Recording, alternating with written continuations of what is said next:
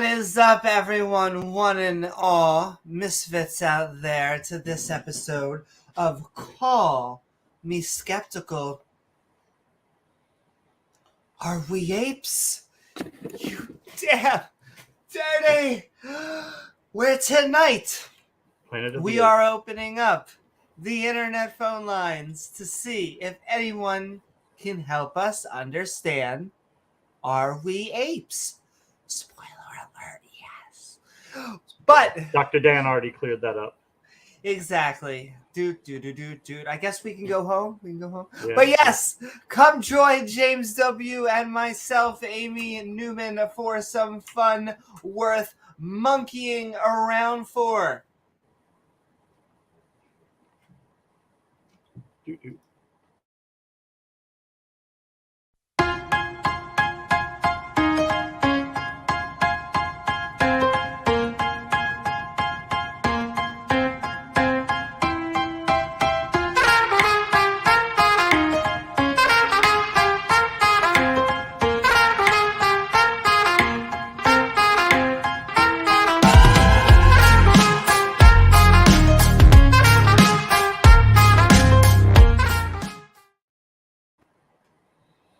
Woohoo! Hey guys. What is up, everyone out there on the interwebs? I see Beamsy and Saffron and Mark Reid.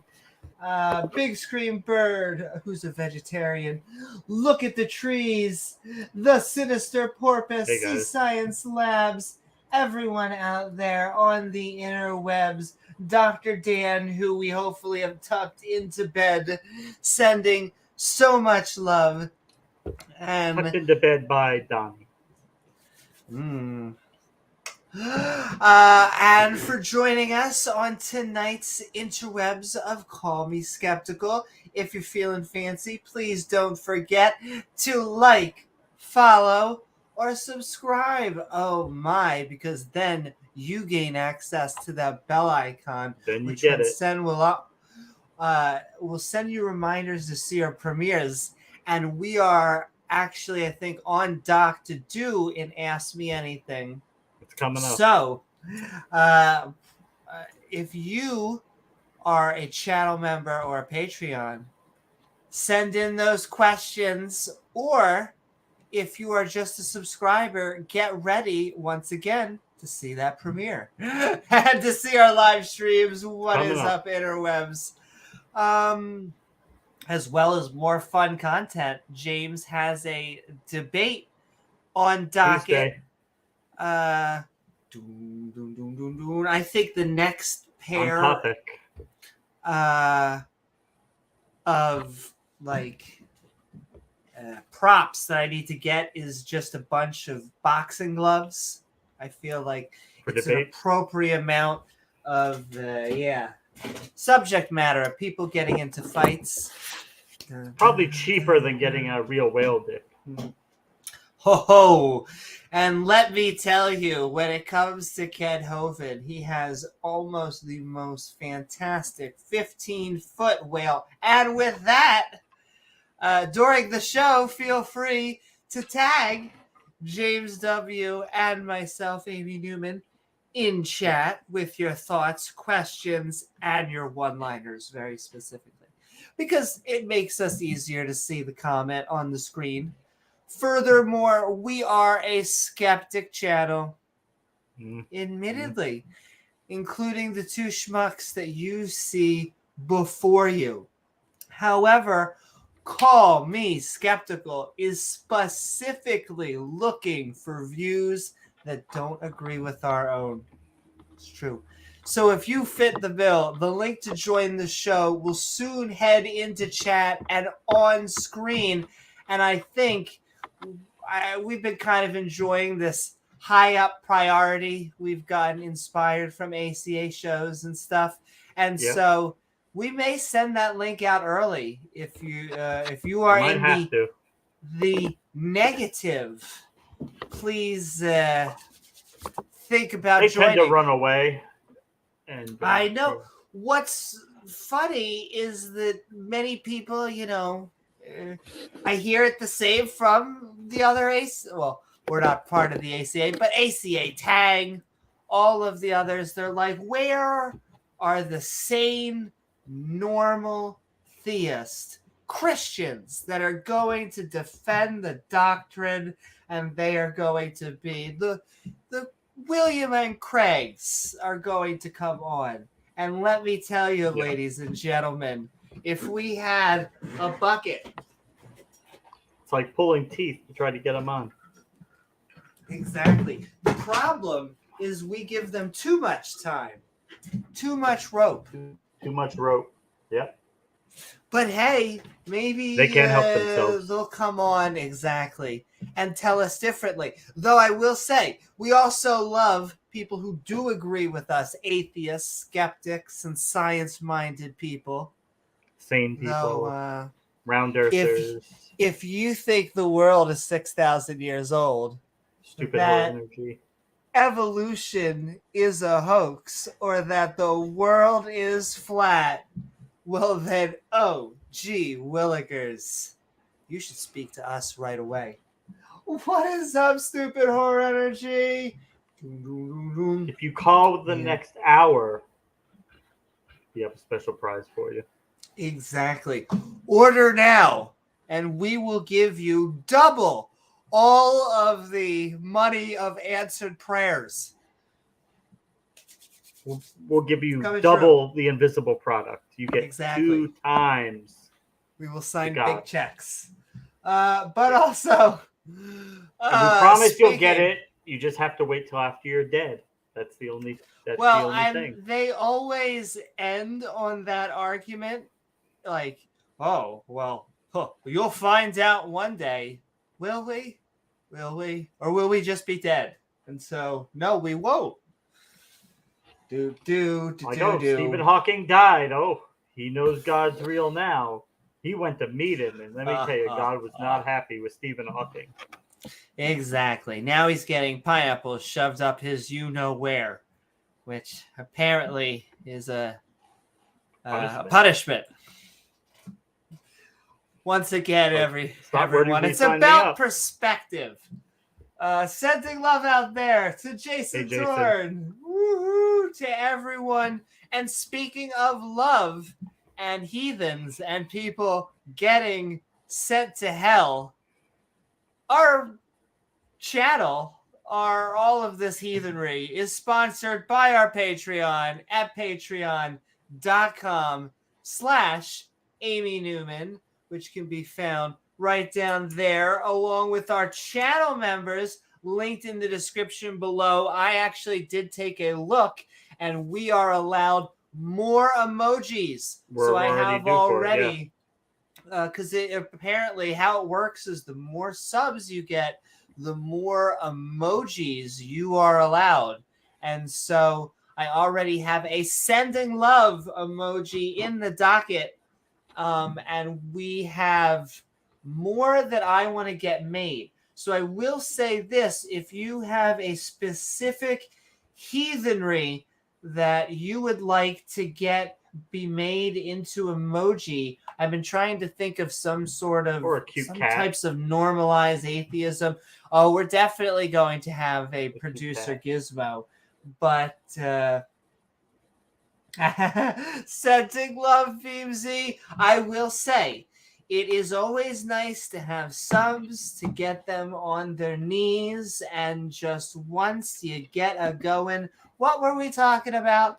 Anyway, sending love. Hey, sometimes it's 3 a.m. It may be 15 degrees outside, but you got to run and go to Subway because you need a sub. And exactly. I have a half a bit about Subway sandwiches, because I love Subway sandwiches, but they're $10, and there's just something ridiculous about just eating a deli. Yeah, $10, just a regular sandwich for $10. And I also have one, randomness, as we're being irreverent. Speaking of which, this house coming, I forget what Sam Harris calls it already. is sponsored and Thanks, by Stupid all Energy. this by Tide Pods. I can't wait to see the question. She always sends Kent like a question that really rattles his cage. It really throws him off his game. Yes, I do. But I also have a new bit that I also just, because I'm being irreverent as possible, but Tide Pods are doing a commercial now about basically how they have a safety lock. And I love this because it's not really a commercial for their own product. It's really a commercial in their mind to save money because they're like, one less lawsuit. We are just going to send out a commercial because you stupid ass mother cannot figure out not to eat Tide Pods. Kids today. Are going to put out an infomercial. We're going to spend money so that we save money in lawsuits from you dumbass mother. Anyway, I can't wait to get back on stage. That's what I'm trying to really say, is I'm about to get back on the open mics. Anyway, sending love to our channel members who are about to get more emojis. If you want a specific emoji, tell me in chat, and if you think it's really funny, then that's even really props on more of what we're gonna get made. But the emoji have to be specific, designed by God. It irreduced complex. One part gone, the whole thing doesn't work. Exactly. It just falls apart. The human phallus is irreduced complex.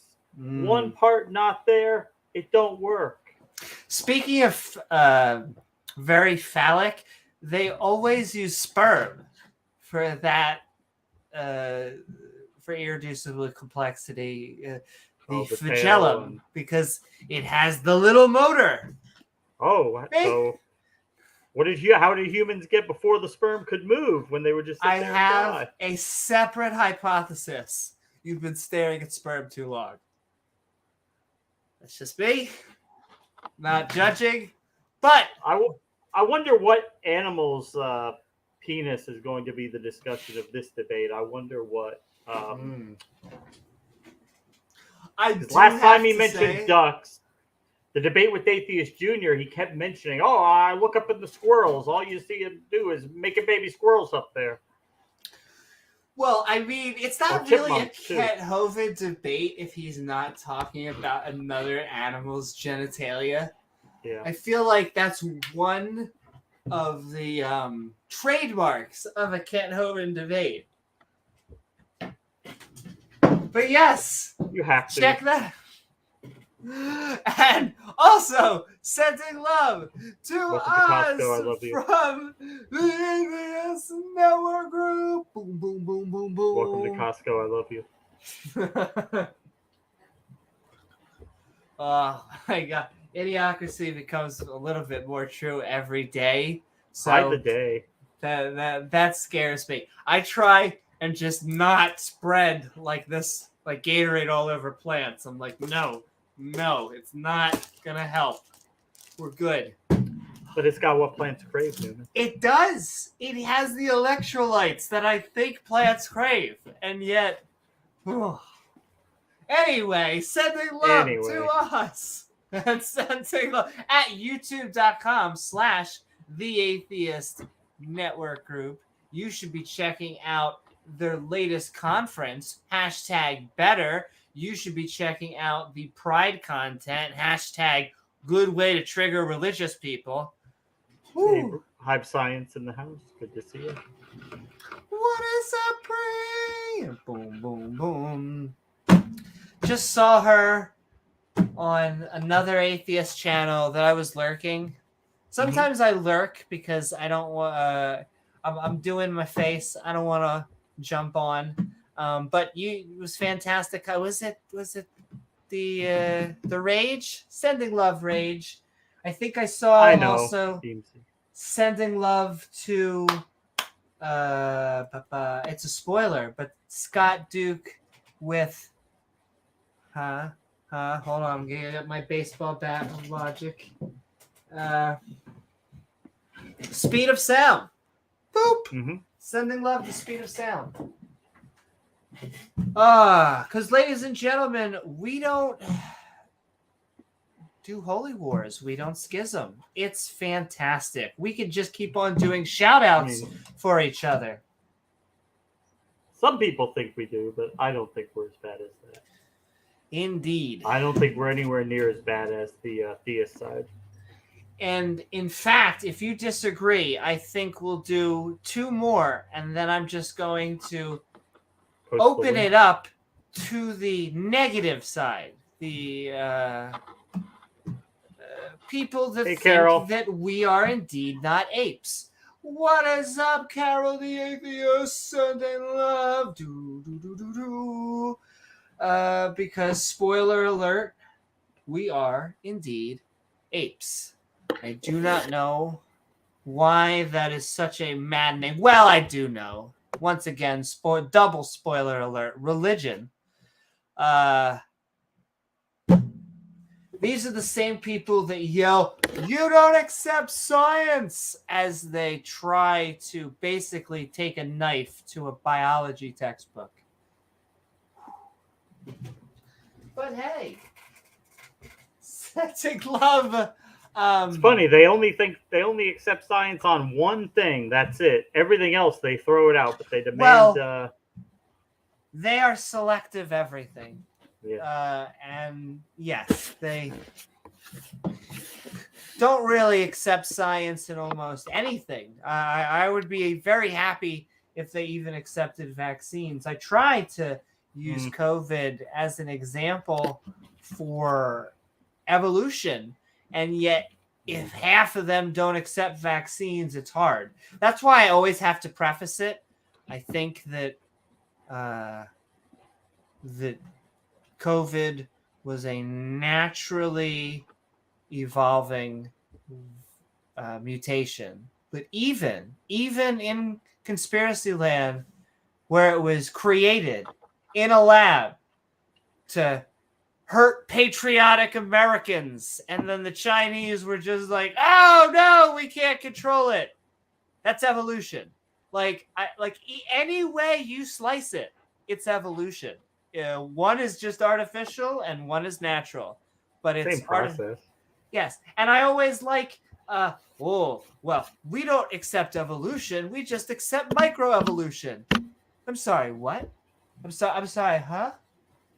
I'm sorry. You seem to have a little bit of evolution stuck in your not accepting evolution. Well, they'll say, but there's a limit to it. But they can never point that limit out. They can never show you where the limit is. They could just give ridiculous examples like cows jumping over the moon and horses evolving wings and flying around the track, and just ridiculous nonsense. Pigs the size of Texas.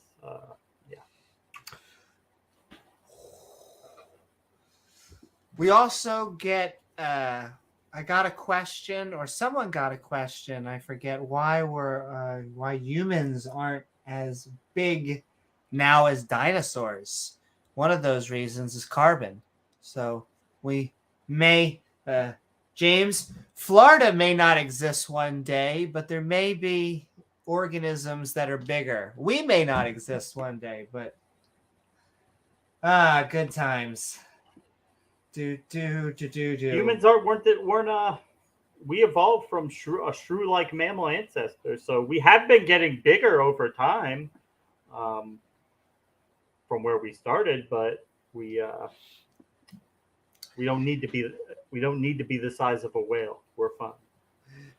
Sending so much love.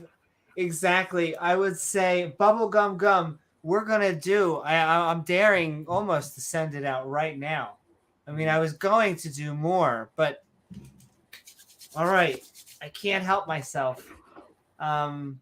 We're going to just send the link into chat as we are sending our Patreon and channel member shout outs, because they are the lifeblood along with our subscribers of the channel. However, ladies and gentlemen, we could, of the made-up court. We cannot help ourselves. We want differing views from our own. So, I don't know if James has an opening statement. I do have an opening statement. We are going to just put right now on the table the call me skeptical. The two schmucks before you are in the affirmative.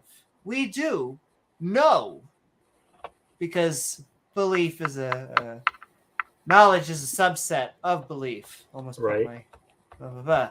And we both, I would say, James and I both believe and know that we are apes. And thus we are doing a call to those who disagree with us to come and tell us why you think otherwise. But we're going to keep on sending out love while we hold that in there. Including Ian Davenport. Ian! Woo! Sending so much love. Ian, who reminds us that creationist talking points are really silly. Super, super silly. Super silly. Ha ha ha. And we already have, I'm sending love to Bree backstage. You're going to stick around with us while we send out love and wait for any no's that come by. So you're now sitting with us in the she might raft. not know this show. We prioritize specifically people who and don't, but you're still welcome to come on. She may also just be wanting to sit with us in the raft. So welcome aboard the raft. We're gonna wait, and then we'll get you aboard the dock. But welcome aboard. We're swimming in creationist tears. Sending love also Ian Davenport, reminding us that, well, this is a watch. It looks intelligently designed by, I guess, the ghost of Steve Jobs. No. Probably a child somewhere in some factory. What am I trying to say is this is naturally occurring. You see this heart? Well, you can't because there's skin and clothes and all that stuff. But generally speaking, this is a naturally forming organism that was formed by your parents having sex. And this was, once again, made by someone. But can't we just talk about squirrels? Can't we just say like a squirrel from squirrels having sex? Wouldn't that be more up the right alley? Yes, you can. But squirrel. And then the baby whales come when the mommy whale and the daddy whale, when they do that thing in the water, and then the baby whales come out. Yeah. And then I'm pretty sure a stork then just pum pum pum pum pum. It used to be very subtle, you think, with the hat and everything, but now they have robotics and it's just complicated now. I'd rather think about squirrel sex than my parents having sex. Exactly. Completely understandable. Sending love also out there on the Twitchosphere, and sending love to a grumpy old Cuss who reminds us that these creationist arguments are kind of ridiculous. We're not in Kansas anymore. No, we are not. Drink some Brando. And there are still 4 lights.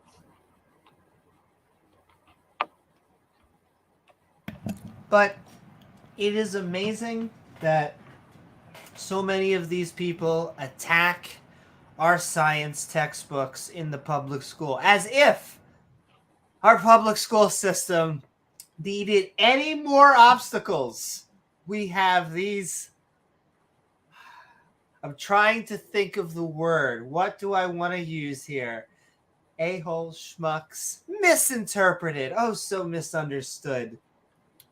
We love all of our theist brothers and sisters, but if you are a 6,000-year-old creationist trying to swap out into the science class, yes, you are doing harm to our society. Bree. He's like, I'm here for the ride. All right, ladies and gentlemen, we are Oh, here. you came here for the tour, the real and tour, the Ken Hovind A tour. good amount of us are queer. Does he charge to get in, or is it donations? He doesn't charge a fee. It's free to get in, but I mean, Free to get in, but he charges the merchandise, he- the food, the yeah, blah blah blah. he's blah, not blah, gonna. blah. I think they'll give you a meal for free. I don't think they'll charge you for a meal. But I will I mean, say, hey, he's gonna put his hand out if you happen to put some money in it. He's not gonna turn it away. You know what I mean? oh, I definitely know that those type of preachers know the plates. Though we are going to go down there one day. One day. But he said, the first day you come down, you have fun. The next day, he hands you a shovel. Indeed. And that's if he's not playing gravity experiments as the wife. What? Making I would jokes never. about We're drowning sending kids. so much love. And then that's not his apprentice. If he was a Sith Lord, is just as nasty.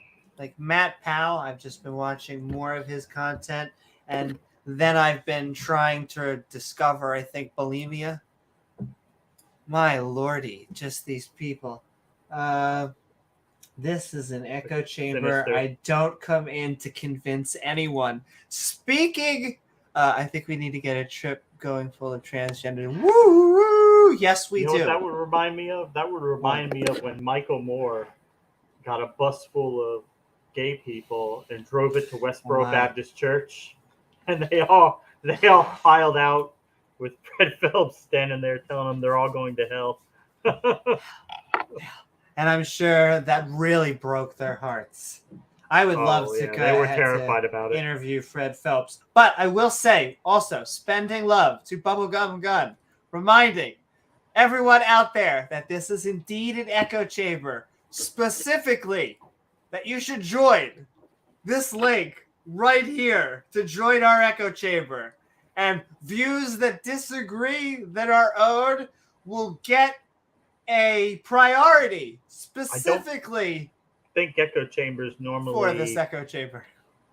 bring people on who disagree and let them say what they think. James, we're going to continue to say what it really is. We would give Bubblegum Gun way too much time. The skeptics are like, why would you give this person time? And the reason is because Bubblegum Gun cannot prove his, I would say, hypothesis. Bizarre ideas, very. I mean, we're sending claims. love out there. We love. Oh, I see the queuing in there. Once again, you know, they actually no do not one's block blocking nearly you. as many people as. I go through and I look at it, and there really are not like that many people on the block list. And it's really about ad hominems, like Titan, who is our lovely, fantastic, and fabulous Titan Uranus, our head admin.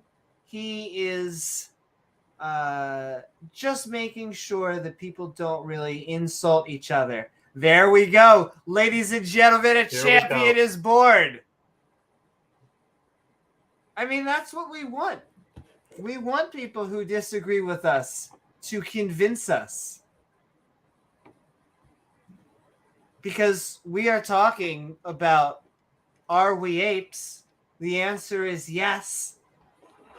We're trying to get... I see... I could feel the spice wanting to flow through me, James. Go ahead, say it, Amy. No, I just, he who controls the spice, say it. Thank you. He who controls the spice controls the universe. And that we see no matter what debate community, we're sending love out there. Mark says a very good point, says I very block people. And, I would say at certain points that is also warranted. You know, I just wish that these people, like, they would just not only come on here, but they would then provide peer review evidence to the larger community. Make a Because coherent statement. Just say really, something that makes sense. exactly. Well, they all have the same mentality, and it's that their mindset, because they don't have a model, but their mindset is not accepted because of the vast conspiracy of scientists who do not accept whatever it is that they're trying to push. Mostly it's a literal interpretation of God. I know that Bubblegum Gun is like not A pagan. he's more of a pagan. He's not an Abrahamic religion. But he's sure fanboys for Ken Hovind like he is a Christian. Well, he's more. I mean, it just goes to show you not to have James and I fanboy and girl out ourselves, but the latitude of paganism between someone like Bubblegum Gun and Beamsy, and other. I mean, even someone like Eddie, who I was listening to earlier. I'm trying to think of other people. Holy Spackle. There's so many science-based theists out there. I understand it sounds weird to hear that as from an atheist who is a guy who always goes over drowned babies, but I love him for it. Skylar, who always goes after the Abrahamic religions for Noah.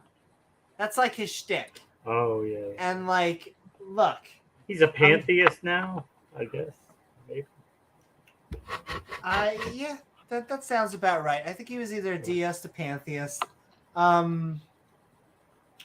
I don't know. It just seems that when you have a degree in science, and our challenger has arrived, so we are going to send love to Grumpy old Cuss. We're going to send love. We're going to sneak her in to Diana Smith. Thank you, Diana Sending so much love. Woo-hoo. Reminding us that the Abrahamic religions, well, they're not really too much of a fan of, women, 51%. We're just going to do two more because I'm going to do spoiler alert. I saw him out in there. We saw Best in Show sending love to Dale, out there. Woo-hoo! Sending love, Dale. Reminding us that we're just looking for a little bit of empirical evidence. Just a little That's bit. Kind of what we're about to ask out there. Oh, what is up, Gizmo? The producer right there who makes this all come alive. And then just one more. And then we're going to bring on Bubble to share. Woo-hoo. Sending so much love. What's up, Mark Reid? And also sending love, Pat, as he backpacks on top of Stonehenge. That's what I imagine he's doing right now and fighting. Can't do it to the Georgia Guidestones because they blew that up. Yeah, unfortunately, once again. New World Order. Yeah, I know. Soros weeps. Soros is crying, yeah. He's crying. They blew up his rocks. But sending love to Pat Lowinger out there, who's done many fantastic episodes of Talk Skeptic. To me, a episode where we get our channel members and Patreons to actually talk to us when they have expertise or knowledge in the field. So come one, come all, if you have permission. If you would like to sign up, Gizmo and I are ready to get more of those in pre-production. We're just looking for more ideas, and we will get you on there, or we will use yours once a month to make fantastic episodes. So sending love. Go learn some shit at youtube.com/BiddyBuddha_. Hashtag Tangang as well. Go look at Pat and Biddy Buddha. And with that, we are going to bring on our first friend, buddy, pal, our first call. We are bringing on Bubble, someone in the know, in the call me skeptical, are we apes? James, let's have some fun. Let's do it.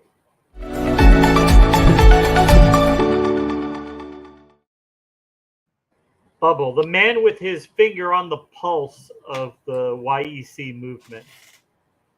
The man of the plan. How you doing, Bubble? Well, I'm good. A little bit tired. You guys dragged me. You guys dragged me in, but Oh my! I'm a little dehydrated. Yeah, it's just dehydrated. It is rough hot. night last night. Yeah. No, it's just summer. Because I'm in the California, and the heat is here just dehydrates you like instantly. Step outside. As soon as you step outside. If you do hear background noise, because like some people are still using fireworks, firing them off. So just tell me so I can lower down the gain. It's okay. We hear you loud and clear. And once again, I can't help myself. There's a few of us on stage, off stage that are queer. But yes, Bubble, we are talking, are we apes? What are your thoughts? Well, clearly not, because you can't hybridize with them. Because we can't hybridize with them. Well, can I tell you something fantastic? And this is maybe one of my spoilers for the intro, but apes include orangutans, chimpanzees, and ourselves. I mean, and we can't hybridize with elephants either, but you would concede that we're both mammals, right? So, well, we don't have to be able to elephants aren't apes. Nobody's saying is elephants are apes. Well, no, we're going a one level higher in the classification to the. Well, that's not the argument order that's being of made mammals. here. Well, that's not what's being discussed. It's true. Maybe it's a challenge. But if we can still be mammals and we can't hybridize with elephants, can we still be apes even though we can't hybridize with gorillas or orangutans or whatever you would call an ape? No, because you're still holding on to this false presupposition of evolution. Oh boy. That's false. So, what? I'm trying to think if I should if we should start top down or bottom up. Only because trying to learn your OkCupid profile, Bubble. I don't have one. Well, specifically on evolution, because I have a question for you, Bubble. Why do we look so darn much like other apes? Well, I'm not sure if you guys hear the fireworks, but it is distracting over here. I can hear them. Oh, it's big. Okay. Well, it's just Thoros. He's coming for you. He's getting there quicker. He's trying to distract you. Dun, dun, dun, dun, dun. Well, from the creationist perspective, is because they're a similar design. Yeah, from a creationist perspective, it's because they're a similar design, so they're going to have similar genetics. Huh. So wait. We have similar genetics. Because it's a similar design, yeah. And I love that. I have been wanting to talk about that point.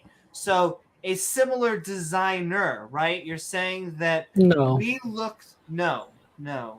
Similar design doesn't imply similar designer. Similar design does not imply... So when I ask, why do we look closer to apes or other apes, what is the answer is just when you say genetics, it just sounds like you're telling me evolution. Well, no, evolution doesn't get you genetics doesn't get you evolution and vice versa. when I say similar design doesn't imply similar designer. It's like saying we see a bunch of sedans. Doesn't mean every sedan is made by like the same company. It's clearly multiple companies. Okay, I don't. Anytime see you guys use like things that are made by humans, it's a completely separate category from biological organisms that reproduce genetically.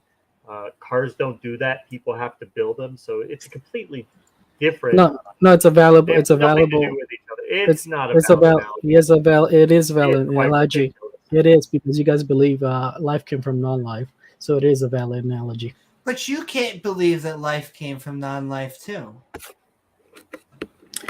You just. Well, no, I don't think. You do it for a magic. Wait, No, I don't think. I just want to life cancel out. I just want to cancel that out and make sure that we cancel this out. Right? You believe life came from non-life? No, I believe life isn't just the inanimate material. I believe it came from spiritual. So I believe it came from the supernatural.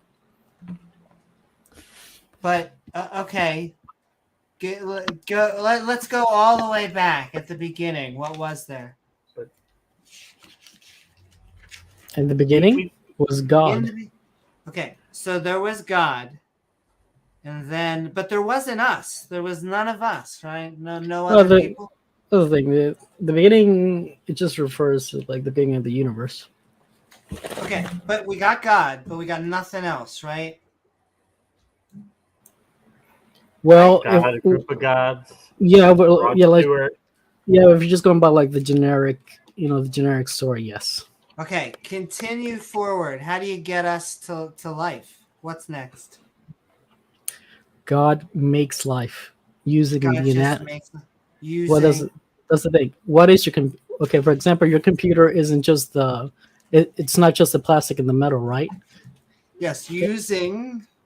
So there's electricity power coming into the machine. That is analogous as the spirit coming into the body.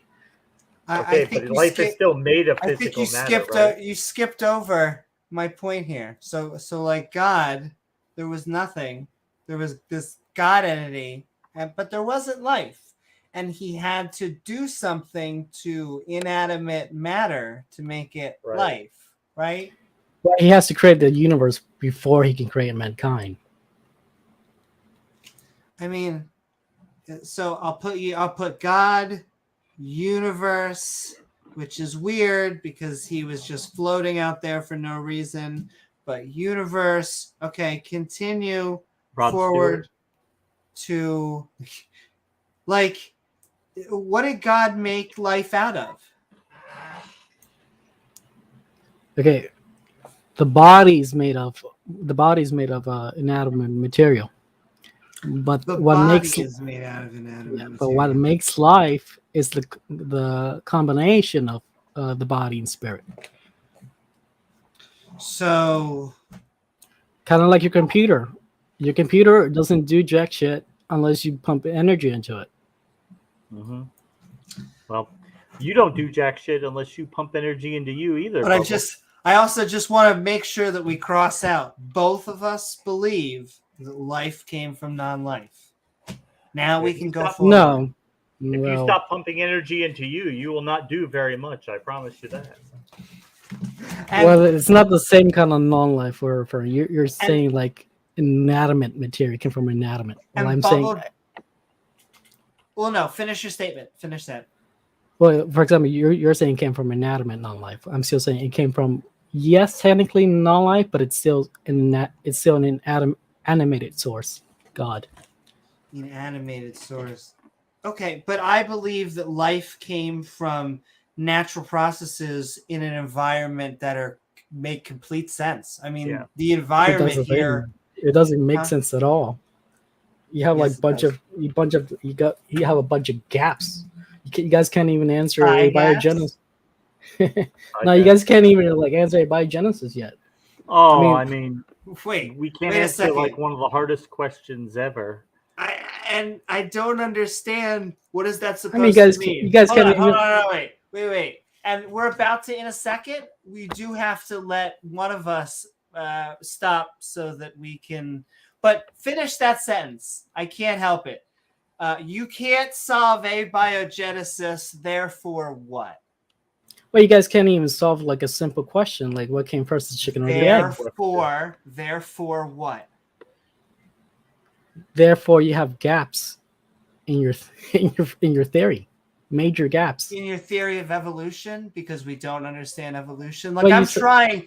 You're like implying something, and we should just fill it in ourselves. But I feel like you said it was a theory that was well sustained. It's clearly not a theory that it's not. Abiogenesis has nothing to do with evolution, and we're going You can't on that skip note. it.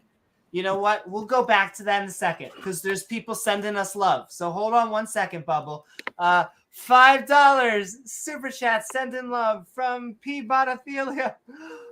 Wait. So dolphins and sharks have similar designs, don't they? Pigeons and fruit bats have similar designs, don't they? I'm confused. I think that's for you, Bob. I don't think he's going. That's not very similar. he A fruit bat and a pigeon aren't that similar. You can say they're both flying, but one's a mammal and the other one isn't a mammal. The Christian Bible considers them both birds, so I don't think they do that. The Bible considers anything that flies in the air to be a bird. No, I don't think their Kind's argument says that. I think their Kind's argument is saying like it's still within the same phylogeny. I'm not pushing for the Kind's argument, but this is how they tried to explain it to me. Go ahead. Sending so well. Thanks. Just sending P-Bot so much Halou. love, P-Bot, for the support.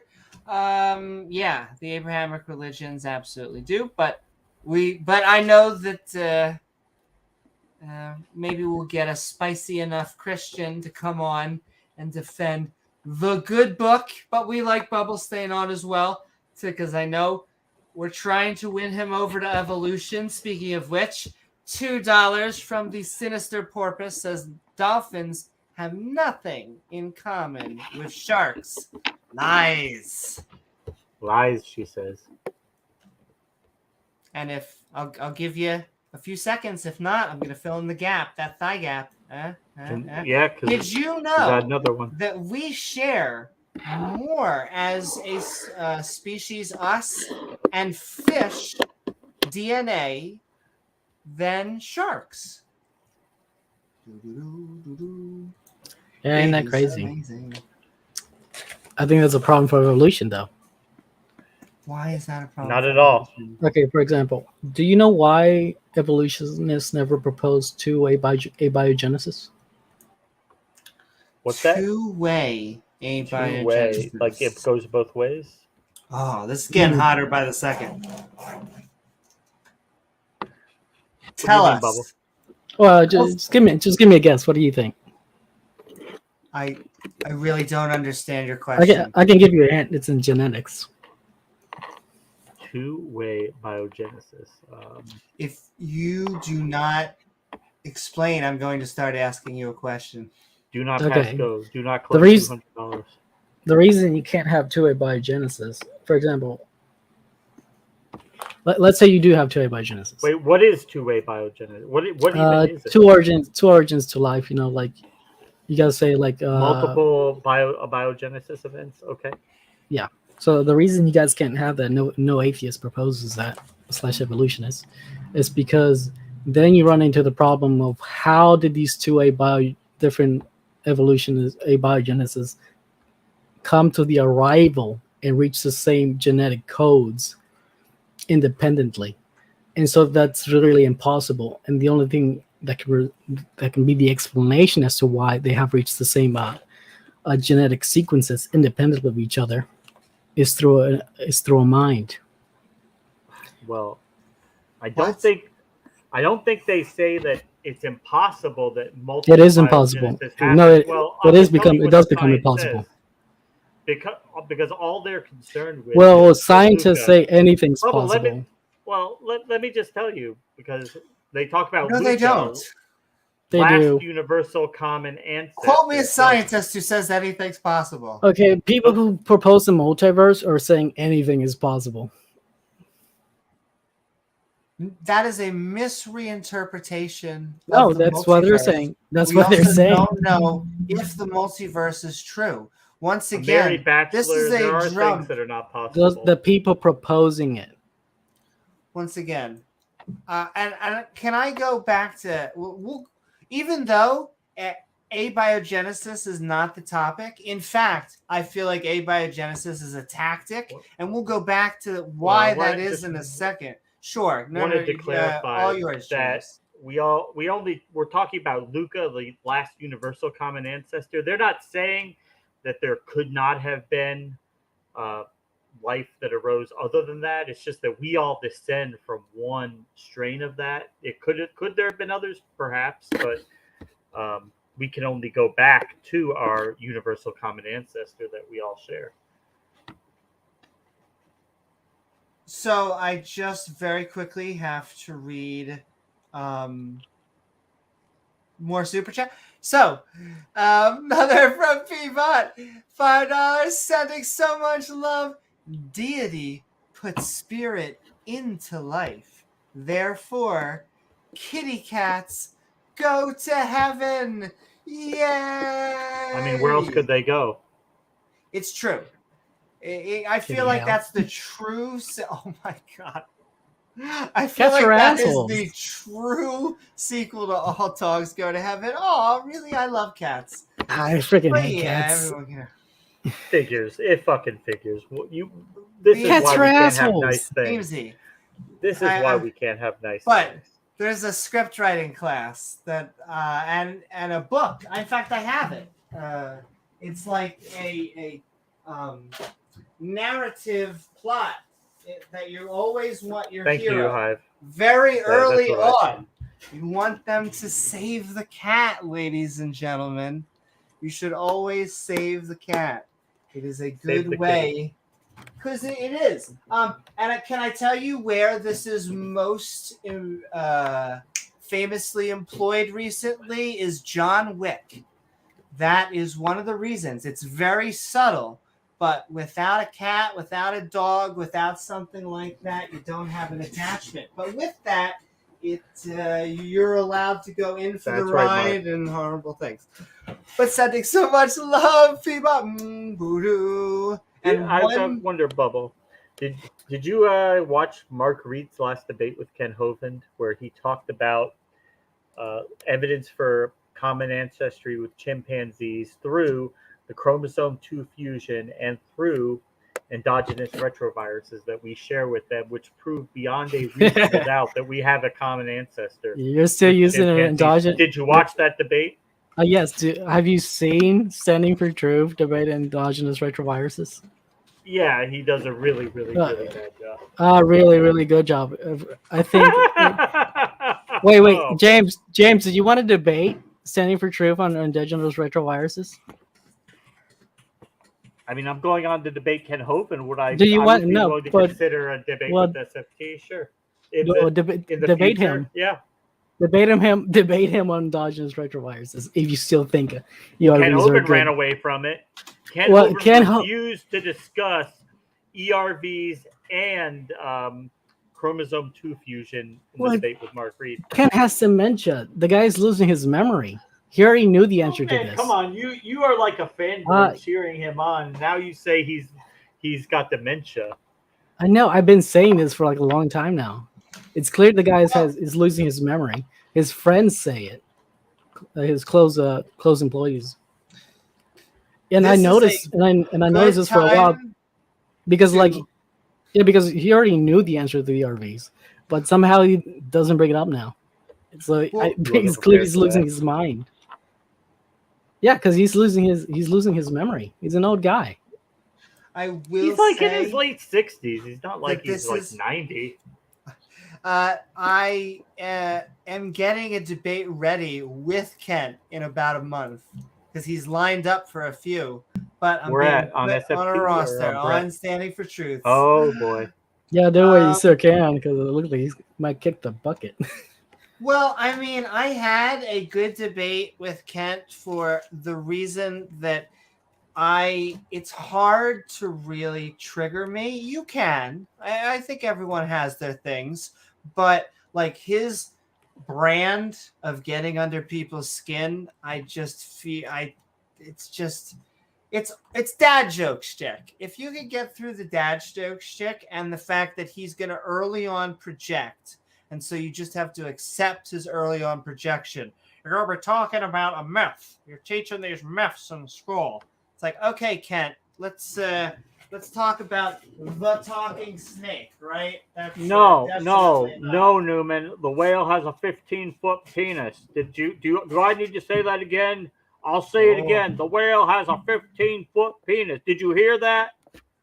15 feet long. James, sometimes you gotta feel to really prove it to yourself. But anyway, yes. Bubble, the ERVs, the chromosome 2 fusion, it's pretty solid evidence we share. No, it's not. No, it's not. Why, Bubble? Why is it not good evidence? Oh, I want to see you debate Standing for Truth on this. But do you know those actually have function, right? Some of them are necessary. Okay. Necessary. So, that means you can't live without them. So how the heck? They've been in the genome for a long time. Natural selection selected for them. Okay, if you need them to be alive, you can't just wait for them to get evolved into, because you need them. So you're left with a chicken and egg problem. No, you're not. Because yes, you are, because you need some of them. Some of them are necessary. We didn't need them. That's the thing. This is imaginary storytelling, then.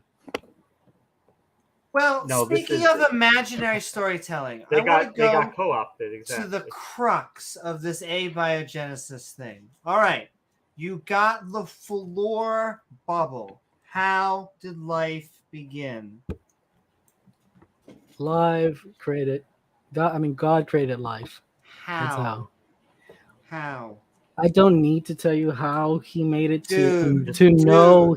Dude, that's like the entire shtick of abiogenesis. If I just said the universe did it, okay, we don't need to tell you how. The universe created life. That's a false dichotomy. We don't need to tell you how, Bubble. Yes, it is. All I need is to prove that abiogenesis and evolution is wrong. I don't need to provide an alternative theory.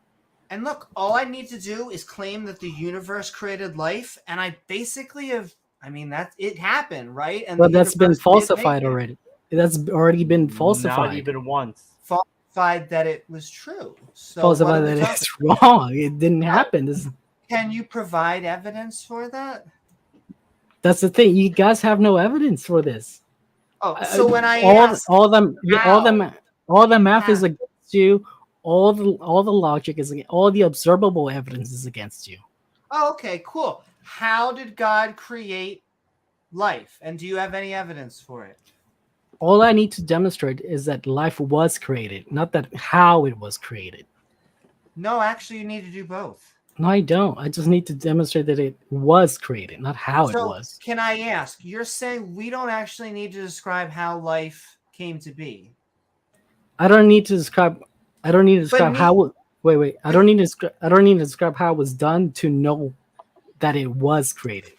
But for example, are also saying that James and I, don't need to know how it was done to know it wasn't created. For example, if we go to like the moon and we find like a spaceship, we don't need to know how the aliens made this spaceship to know that it was a alien-made spaceship. Correct? If we find an alien spaceship, then do we need to know can we guess that it's intelligence? Do we need to know how it was made to know that it was made? Do we need to know how it was made if we find an alien that it was made? If you find an intelligent craft, you can begin to infer that it's intelligent by contrasting it with natural. That's not what? No. Okay, listen again. What? If we find an alien spaceship, We don't need to know how it was made to know that it was made, right? Because we contrast it with natural. No, because it's design. We don't need to We're talking contrast. about We're talking about how you identify it as a spaceship. You come contrast it. across an alien spaceship. How do you know it's designed? Because it clearly shows. Give me some of those clearly things Okay. that you're talking about. For example, it shows symmetry that can only be done by a mind.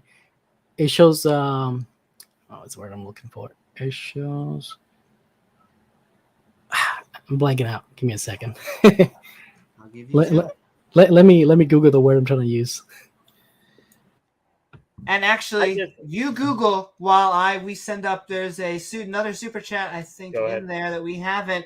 Sending love again from Piva. Sending so much love. Two-way abiogenesis. Look, whenever I hear someone going both ways. So if we find alien life, we find evidence of two-way abiogenesis. Ta-da!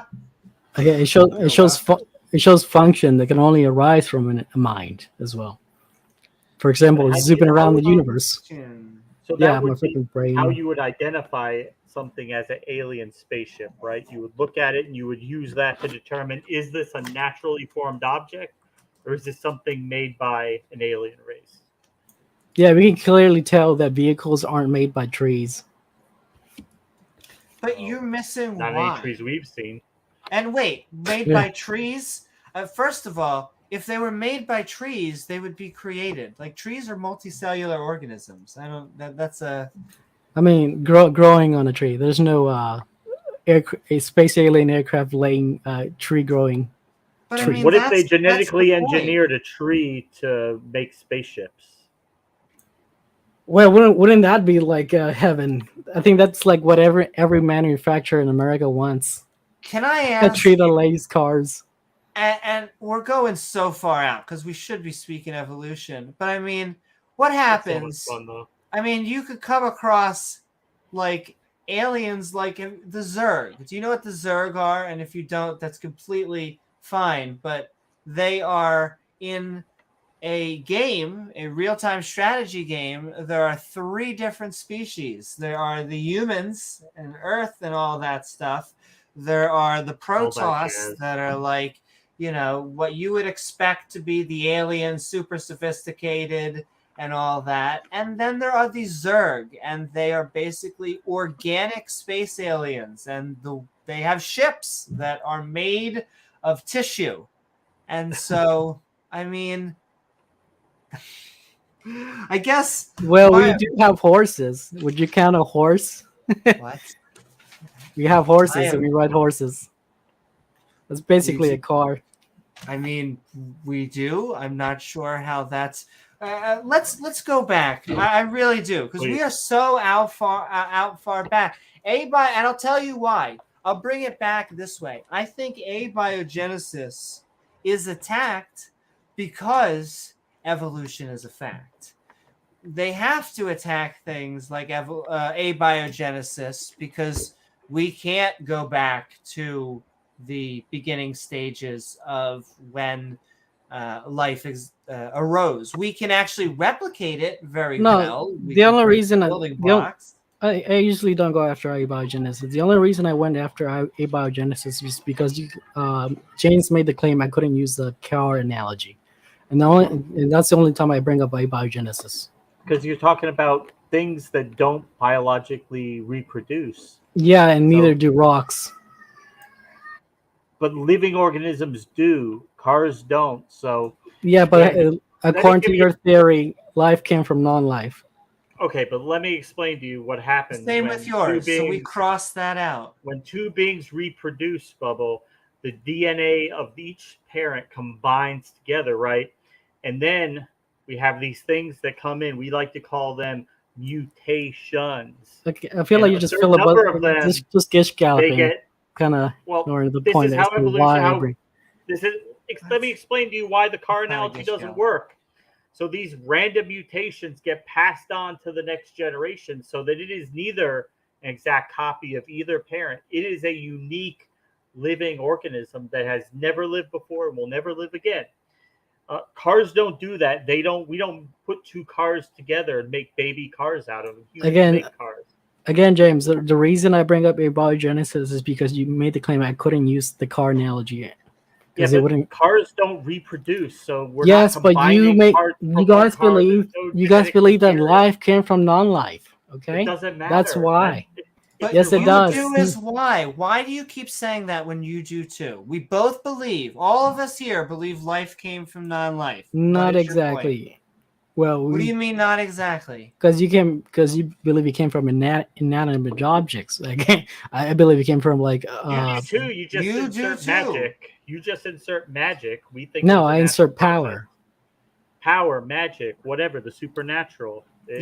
Call it what you will. It's the same thing. And I want you to say that sounded awfully like magic when you say power. No, that's the thing. The power and magic are different. You guys believe in magic. You guys believe nothing exploded and then made the universe. Okay. That's magic. So what did God use to make life? And what was the matter? He made living matter into living matter, right? That's what God did. No, he took inanimate. No, because he took inanimate matter, gave it spirit, and that's how you get life. Oh, he took. Okay, simple. It's very simple. Do you think consciousness stems from the material world? Do you think it's okay? Yeah, absolutely. How do you do that? How? Because our neurons create a system in which allows us to have consciousness. In fact, the only creatures we know of that are conscious are animals. No, there's been people who don't have, or brain dead or missing a brain. It's called an emergent property bubble. But wait, the fact that some people are brain dead does not mean animals are not the only branch of life so far, currently, that we know that's conscious. I'm open-minded to others. I'm saying we just don't know any. Because the thing, that's a counter to your neuron thing, your neuron claim. There's people who are brain. You made the claim that get the word again. That it's material. Consciousness. Yeah, consciousness comes from. Okay, help me out. How does you pointing out that some people are brain dead counter any of that? Because they're still conscious, despite the neurons not being active. Wait. You just said people who are brain dead. They're not conscious. Yeah. Okay, would their doctors? Whoa, because come on, would their doctors describe them as conscious? I wouldn't say they would, but that's besides the point because they're still there. Excuse me, while I act really dramatic. What do you mean that is besides the point? Because the patients, you don't need to be conscious to live. No, because the patients, life forms that are unconscious. No, because patients are able to recall. If we don't feed them, they will die. The purpose of consciousness is to be able to go out and get the things that you need to keep yourself alive. If a brain dead person isn't helped and fed and bred and taken care of by conscious people, they will die. No, it's about them still being able to perceive. So that means their conscience. There's many stories that are verified of patients still being able to hear their doctors, hear conversations, despite being brain dead. These are not. So that means they're still conscious at some level. These are people in comas they're not brain dead people. And what you are basically, yes, just like James was explaining, these are people who have maybe brain damage or a cognitive function that has been lowered to the point where they are not able to interact with their physical world. Are they, on some level, hearing that the nurse ran out of tuna and so they're serving everyone peanut butter and jelly that day? Maybe. Is that a supernatural phenomena? No. No, I'm not saying that's supernatural, but it's a clear statement that consciousness does not stem from neurons. I disagree. It is clear evidence that it stems from neurons, and that if you damage the brain, you damage consciousness. Because- there is a direct correlation. It's No, not all always causation you're correlation. doing It is with all this. you're doing is basically damaging the radio. For example, you can just because you destroy a radio doesn't mean you destroy a signal, right? Just because you destroy a radio doesn't in a radio is just picking up the waves that are being transmitted. But if you're transmitting a signal and you destroy the thing that's transmitting the signal, no more signal. But we're not talking about I mean the radio picking up the waves. Just because you're the talking radio about radio isn't that able. might be malfunctioning or might be shut You're gonna off. kill And then, Beansy. when you turn that radio back on, it could start. So if somebody's The- in a the way- coma the- where they're not currently perceiving the world around them, as they come out of that, they might pick up on things. The signal's they still fully there, break right? it. Despite the From the radio brain, being from the destroyed, the brain. signal's still there, right? From the brain, Okay, so you agree that if you destroy a radio, the signal's still there, correct? No. If you destroy a radio, but humans make radios, we know that there's a signal. Once again, you're talking about man-made objects that we know how they function, and trying to compare that to biological things. And then answer, Again, but then I doesn't want to matter get that to a it's- fundamental point. Again, it doesn't matter that it's non-biological. So I keep bringing the abiogenesis does. argument. What No, it was doesn't. The point? What was the point, though? Okay, the point is, you agree, despite if you destroy and damage a radio, the signal's still there, correct? Yes. If it's not Okay. the primary source giving it out, you're just the receiver. Cool. Why does that mean anything? Okay, even if you, because radio signals aren't reliant on radios, or even a physical transmitter. So even if you destroy the brain, the brain is just the radio. So Doesn't mean so you're gonna get. So if you destroy the neurons, doesn't mean you're gonna get rid of the consciousness. So what does a Yes. radio do, Bubble? Does a radio just take a signal and play it, or does it change the signal at all? Or does it modify it? Or it just plays Yes, the signal, right? it extrapolates the signal. No this- two radios are ever gonna give you the exact same broadcast. This analogy fails down because if you wanted a true analogy, it would be there is a tiny receiver that is creating radio signals and sending them out.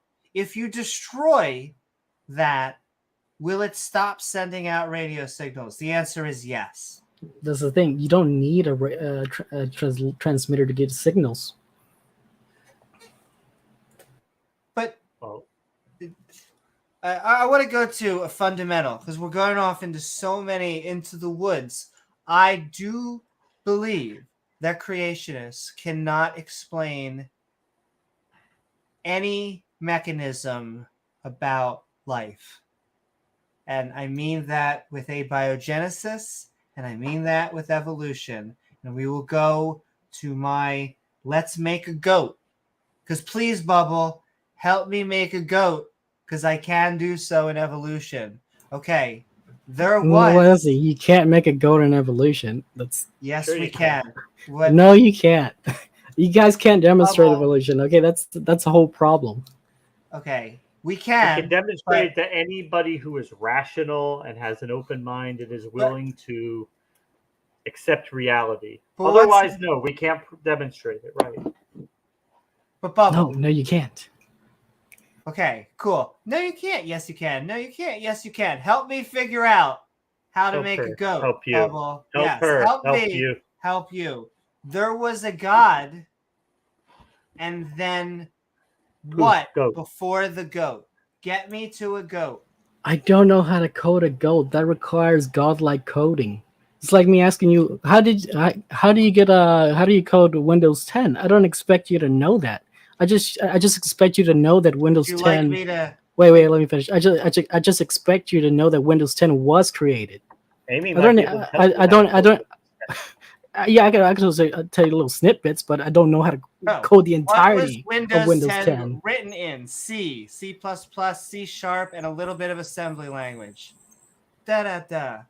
Yeah, I could say the same thing. It's not telling me how the whole thing was done, right? I mean, you could actually look at it. Well, Just I could like also you tell can you with little all- snippets of how like God made it, but that's not going to be sufficient. But this brings me to my original thesis. Creationists cannot answer anything. I don't think you can answer anything about life. I think that all you could do is deny current science. But I think if I were to ask you, Neither you guys. I could get you to a goat. I could go from a goat. I can get That's you. the problem. You guys can't. You guys can't Okay. demonstrate evolution. But- So we can Only go to you we from can. To literally single-celled everyone. single-celled organisms to microcelled organisms. Just go from like a to- single cell to a multi-cell organism. I You was guys can't gonna get you demonstrate to a that. goat. No, just demonstrate like here's some video of like a single cell evolving into like a multi-cell organism. I mean, we do That have would be examples that. of That would be right? demonstrating. Have you seen the debates with Ken Hovind where the algae is pointed out where it became multicellular? You haven't seen that? I'm sure you No, what the algae is doing is just working with other organisms. It's not Yeah, becoming but it's not. multi-cell. They're not a colony. They are true multicellular because they cannot separate themselves and survive after that. In a colony type organism, the organisms after when they decide to stop working together, they can separate and go their own ways and be fine. But in that example, no, they are. It's a new organism. They can't separate and go their own ways. They are. No, that's just how they're made. Can you demonstrate how? Plus, it's We've not. seen It's, it happen. We've seen that happen in the laboratory. It's been documented. no, you guys can never demonstrate a single cell becoming. So we show it to you. This is what happened, and you guys. Just That's say, not. That's not Well, because close that's your eyes, not. plug your ears, and just say God, God, God, God. No, God. because that's not a single cell becoming multi-cell organism. Chat is That's just exactly linking paper what after it paper. is. That is exactly what it is, Bubble. It is single cells becoming multicellular. That's exactly what it is. And we've shown that it can happen. So it could have happened in the past. Game over. No, because you're Do missing not pass go. Do not collect $200. No, because you misunderstand algae. For example, there's this. All right, take Okay. it. Okay, do you know how like the algae that actually is responsible for making most of the oxygen and like or it's not the trees, it's actually this water bacteria. Take a lot Did of you it, yeah. know that trees are out? Do you know what? Oh. Okay, here's what happens with that bacteria. If they have walls made out of glass, so that means they can't divide. Like Minecraft right now. Because that would require for them to break their walls, and that'll kill them. Bubble. I just don't understand why it is so hard to understand that complex organisms came from simpler organisms. Because that's ludicrous. That's like saying, with given enough time, a car can turn into a jet fighter. Just because I see rust accumulating, just because I see the change of rust. But we're getting the tornado argument, which is a terrible, terrible straw man. No, it's the. No, this is actually what is actually observable. What we actually observe is the changes that do happen are deleterious.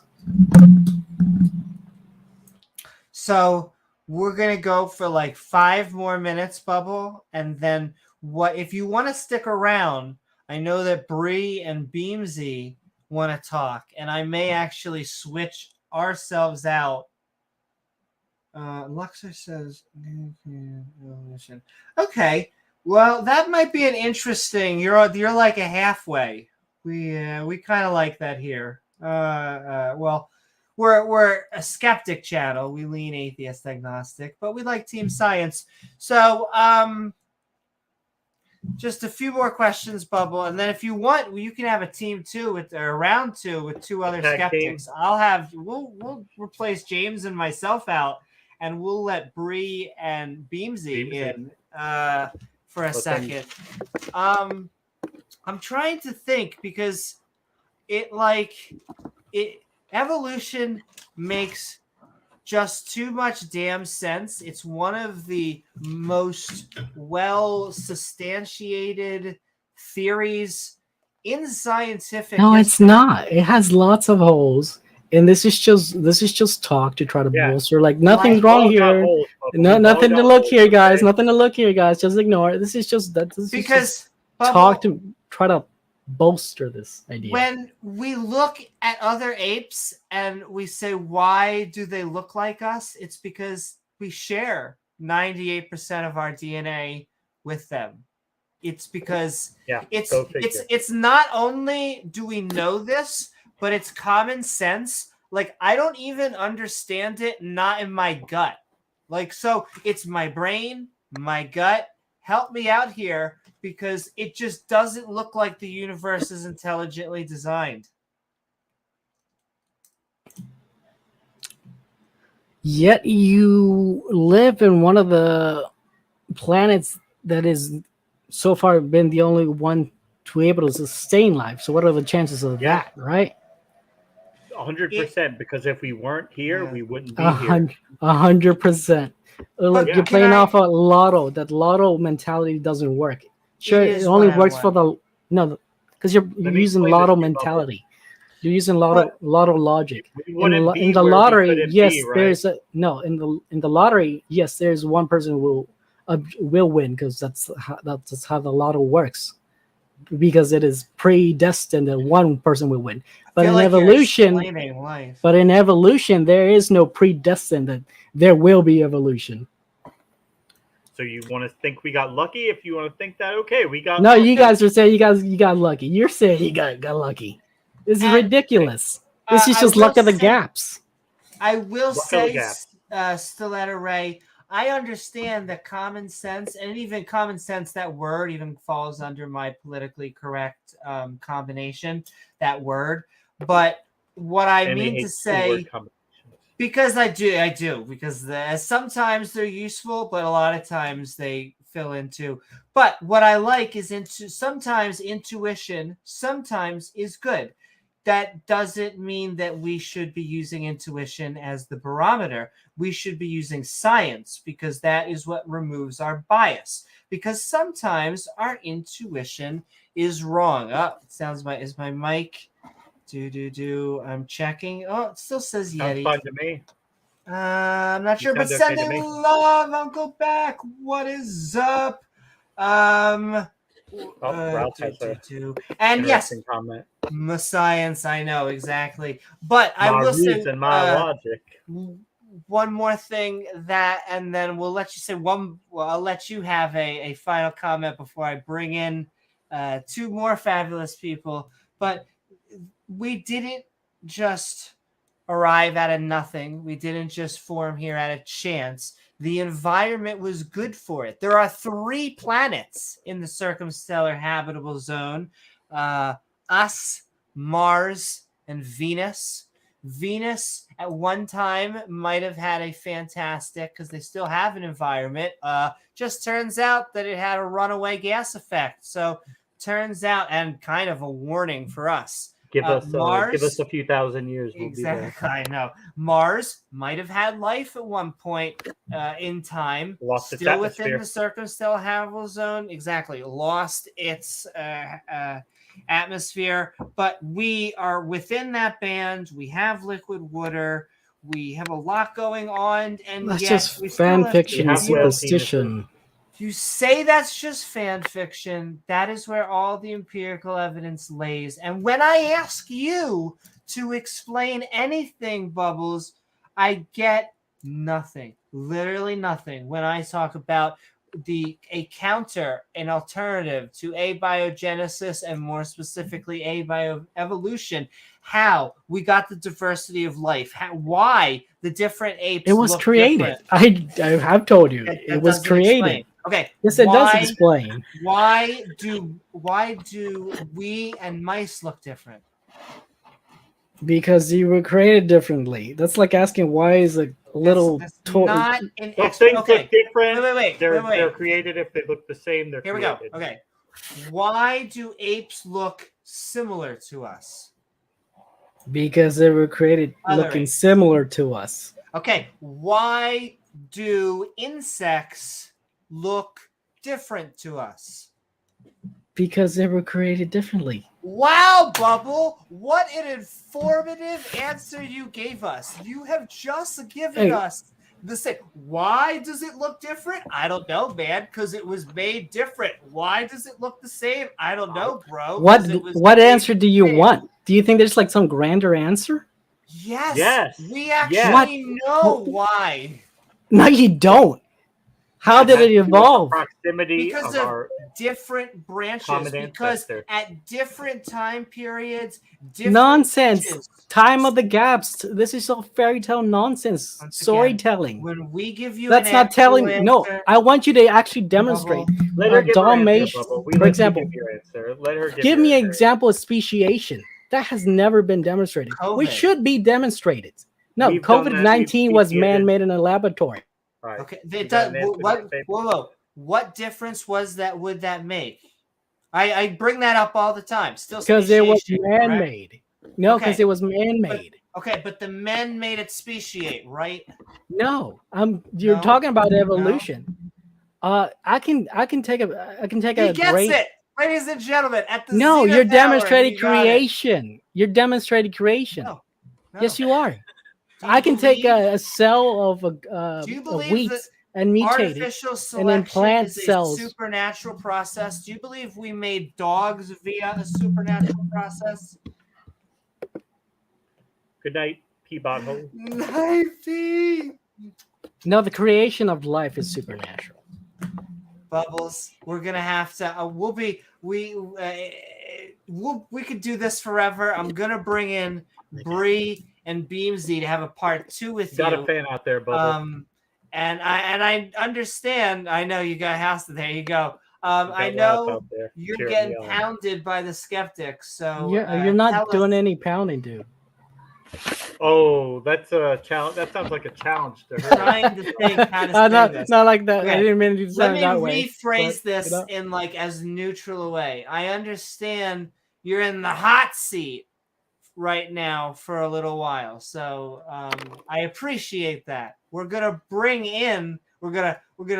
mash it up if you don't mind. We are calling we skeptical. Are we apes? We're just bringing in a new set of skeptics, and then A fine set of skeptics, by the way.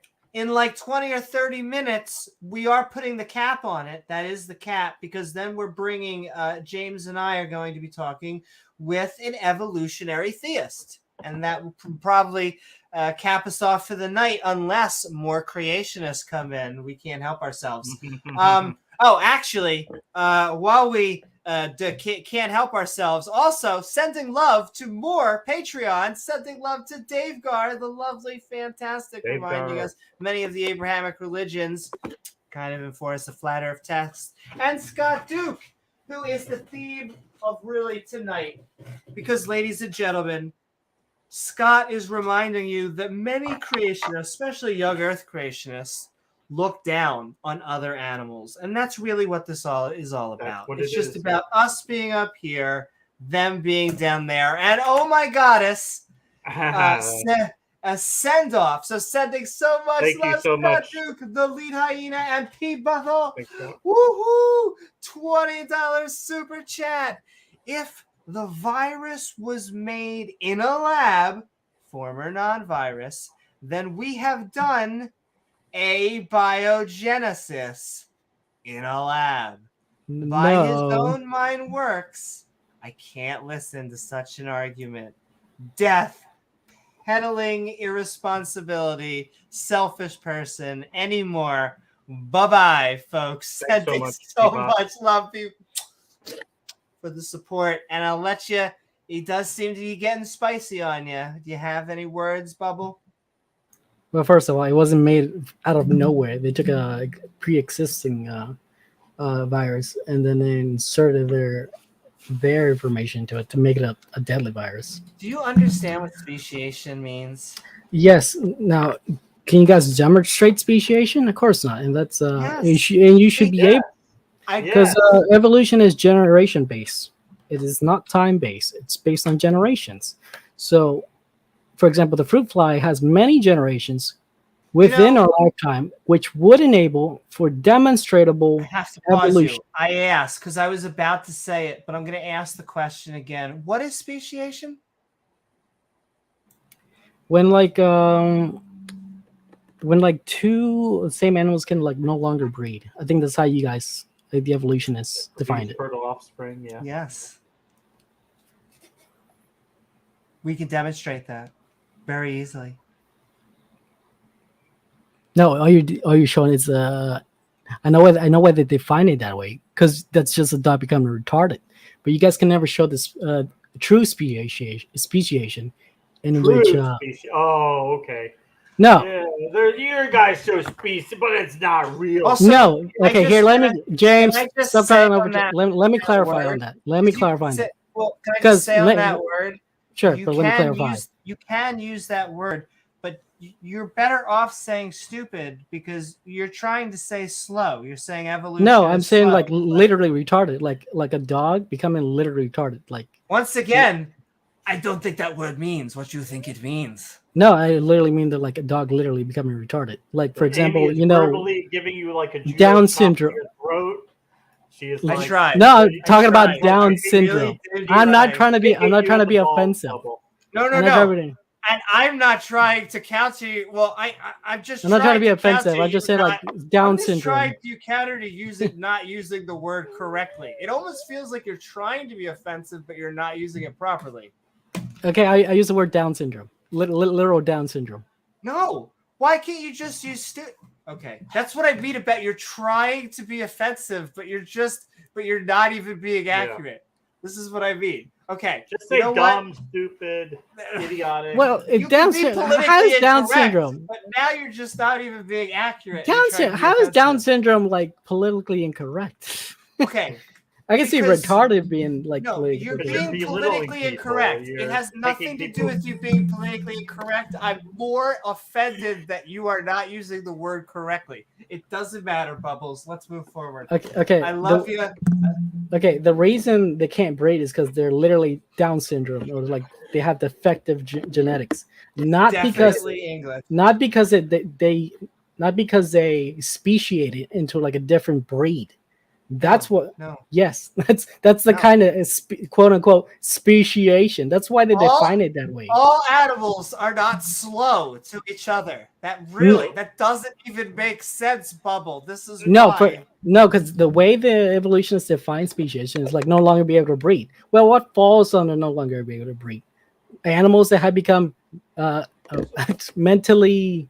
So, are you familiar with ring species? So, these are like. Ken Hovind gives the example all the time. Florida rabbits can breed with Minnesota rabbits, but not with Alaska rabbits. But Alaska rabbits can breed with Minnesota rabbits. But they're all still rabbits, right? Do you understand how that works?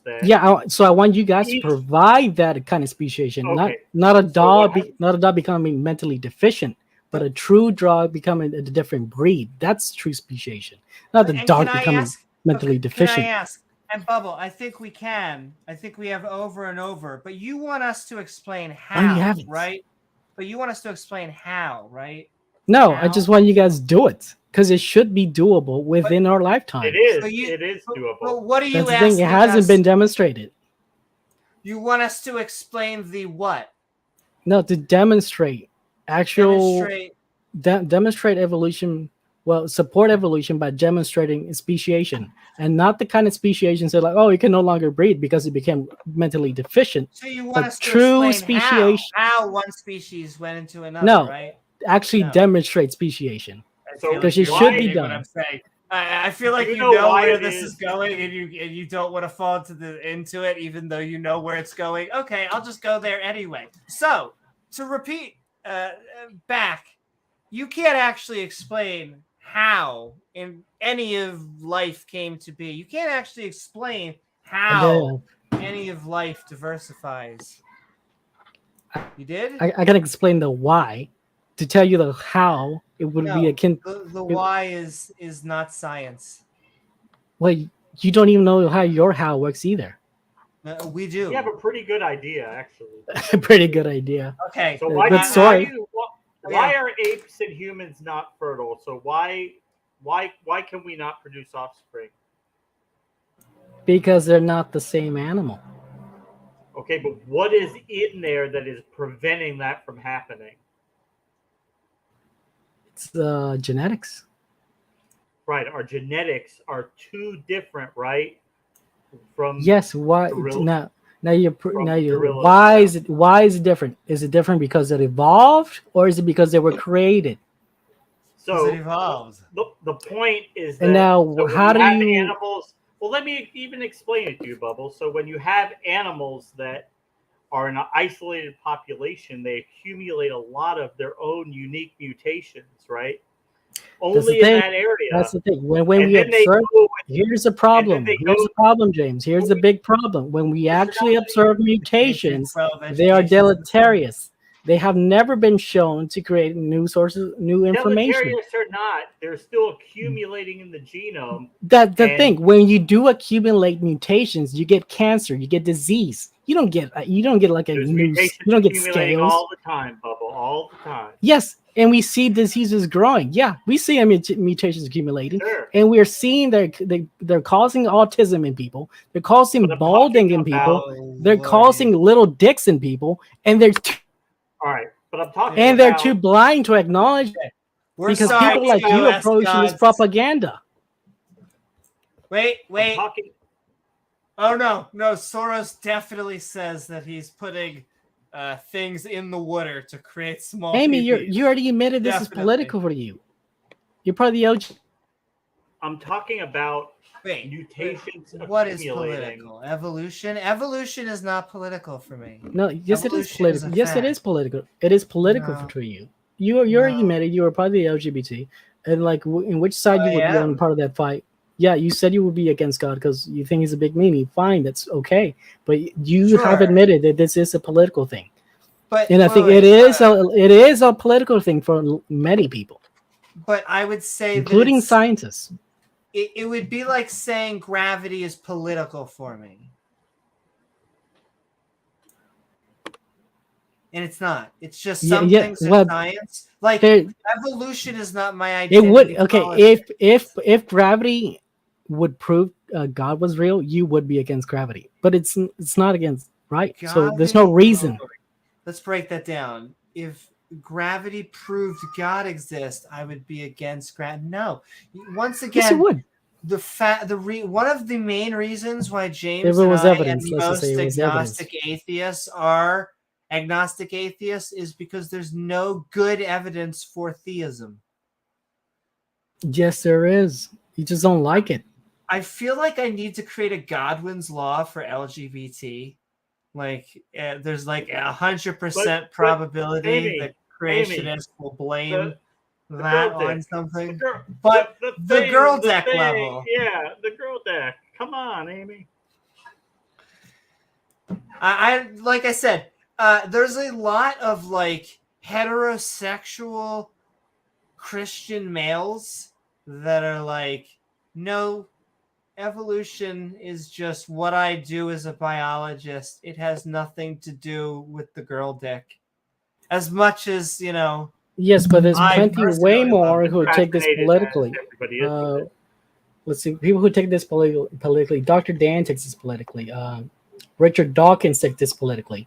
So there's a lot more people who take this politically than not.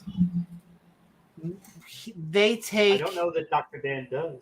He And does. I would say Richard Dawkins is a atheist debater. Some would even say a master debater. And so that's kind of what he does. And you kidding me? He won't debate anybody. Well, at this point, he is much older, but when he I mean, was Ken he was Coven on the doesn't. debate He's circuit. freaking dementia alleyway. Okay. I mean, we'll say people do get older. I don't want to ageism anybody. People actually I don't do think he has eventually retire. dementia. I don't think no. I I think he think Richard does. Dawkins is probably just enjoying himself somewhere. And yeah, I think Dawkins does still run debates and does things. But you know what? We are on that irreverent of a comment. We're gonna replace the skeptics. We're gonna try this out and have some fun. We're gonna find Amy's out. making the call to the We're bullpen. having and we are talking evolution and are we apes? We're having fun.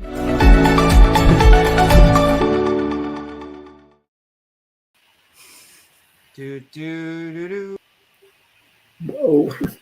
All right. Hey guys. Hey Bubble. Hey Beamsy. Yeah, brain bug. That was you. We can do ladies first. Yeah, it's good to see you. And thank you for doing this, Bubble. I know, like they said, hot seat, right? You're in the place to have to kind of be up against the wall. I do have some questions for you, though, if that's okay. I did hear you acquiesce that you are a mammal, that we are mammals as a species. Is that right? Yeah, we are mammals. Nice background, by the way. I like this cloud thing. Yeah, thank you. It's actually my mom's thing, so I'll tell her. Everybody seems to love it, though. I'm gonna have to get one for my own background. I'm away from home right now. Anyway, but yeah, we are mammals, right? We have nipples. We're warm-blooded. We have hair, all that good stuff. So, if you can accept that we fall into that classification, would you accept that you're a primate? What do you mean by primate, though? A primate is a group of mammals. They have domed skulls. They have a very specific dental formulation. All primates have their same teeth in the same order as far as catarrhines go, which are the New World monkeys, which is another group we fall into. Downward facing nostrils. Go ahead. I'm sorry. What about chin? Chin. Chin is not a feature specific to primates, but is it? Then I guess not. So since since chins are not a specific feature of mammals, then we're not mammals, right? Well, they're not a feature of primates, so we're not primates. But they're not a feature of mammals, so we're not mammals, right?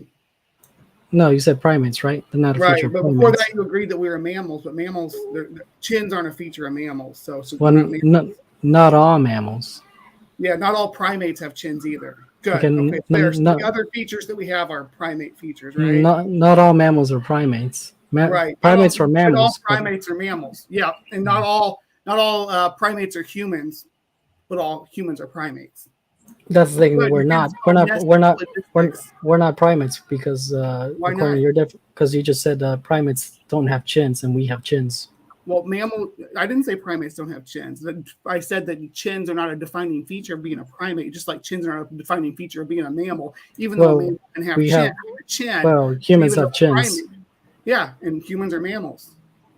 Yeah, but we're not primates. Why not? Because we have chins as a defining feature. So chin is a defining feature of a primate, is what you're saying? No, chins are a defining feature of humans. And primates do not have a defining feature of chin. But chimps have chins. But, well, hold on here. You're getting this backwards. We are nested within primates, not like the things with chins are within a group of things that have chins and don't have chins. Kind of like elephants are mammals too, and they have trunks, and we don't have trunks, but we're both mammals. You understand that? The way that grouping works? It's with the group within the group that has chins. The defining feature of humans is a chin, not a defining feature of primates. The defining features of primates are things like posable thumbs, domed skulls, things like that, fingernails. Those are defining features of primates. So would you say that you're a primate based on what are the defining features of primates? But that's the thing. The chin excludes us from being under the primate label. Well, since elephants are mammals and they have trunks, then we're excluded from being under the mammal because we don't have trunks, right? Again, not all mammals are primates. And not all primates are humans. Right? Yes. Yeah. So humans have chins. We're the group of primates with chins. That's a defining feature of us within that group. No, because Right? under your definition of primates, chin is not a defining feature. Yeah, but it's not a defining feature of primates. It's a defining feature of humans, a group within that. Not all primates have to have a chin for humans to be in. We can have other features that make us primate. The chin is just something we've evolved since we diverged from the other primate groups. So we're no longer primates, even according to evolution. You don't know that because that you don't monophily. It's that you never outgrow your ancestor. That's why you're still an ape. That's why you're still a monkey. That's why you're still a primate. That's why you're still a mammal. That's why you're still a tetrapod. That's why you're still a vertebrate. That's why you're. We keep going all the way back. Listen, it's clear here. I see what you're trying to do, man. I'm not gonna fall for it. Fall for it.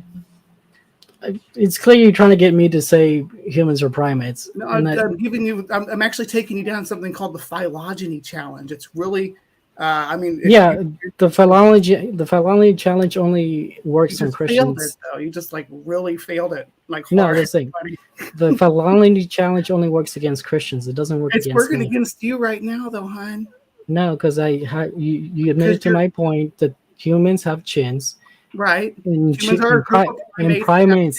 primates do not have chins. Yeah, other primates don't have chins. That's how we distinguish humans from the other primates, is their chins. Just like you distinguish orangutans from the other do primates listen, because the orangutans have red fur, right? The other apes all have brown fur. So that's how you distinguish orangutans from them as a feature. We have chins. We have these, and other apes don't. So that's how you distinguish us. Different features to distinguish. So we're not apes, and we're not neither primates as well. So as a gorilla, not an ape, or as an orangutan, not an ape, because they both have different colored fur. And a defining feature of an orangutan is orange fur. A defining feature of a gorilla is black fur. A defining feature of human is a chin. So, which ones get to be the apes and why? Because they have different features. Wait, you can. First of all, I don't fall into this categorization. This is all man-made. So we define our own categories as we do draw our own circles around different groups. Well, yeah, I see that you have. I understand that you evolutionists do that, but me as a creationist, I don't do that because that is just an abstraction that is man-made, imposed onto nature. It's actually an observation, not an abstraction, though. It is observe it, isn't it? Yeah, that's what the field, the scientific field called ecology. That's the study of how these organisms interact and how they interact with the past, and how we build the world that we live in. Yeah, but this is just the whole science. It's not made up. Yeah, it is just observational science. Mm-hmm. Right. So you're just observing it and imposing your ideas onto it. It's just a tool to categorize ideas. There's reading the data and understanding it. That's what species is. It's just a tool to categorize animals. Right, as a human, it doesn't exist as a real construct. Sure, all categorizations of organisms that are human made for us to understand them. They don't matter to the animals. There's no objective classification system. It's the way that populations radiate and change over a gradient of geography and time through deep time, and we end up with different groups of organisms that interact with each other and create ecosystems that we can understand and map and chart and everything, and understand how these animals interact with each other and how their genetics work with and against each other. I mean, from your perspective, your perspective too. I don't want to take up all the time, though. I want to give BMZ a chance to chime in here. Thank you for engaging me, though, Bubble. Love you. Sure. No, I was letting you have the first 15 minutes. That way you can go up and slather, because I didn't want to cut in. Well, I think he's done. She, please go ahead. Oh, so my bad. She's done. Don't want to be. Well, the aspect of what you're saying with chin. Does that mean we're related to elephants and manatees? You're asking me or brain bug? No, you were making the statement that because we're chins, we're not primates. So because the chin is the defining feature you want to concentrate on, the only two other animals that actually have a chin are elephants and manatees.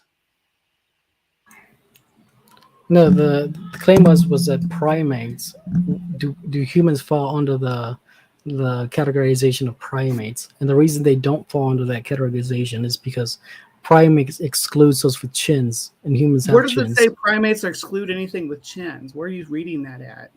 Well, from your categorization. Where in my categorization did it say that primates exclude animals with chins? Don't mention chins at all. Is a chin a feature of primates? No, the actual defining features and basis on Webster is nails on the hands and feet, a shortened snout, and a larger brain than most other mammalians along those sort of lines. And you could go into then we're catarrhines because we have downward facing nostrils, right? But not all primates. That's have not part of downward-facing primates. nostrils. The aspects of what I just mentioned are the aspects of primates. The Right. downward facing nostrils. I was just trying to explain nested cladistics a little bit. So then we have catarrhines, just the groups with the downward facing nostrils, and then you have platyrrhines with outward facing nostrils as groups of monkeys. So that doesn't mean that only one of those gets to be a primate because they have different nostrils and one's defining and one's not. It's not how primates work. Primates is a group outside of that has the features that Beamsy just mentioned. You were describing the difference between old and new world monkeys, but Again, try and just stick with one clade, and the clade is particularly primates have nails on their hands and feet, shortened snout, and large brain. That's the exclusive characteristics of a primate. would you say a bear and a seal are in the same clade? Yes, they're in the clade Carnivora together. Actually, a bear and a seal are caniforms in the same clade together. So they're closer related to each other than they are to feliforms like cats and hyenas. Okay, so let me get it because this is just smacks of human invention. This is just observational science, and this is just imposing what you see. For example, it's like saying a sedan and a Mini Coupe or the same car because they look alike. Well, there's the cladistics are measured in a different way. What is that? What is that way of measurement? Okay, we can say that all mammalia are vertebra because we all have vertebrae. We can backtrack through clades to say that these are the linking points between different lines. When you're comparing a sedan to a Volkswagen or a Beetle, the only things you have for comparisons are manufacture and parts. No, the comparison is sedan and Mini Coupe is how it looks like. But using a cladistic valuation of it, the only parts and way you can actually say the comparison is parts and manufacture. Then that's the thing. You're just saying, yeah, but no, you're just saying it's like it looks the same, therefore they must be the same. It's not a matter of looking the same because snakes are tetrapods, but they don't look like other tetrapods.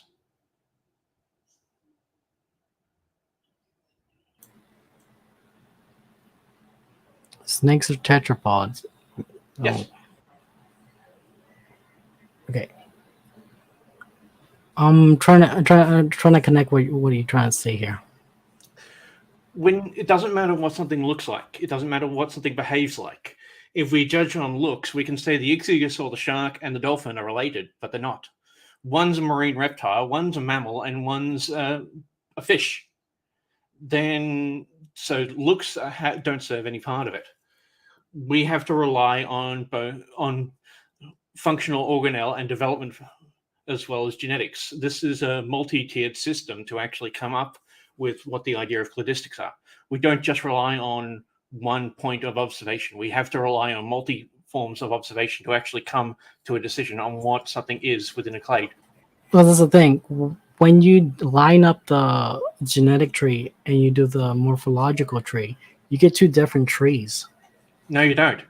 Because when you go to taxonomical morphology, if you compare that to taxonomy, you will actually get two different trees because it's basing on two different aspects.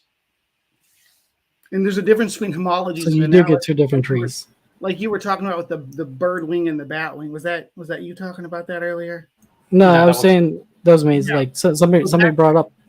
Oh, somebody brought up that the pigeon and the bat were the same. Them having their forelimbs as their wings is convergent, but or is a homology, but there's some analogies there too. That there's the one best way to build a mousetrap essentially. So like, and you see that with the sharks and the ichthyosaurs, like he was talking about, they have the dorsal fin and things. There's a optimal way to move through the water, right?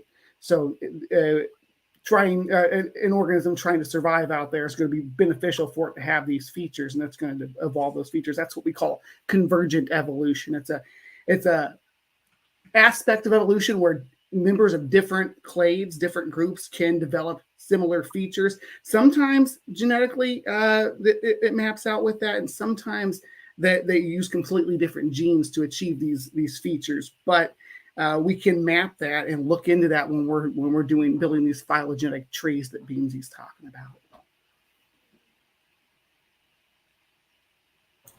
So this is the thing, you get different kind of tree. You get different trees when you do it separately. When you do the morphological tree, you get a separate tree from the genetic tree. So it just seems all over the place. I haven't seen that. I've seen them most of the time. They line up. Yeah, he's confusing the difference between morphological taxonometry and just standard taxonometry. Those two don't line up because they're a different way of actually analyzing the way that the creature works. Okay, yeah. You're gonna have to propose radical changes then. So you're talking about that's why we've actually steered away from Cladian taxonometry, because Cladian taxonometry is very, very accurate. It's family, order, class, genus, that sort of thing. They are very much a abandoned abstract. It's why we use cladistics when we come to analyzing creatures within biology, because a cladistical tree is based on multi-tiers of evidence. It's not based on just one or two things. That's why I tried to point out the indication between Porpoise, an ichthyosaur, and a shark. And they do use Linnaean taxonomy as a jumping off point when they started studying cladistics. They just found that the system was lacking to represent what was actually there and what was being seen. You got to remember that Linnaean taxonomy, it finds its origin in what? It's the 17th century, Beamsy? It goes way back. It's 200 or 300 years old. Yeah, that we started using the system, and we kept making new classes to try to understand what it was. You get things like superfamily and subfamily and all these new levels, and eventually it was like, you know what, this system's not working anymore. We need to come up with something more broad-reaching, more branching, and that's where we come up with the cladistics that we have today. And that's creating this kind of friction between creation, people who believe in creation and don't understand evolution. They're seeing one system, and then they're seeing another system, and they're like, hey, what's going on here? And I get that, and we need to be better at communicating this. But again, it just seems like this is deeply flawed, because again, this is just observational, and some of you are saying it's genetically observation. But I think, guys, you're also presupposing I fall under the Kynes argument. Do you think I support the Kynes argument? I don't know. I'm not sure. Oh, I'm trying to know if you guys are presupposing that I support that. No, I don't. Just that you don't accept the what do they call it? I guess the uniformitarian model is what creationists call it. I think so. I don't even know what they call it now. I don't even keep up with that. Yeah. But yeah, no, I don't believe that. Okay, so what's your model then? Do you think all species were created in their current forms? Yeah, like set creation. So I'm like a hardline creation. It's like set creationism. So at the beginning, I think they call it fixed creationism. I'm not sure the correct term. Set or fix are those. That still uses the basis of the Kynes argument when you come to the separation between it. No, I don't use the Kynes argument. For example, Christian creationists would say you would still get some sort of like from wolf to dog evolution.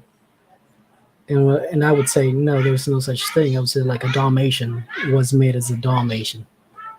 But we can breed wolves and dogs in Well, some species. Labradors and a lot of the retrievers are still interfertile with wolves. well, first off, just because they can interbreed doesn't mean they have the same origin. Just because you can change the car parts on similar cars doesn't mean the cars have the same maker. But how can you compare a living Some organism origin. to a mechanical organism? Because you cannot compare something that's manufactured to something that's alive. Again, this goes back to the abiogenesis. I'm allowed to do this argument because you guys believe that life came from non-life. Not entirely. The aspect is we've came from organic material. That's non-life. Not necessarily non-life. Life is a Yeah, squishy and very confusing area when you start getting into abiogenesis. Like a so virus is not actually alive. Well, even before a virus, because a virus already presupposes life. No, a virus is not alive, though. That's the thing. No, a virus can't exist without already presupposed life. That's what I'm saying. Yeah, viruses can exist without life. Viruses can just exist. No, it can't. It needs a host. So it needs already for life to have existed for No, some viruses can actually reproduce without a host. I don't think that's true because what are you saying? That like there was viruses before life? No, there are viruses in what is that bloody? There is a fount within Kansas. They actually have some new species of viruses that actually evolve and live in the mineral-rich water and use the minerals to reproduce. They don't actually need a host. So wait. So you're saying life? I mean, you're saying viruses existed. So you would fall under the. No, viruses can exist without a host, and viruses can exist. No, I'm saying because viruses are not actually alive. No, you're saying that before life there was viruses. So what you're saying? It could be, but we don't know. You're talking into an aspect of abiogenesis, which is an area that is still as a hypothesis. It's not a theory. Well, there is multiple hypothesis. It sounds ridiculous because for in order for a virus to reproduce, you do need life. No, you don't. Like I said, within that mineral-heavy water, viruses actually reproduce by using the minerals within the water. I think that's citation for that. I will get it for you as soon as I can after we've had this, because this is another 10 minutes, and then I'll get you all the paperwork that you have. I've got another one for you in which we actually do have human chimpanzees hybrids, which are chimeras, as well as human and rhesus monkeys hybrids. No, actually, there's never been a human ape hybrid, chimp hybrid.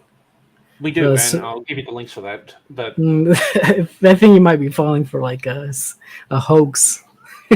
But sure, give it to me. Oh, so you're saying the National Science Reviews and the National Science Review, Volume 6, Issue 3 from 2019 is wrong? I say that a human chimp hybrid is a hoax. That's what I'm saying. I don't know what's in that paper. That's why I'll link it to you after we've had this discussion. Yeah. But we'll go. But back to the aspect of what you're trying to represent as abiogenesis. The idea is we don't need abiogenesis for evolution to work. No, something could have created life. No, the main claim is that you guys are still saying that life came from non-life. So I'm allowed to use my car analogy. No, that's an abiogenesis aspect, because you can actually have people that say that God created the first living organism and then we evolved from that, and that can be accepted. Are you taking that stance? No, that is a stance that is accepted. Then I'm allowed to use it. If you're not taking that stance, then I'm allowed to use abiogenesis, the car analogy. No, because the aspects of the car analogy is it's a manufactured organism. You believe that life came from non-life, so I'm allowed to use the car analogy. How? Because how am I? Because it's not because both are not because both are non-life. Are they both self-reproducing though? It doesn't matter. They both are non-life. You can if they self-replicate. I mean, well, I could just say it's a factory that makes other factories, and that would be more complicated. Well, it's a factory that makes the same factory over and over. Then I could just do that. Do you understand the fallacy between classifying that we say that it comes from non-life? It's not a fallacy because you guys are saying it came from non-life, so I'm allowed to use the analogy of the cars. You can use it, but again, you're still representing a fallacy because we don't actually say it comes from non-life. Through abiogenesis, it goes through the way the chemicals can actually be converted from inorganic to organic. So are you saying from organic material we can get RNA, and that's why the RNA hypothesis is actually being closely accepted. But we've discovered 37 or 38 different ways in which it can actually occur. Yeah, there was but even so, RNA is still coming from non-organic material. But RNA is still non-organic. I'm wondering what's your position? Are you saying that life came from life, or did it came from non-life? In the defense of evolution, it doesn't matter because because I'm debating you, so I need your position, not somebody else's position. My position is, in defense of evolution, I do not need to actually say where it came from originally, because that can come from hundreds of different ways. There is the aspect of organisms have to already exist before you can talk about evolution, because something has to be changing. Evolution is about changing from the characteristics of one organism to another. So abiogenesis is off the table when you're having this discussion. We need to focus on evolution. Well, the first thing that the only reason I bring up abiogenesis is because when people criticize I can't use the car analogy, well, I have to ask because the quote unquote it doesn't reproduce, it's not alive. Well, you guys believe life came from non-life, so I'm allowed to use it. That's the only reason I bring up the abiogenesis argument. Okay, well, I mean, we can say that we could both take the position of a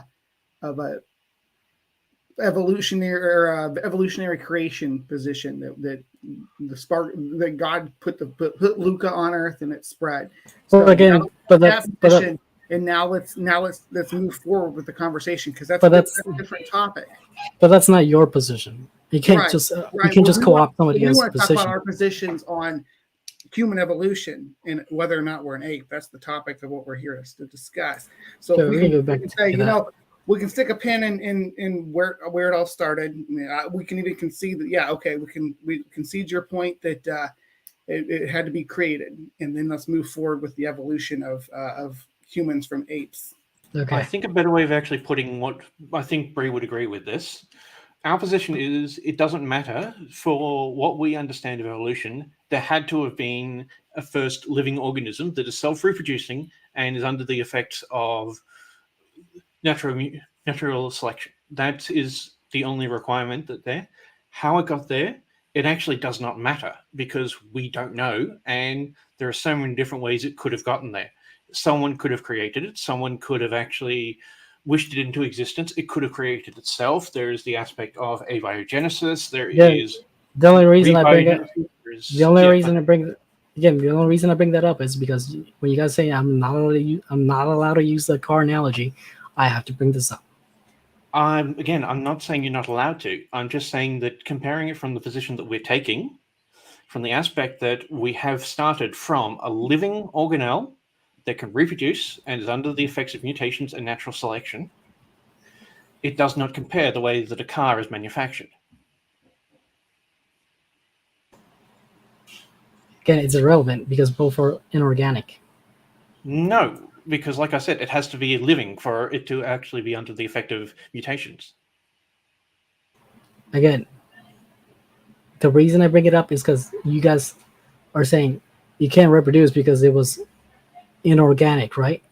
Again, I'm applying that same logic to the rocks and chemicals. They can't do it. Again, do you see what you're trying to do? Do you agree with me that our standpoint starts from a living organism that can reproduce, mutate, and is under the effects of natural selection? Do you agree with that? Right, the natural selection. Yes, but it's the same logic. The logic still applies. What logic? Because, like I said, what natural forces are so that something has to be be able to reproduce and change as it reproduces. There has to be changes within the organism's lineage. in order for it to be a good analogy, and you just don't get that with a car. Well, that's the thing. This is just a way to try to obfuscate, like, oh, you can't use this analogy. But this is just a cop out. Use it, but we're going to challenge the analogy. That's what we're doing here. Well, I could just simply change the analogy to a factory, self-reproducing factories with changes in changes in their makeup due to what do you guys like to call them, typographic errors when we talk about mutations? Just the workers. Yeah. Yeah, but as the little factories reproduce and create another little factory with little subtle differences and changes in them, till there's enough changes that this group of factories can no longer reproduce with that group of factories, I'm okay with taking that analogy. Let's run with it. But I don't know why we need to use factories when we can just talk about the animals that we see doing it right now in their genetics. We can map it in their morphology. We can track it, and then the changes over time and through the fossil record, we can actually trace it through time and how these changes took place. Sure. Okay. So, what is the point you guys want to get back to? I want to talk about humans as apes. What features do we have? You say that the chin's a feature of humans, but we have the features of apes too, right? I mean, you'd agree that we have the opposable thumbs that we talked about. Yeah, but seeing a few similarities here and there isn't enough. Is it a few similarities? What features that are defining of an ape do we lack? I would say what features do apes lack. For example, we have we're not saying apes are humans, so they're not going to have human features. Apes are not humans. Oh, right. Apes aren't humans. Right. There you go. You gave it away. Apes aren't human. Apes aren't humans, but humans are apes. That doesn't work. No. That's how Cladistics work. Well, in your model, but. Well, that's how you admit that classifications of anything works, though, right? Yes. Features it's a subjective classification. What? Okay, so what ape features do we lack? Well, no, I would say what human features apes lack. Why would apes have human features? Well, that's the thing. They're lacking. Why don't they? Apes aren't humans. Humans are apes. So there are features that apes have, that all apes have, and humans and chimpanzees and gorillas. Then there's features that just humans have that make us humans. So why apes wouldn't have human features? That's what defines us from the rest of the apes. But we are apes, so we have ape features. So what features do apes have that we lack? Well, that's the thing. Evolution doesn't have a direction. It doesn't necessarily have to be progressive. Mm-hmm. So according to evolutionary theory, humans could lack things, and apes have more. More what? To use your car analogy, what you're trying to say is the human is a tire and the apes are a car. Why aren't cars tires? No, and the car analogy would be like monkeys are like a van, and maybe humans are like I don't know, maybe like a monster truck.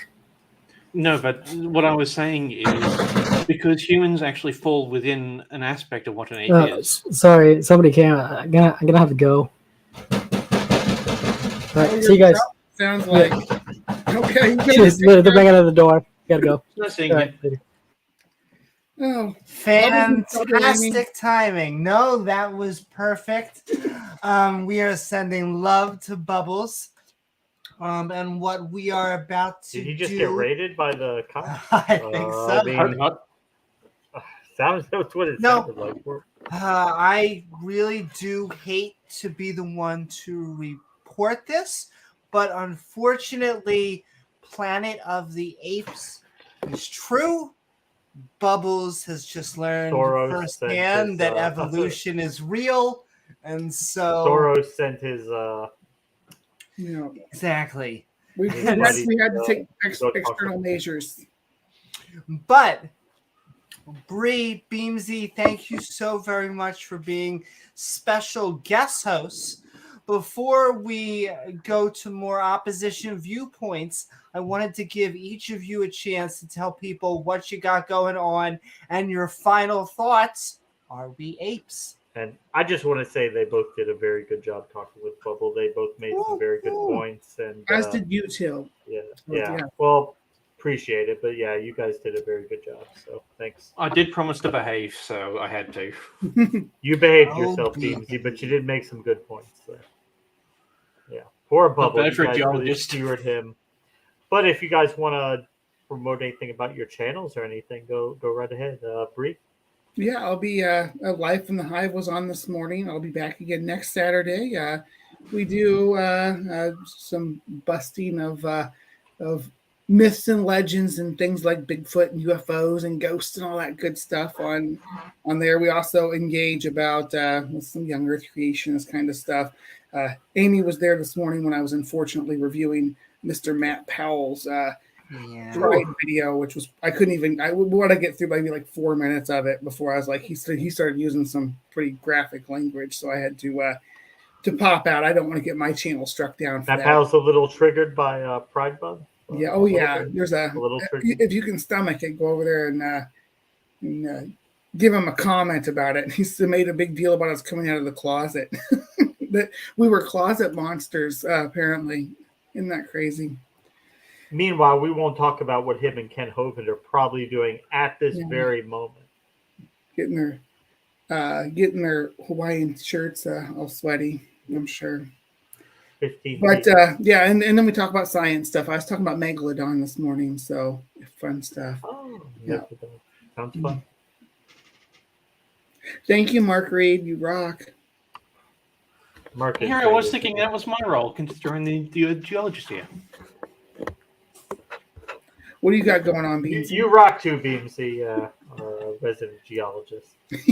I've actually got some official debate stuff got to do in regards to stratification. They're trying. It's a matter of the incursions and how they actually occurred and the variations between the granites. So I might actually try and get that recorded and upload that so you can see what a formal debate is like between people who are a bit more polite. When is the debate going to be? It's in regards to the stratification and the incursions and the variations between the granites and how they occurred. They've got different ways it's actually occurring, and it's using radar analysis. We have 3 different outcomes of it, so it's actually a 3-way debate. When is it going to be? It will be this coming weekend. Okay. You going to post that on K-Nud Hovind? No, yeah, I'll try and do that. It's on the 23rd and 24th of July, and it will be at the University of New South Wales. 24th, you'll be celebrating my birthday, so go right ahead. Have fun with that, Beamsy. Don't forget, I'm a day ahead of you as well. Oh. The UK, they're always a day ahead. UK, think further south. He's on the other side. You can't hear that accent. Down under. You gotta hear that accent. Come on. Where are you at? Are you Australian? He is Australian. G'day. There you go. And all right, lad and lasses, thank you so very much. Was great to have people who are sane and rational. Not saying any of the people backstage are not. We just want more opposition viewpoints. So thank you, skeptics. In fact, they may be skeptics themselves. So let's find out. Sending so much love, so much, Bree guys. and Beamsy. Mwah. That's for Daniel.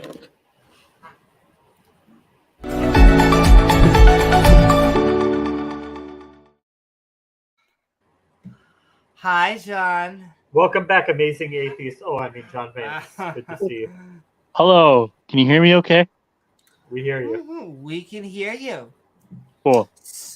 So, John, Shout out to Neil out there. Hey, Neil, the 604 atheist. What is Good up, to see Neil, you. the 604 atheist? A fantastic gentleman. You should watch his deconversion stories and all of the fantastic non-believers he has on there. But, John, you cause me a conundrum because there are many people that think that I shouldn't even be platforming your views. And I go back and forth because I want to show views that are different than our own. In fact, Okay. that is kind of the name of the game. Maybe even a little controversial. Yes. But I don't know. I would say, what are you here to talk about tonight? I'm here to talk about apes. You're here to talk about apes. So I'm assuming you're in agreement, right, that we are all apes, and maybe Allah just made us that way, but we're still apes. Well, I would like to get an ape on, and I would like to talk to an ape to see if they view us as one of them. Okay, so what would you like to talk to me about? Yeah, we're both apes here. We'll be happy to answer any questions you have. I was talking about like a more hairy one. I was gonna say, right, give me a not day. Done with that, Give me that a day full or body electrolysis. Yeah. I mean, I don't know. It's just how can we have a fair and balanced weighing of the scales if we don't have any? No offense, but I just you don't think we're apes? Okay. No.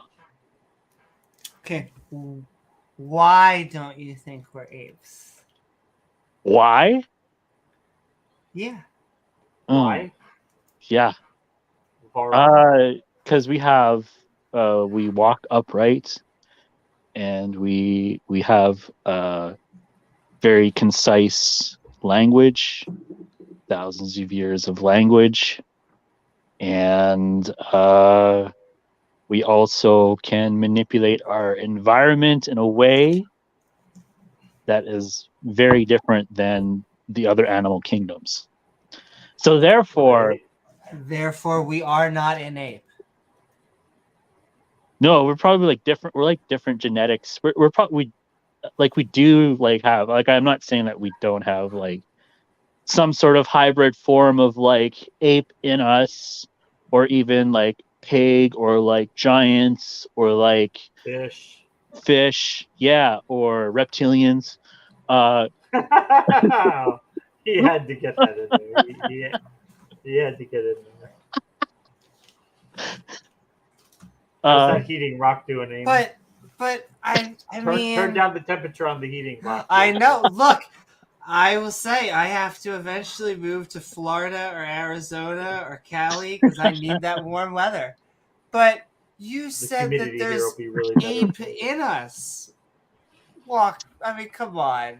Unless ape you do like a 23andMe, and like I don't know, it's hard to like be like, oh, like what percentage is ape, but it's not like I could be like 1% lizard. I could be 1% reptilian. Does that make me a reptilian? So, like, I think this is what Bubble is having trouble with. Am I a lizard now? We're not saying we're chimpanzees. We're not saying we're orangutans. Like reptilians. but there was. Wait, but you claim to be an ape. Saying I need to shut the whole thing down. So we're not chimps. We're not gorillas. We're not bonobos. We're not gibbons. Okay, we're apes. It doesn't mean we're just because you can point to another ape and say, "Oh, look, there's a difference between us and them." Well, yeah, we're not saying we're orangutans. We're not chimpanzees. We're not gorillas. Mm-hmm. We all belong to the same taxonomical family. When you go a layer up, you've got chimps, apes, gorillas, humans, gibbons, bonobos. We're all in that group, that nested hierarchy. I wouldn't like I probably believe like we're also like we're probably ancestors of like hybrid dogs. Like we used to be like half dog and half human. Dude, please and don't. And Because what? there's What? no What? way. You no. There's no way. You brought it down. You brought it. You damn it. brought it. You brought. Okay. I thought he was going to say I thought he was brought it going down. to say They maybe are- we they have are- a common they are- ancestor. They are. I right thought now. he was going to be reasonable. Dogs. No. Well, they What they is are. that? Well, You were actually, going I mean, reasonable, we could John. go down that path if we want to go down that path. It's good. We got this. Hybrid dogs. What do we got next? Continue. Hybrid cats. You could be part cats. Oh, okay. Oh, I in the okay. chat. It took Okay, me- for maybe to fill in No. the No. I'll fill in It some took of me the a chat. second. We have to go to But identity politics. It's I like you have no, to yeah, we're going drag us identity down. politics now. We're I'm going down. identifying as a hammerhead That's flying all shark they today. care about. Everything. And can I tell you, there's a common hypothesis Flying hammerhead that shark. the religious only have one joke, and it's I am in an attack helicopter. So I'm glad you have it out there. Okay. Well, Doorknob Head actually Tomorrow- raises a really good question here for you, John. I think Doorknob Head wants to know: are we hybrids of pineapples and elephants? Do you think so, John? I mean we ingest their Well, it's Okay, it's evidence. okay. Do We're- you know the saying you are you eat? can I tell you, it's just Absolutely, John. it's just Yes. this culture war between this like religious fundamentalism and what I would say is the liberalism of the Enlightenment. That is just we want to let people live, let live, and we'll actually fight to have that be true. And can I tell you? And I don't know if you're a theist or an atheist. Like I'm He's a trying Muslim. to get well. So he Okay. that's what he says. I mean, we have to take Ostensibly, he him is a Muslim, as his word. I get Right, like right, we have to right. play all this because we're doing basically play acting. Some people think you're a Poe, and some people always once again get me from like trannies to God, like because I feel like I can in just a sentence or two, which is, and this is what I mean by are you really a theist? And I can't, no true Scotsman, I gotta take your word for it. What gender is your God? Could I answer your question? Could I address a point before I answer the question? Oh, the floor is heard- yours. Take whatever Wait you a minute. need, but please eventually tell me the gender of your What- God. what It's Gender. so Okay, I'm putting it. I'm important to putting in the me. notes. I'm putting in the I'm notes. hearing crickets. What- I'm what is- hearing what is the gender of the distinct god? sound of crickets flapping their wings. Do you hear that, Amy? Listen. It's not crickets. Crickets. I feel like they supernaturally appeared as another I'm loving species. this energy right now. It's just like I came in and I farted, and then everyone's just like, "So, John, how about that? Those I eight." mean, James will tell you that like that kind of stuff is my bread and butter, and I'll tell you, Uh-huh. He eats I- it up I like them Cheddar Bay biscuits. I know what I am, and I Uh-huh. love it. And so when you try Can't to get like enough of it. go exactly like Uh-huh. we've had these same people that are very aligned to you, that they're like we're very fearful of the global homo, and I'm like, oh baby, we want the global homo. We are trying to spread it. More global. More global homo, and so we In know, a way, Mhm. you're like prophecy. You're like in prophecy. The fallen church has failed to keep its commandments. Therefore, the God that's will just raise the canon atheist battle. and the watchman. And Who's the you're fallen like church? the atheist, and I'm the watchman. Okay, that's how I view. That's how I view things biblically. So Biblically speaking. yeah. So maybe okay. I want to address one part here. And So then eventually God's gender. what makes God's you gender. think? What makes you think I am falling away from the faith? It's wait. What makes you think that I'm falling away from the faith? Yeah, no. specifically, Amy. It is, like what? It's What? not. Like it what? has nothing to do. That's not our claim that you're falling away from the faith. It's hard to get a read on you, and some of us. And I'll say this further.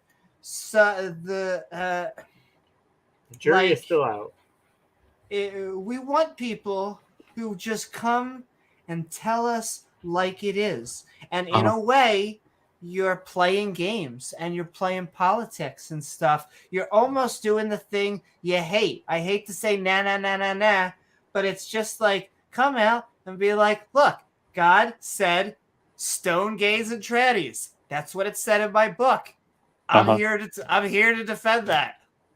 Like, wouldn't that just be cleaner? Do you feel the unpolitical correctness of that? We don't have to talk about so I'm basically I'm called to rebuke the trannies. I know in the Old Testament there is some stoning, but there are also no-high laws too. We can get the no-high laws where if you practice idolatry, it's basically you get sentenced to death. But yeah, it's harsh. Most likely. Yeah.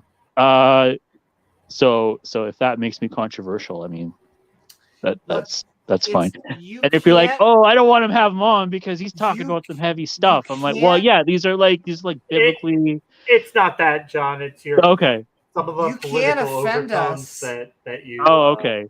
That you. Oh, promote. sometimes I do. Yeah.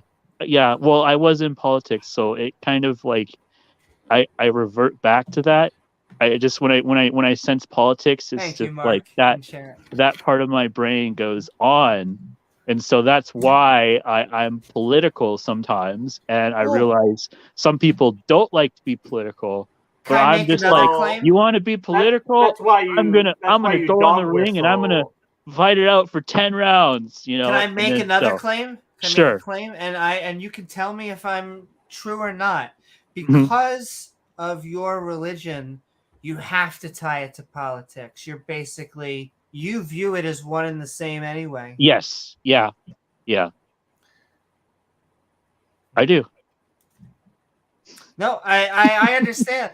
It's just that I know the point we're trying to make that religion destroys everything. That religion destroys everything, poisons everything, ruins everything.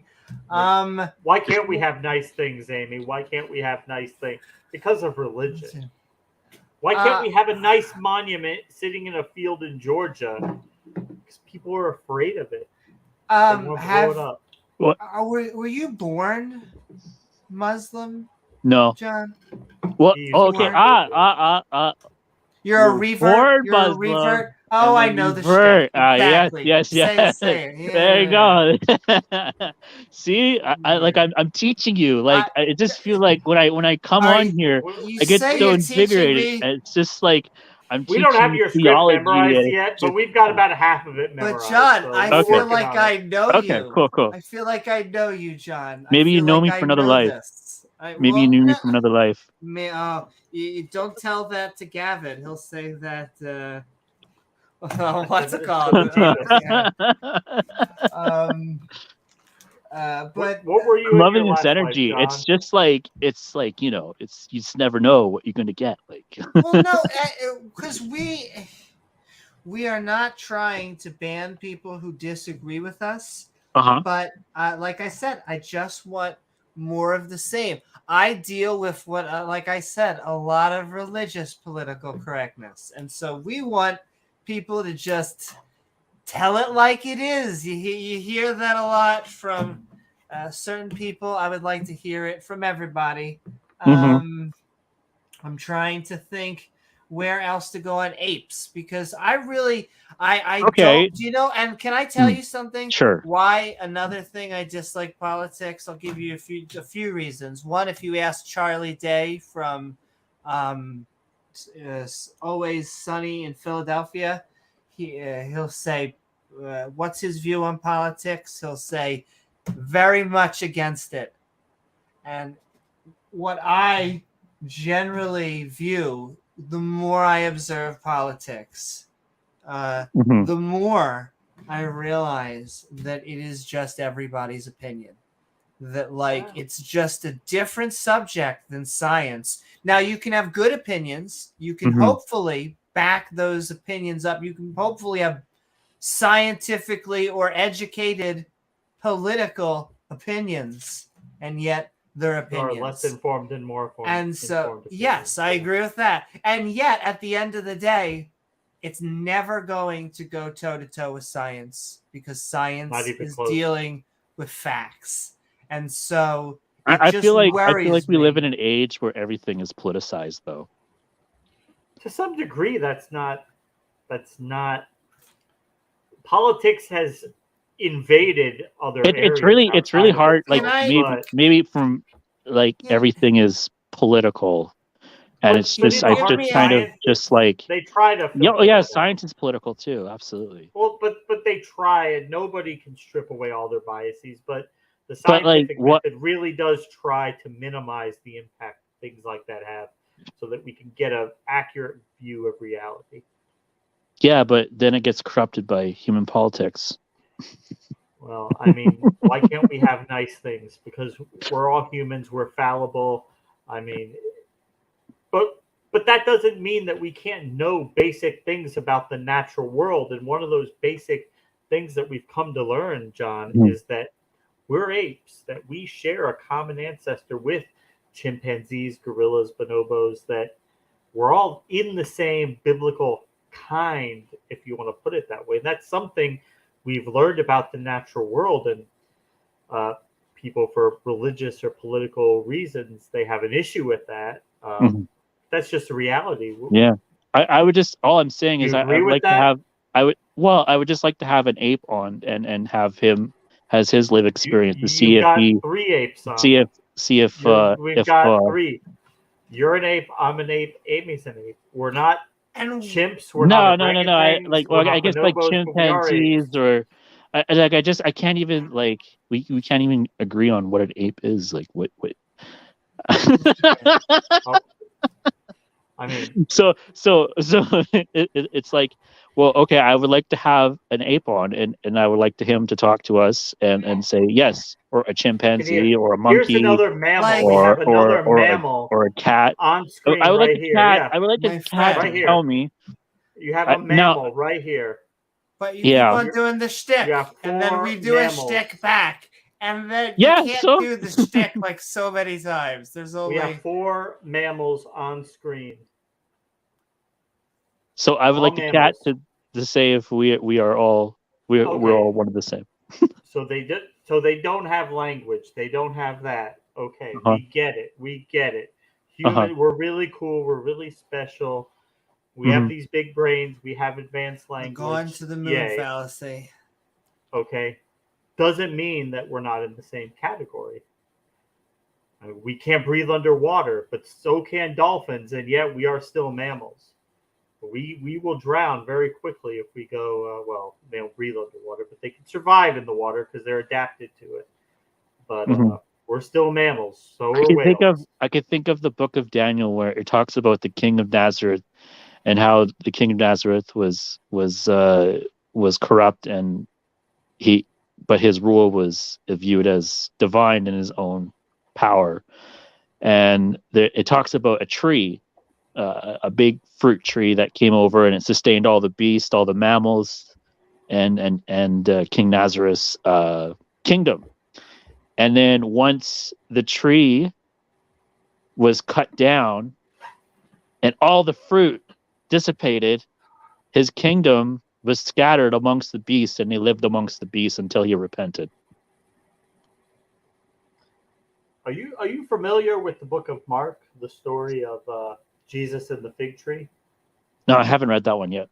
All right, well, let me just give you a quick rendition of it. So Jesus and his disciples, they were walking down the road, okay, and they've been walking a long time, and they were tired and they were hungry, and Jesus, he was really, really hungry. And he looked up ahead and he saw a tree. It was a fig tree.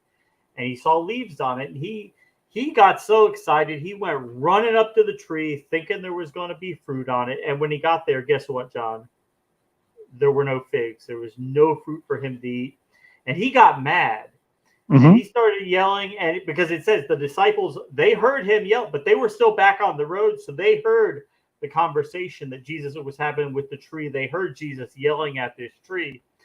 And Jesus got really pissed off. And when he gets mad, he does something about it. And so he said, I'm going to kill you. And he made it so that that fig tree would never produce fruit again. He basically killed the fig tree because it committed the crime of not producing fruit out of season.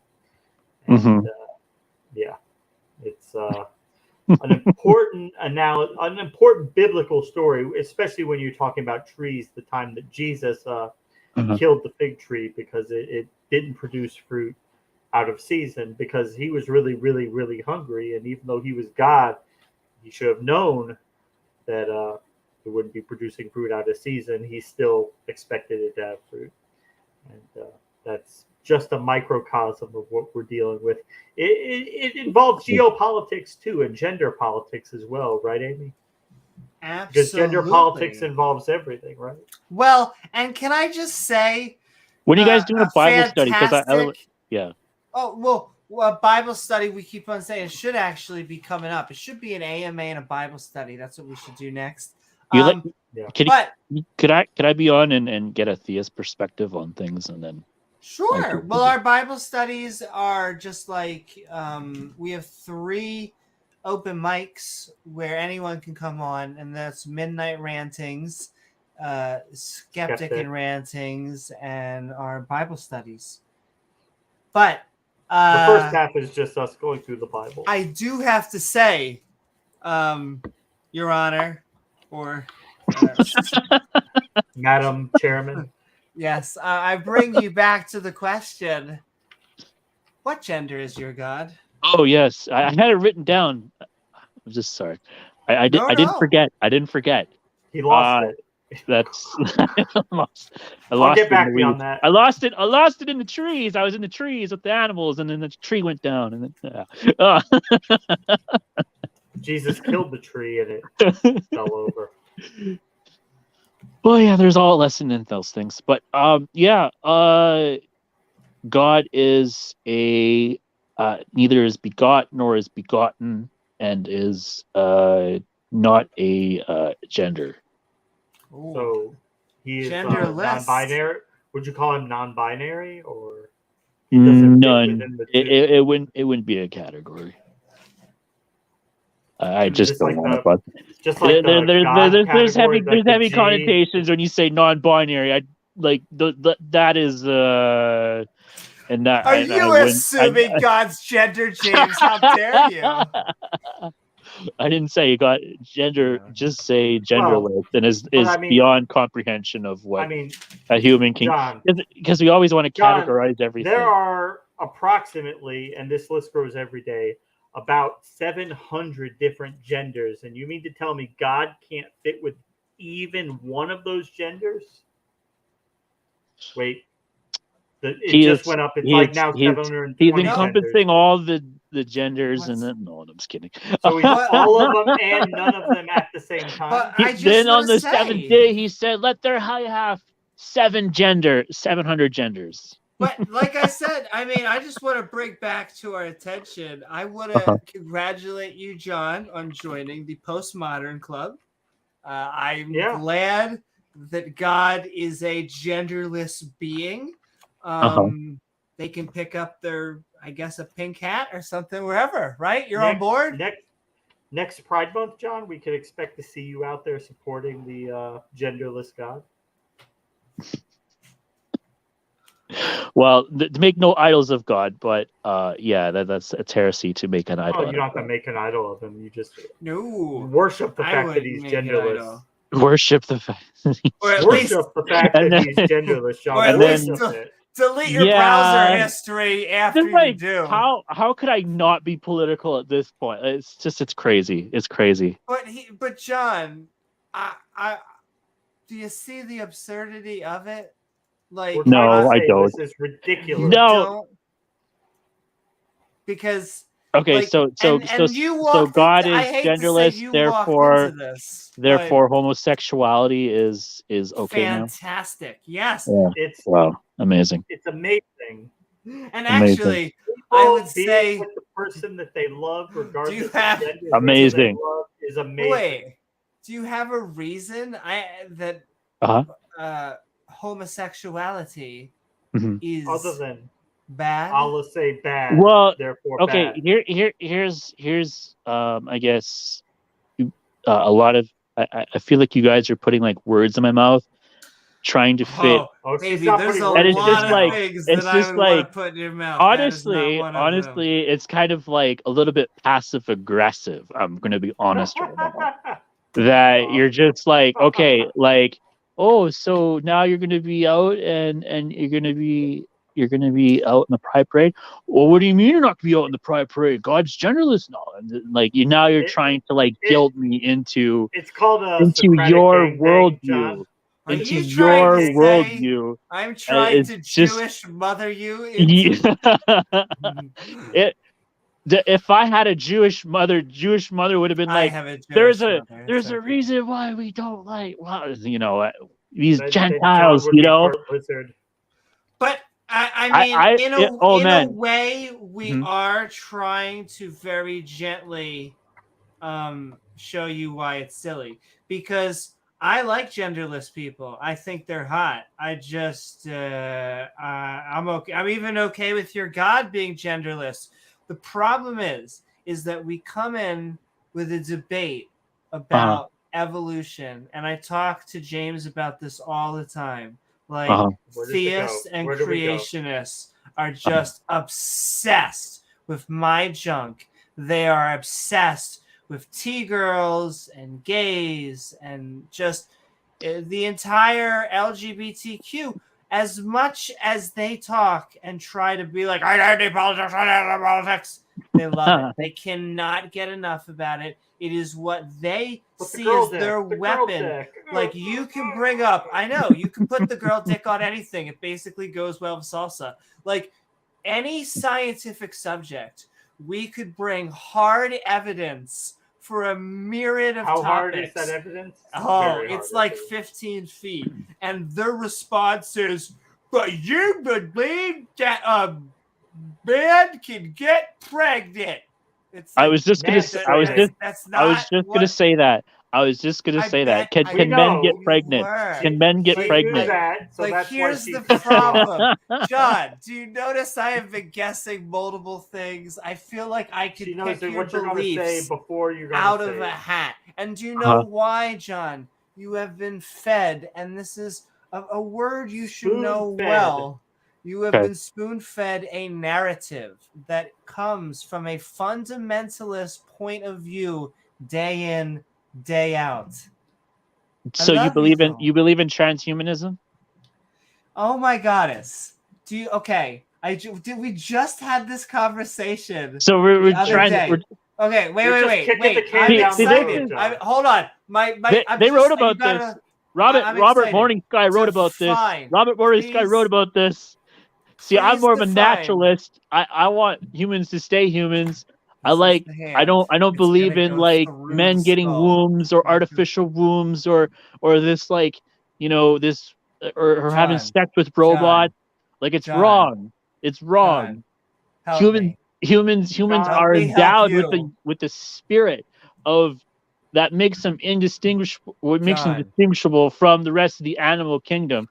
And you're telling me that we're just part animals and we're gonna have We all these have like a book. different It says a thing. John. life. Like we're gonna have like the elite like live on forever as their Come on, consciousness John. live The on New forever. World Order are going to suck on the If you blood. could- Oh, wait, George is coming through.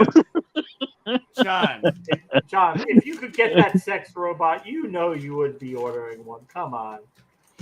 You No, would be I on wouldn't. Amazon that what is that day. transhumanism? Define transhumanism for me. So that would be like I guess transitioning from like what we've known as human biology, which is women have a womb. That's why they're called woman, because they're a man with a womb, and then a man without no womb, and this is and then obviously there is like kind of an outcast sorry. of I don't know which is trans worse, people. maybe this or last night's debate. Like that has nothing. Like why do you think they're called a woman? Because it's a man with a womb. No. Yes, that's the etymology of the language. How we You had don't even know language. You don't even know language. You don't even know what a man is. You don't even know. Once again, you don't even know what an ape is. Don't make me. Because once again, we were talking about language. That's not slow. That's dumb. Once again, it is arrogance and ignorance. Transhumanism is us trying to use technology to make our lives, to extend our lives. It has literally nothing to do with sex and gender, unless you decide to, I guess, make robotic sex. Once again, it has nothing to do. There's transgender over here because you are transitioning from one gender to the other. And then there's transhumanism. And once again, that includes all humans. That includes even you at home. You, like, okay. I don't know how better to say that. I know I'm trans. I'm a flying hammer. Well, hammerhead shark. Can we not womb? Wife. I'm like the what was that crappy movie with all those sharks in the tornado? Sharknado. Yes. Did you just say? Hold on, John. Help me out on the last 30 seconds. Did you just say help me out on that movie that has sharks? I was just trying to remember the movie with all the sharks in the tornado, and it's just called Sharknado. And I was like, oh, I got it. All I want is to have sharks with laser beams attached to their heads. All I want is freaking laser beams. Okay, we're going to go like, okay, a few more minutes, and then we're going to bring in Pseudonym, who has graciously said we only have room for one more. These only fill to 4. Pseudonym want to get in on this? Pseudonym wants to help tag team. So instead of having Pseudonym in as a 1v1, we'll have Pseudonym as a 2v2, and then we will bring on Eloy after that. But I want to ask John. Well, I'm still here. I'm still fighting. I'm like Rocky. You knocked me down 7 times. I get back up 8. Yes. Let's talk about this. I'm going to be super serial, John. I'm going to be super serial. I know I'm being. We're a lot of laughs, but it's both. And you can completely answer, dodge, say it's too personal, say it's whatever. We already talked about it backstage. But because of my political incorrectness, I have no filter. So I say things. It doesn't matter. La da da da da. Okay, John, I find that a lot of people, not all, but just like so many come to my mind that are obsessed with gender and sex and all like that. They just have, let's just say, a lot going on in that department. And my question to you, and you don't have to, but I'm going to be as honest as possible, because I have recently been told, like, I got in an argument with someone, and this is basically, James can back me up verbatim, is like, trannies don't even make sense, and I would look better in a dress anyway. And you're like, whoa, dude, okay, hey, you do you. I once again push back and ask you, John, have you ever wanted to just like suck something phallic or just, I don't know, run around in a summer dress? Like, help me out here, because the people that like care so much about gender, I dealt with that shit long ago, and all I care about now is like, it's character selection. You figure out who you are, very hard, could take years and a lifetime, and then you go and you do other interesting things. So I once again ask you, John. You like the dress? Is there anything missing? Help me out. Help me help you. Help her help you. Atrazine makes the frogs gay. Does it? Has it made you gay? No, I've fought off the atrazine. I'm still fighting. So you find, my Struggle for you. genes are still fighting But, over the like- atrazine. It's a And struggle, no, then. I don't have I'm not quite sure what specific question was asked, but no, I didn't have you homosexual. find women attractive. You enjoy being. Do I find a women male? attractive?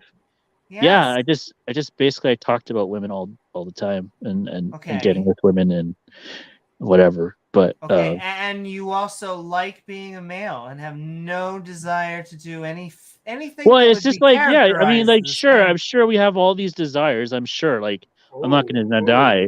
I'm not going to deny that. Sure, there is maybe a hidden sexual desire, but I'm not like Freud and be like, oh, well, let's exploit that. You know, like all these like Jewish psychologists I like to do. You know, I don't want to, like I said, because it's just like, okay, like even I even heard a Muslim scholar say this. It's like, okay, so yeah, right, like we might have like maybe a sexual attraction towards another sex. That doesn't mean that we act on it. I think like addressing it is more healthier than. But wait, okay, but once again, what that sounds like is you have the attraction, and you're saying is I don't act on it because of religion. Because Allah says it's naughty. Yeah, I mean, but there's a lot of other things that I don't like act on, and I think like honestly, I guess homosexuality is probably low on my list, but it is there. I think what I struggle with would be like alcohol, drugs, casual sex with hookers and stuff like that, you know. And I used to do those things, and now I don't. So you're human. You have there are Yeah, vices and yeah, things that exactly. we all Yes, there you go. might I feel like overindulge in I love certain this. things. I love this conversation because I feel like it's like we're kind of like it's like a ping pong match. It's just like we're like molding each other's view of the I'm world, trying you to- know. And it's just like I feel like I'm leading you to water, and you're starting to sip it. About I'm like, yeah, that's what we believe. That's what theists believe. I'm like, right on, like, cool, man.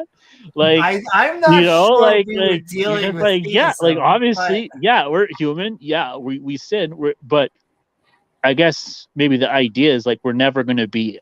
I hate this idea that theists have of like, oh, we're going to transcend and we're going to become nothing and stuff like that. While you're in a temporal world, obviously you're in a temporal world and there's stuff you have to deal with, and obviously, you know, there's not everything. We can't know everything, and it would just be arrogant for us to say that we know everything.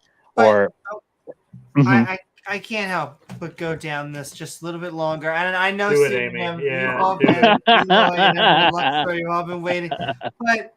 But now I can't help. If you were not Muslim, would you act on these thoughts, Desires, feelings, attraction. desires? Homosexuality. Yes, yeah. Sending love.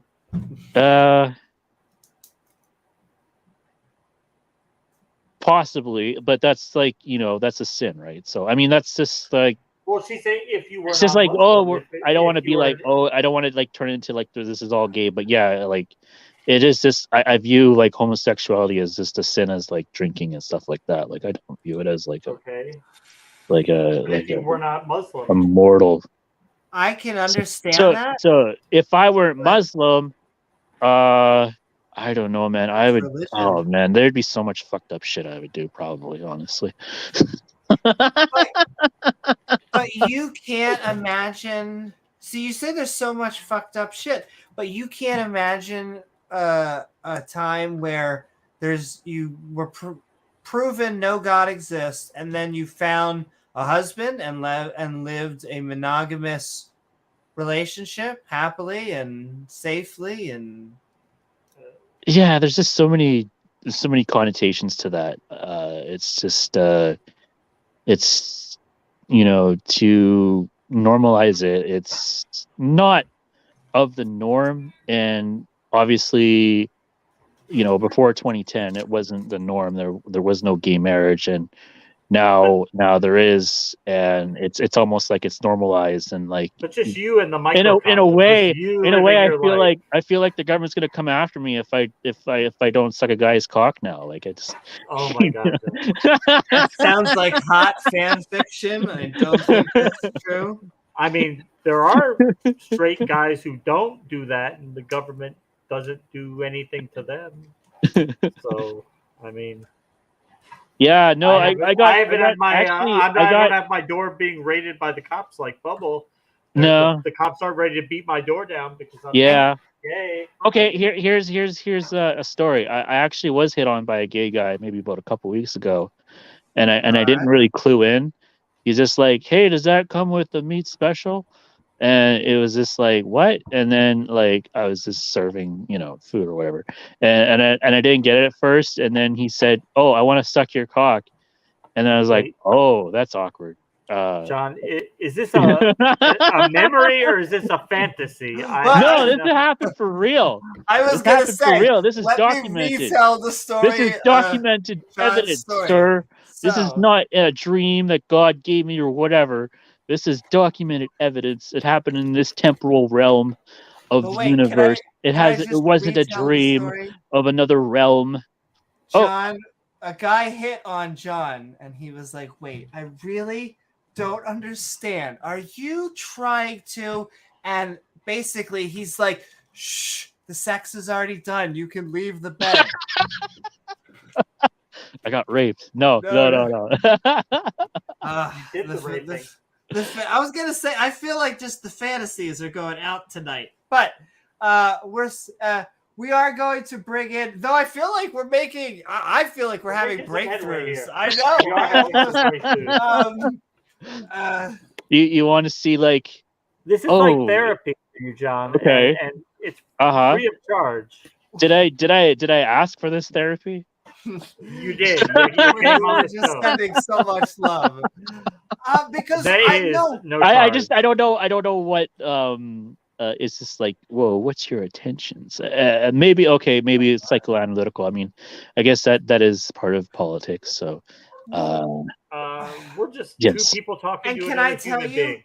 And I'll tell you what, if you're looking for like that hidden motivation, James and I do believe that when you stop being religious, it drops so much baggage, including most of the political. Like James and I disagree on some things politically, but if you were to go across most agnostic atheists, even though we are cats that wear fedoras and all sitting there trying to be individualistic, it turns out that when you get rid of religion, a lot of it you don't have to, because we don't have to. I think a lot of creationists think that we have opinions on how the universe formed, but we don't.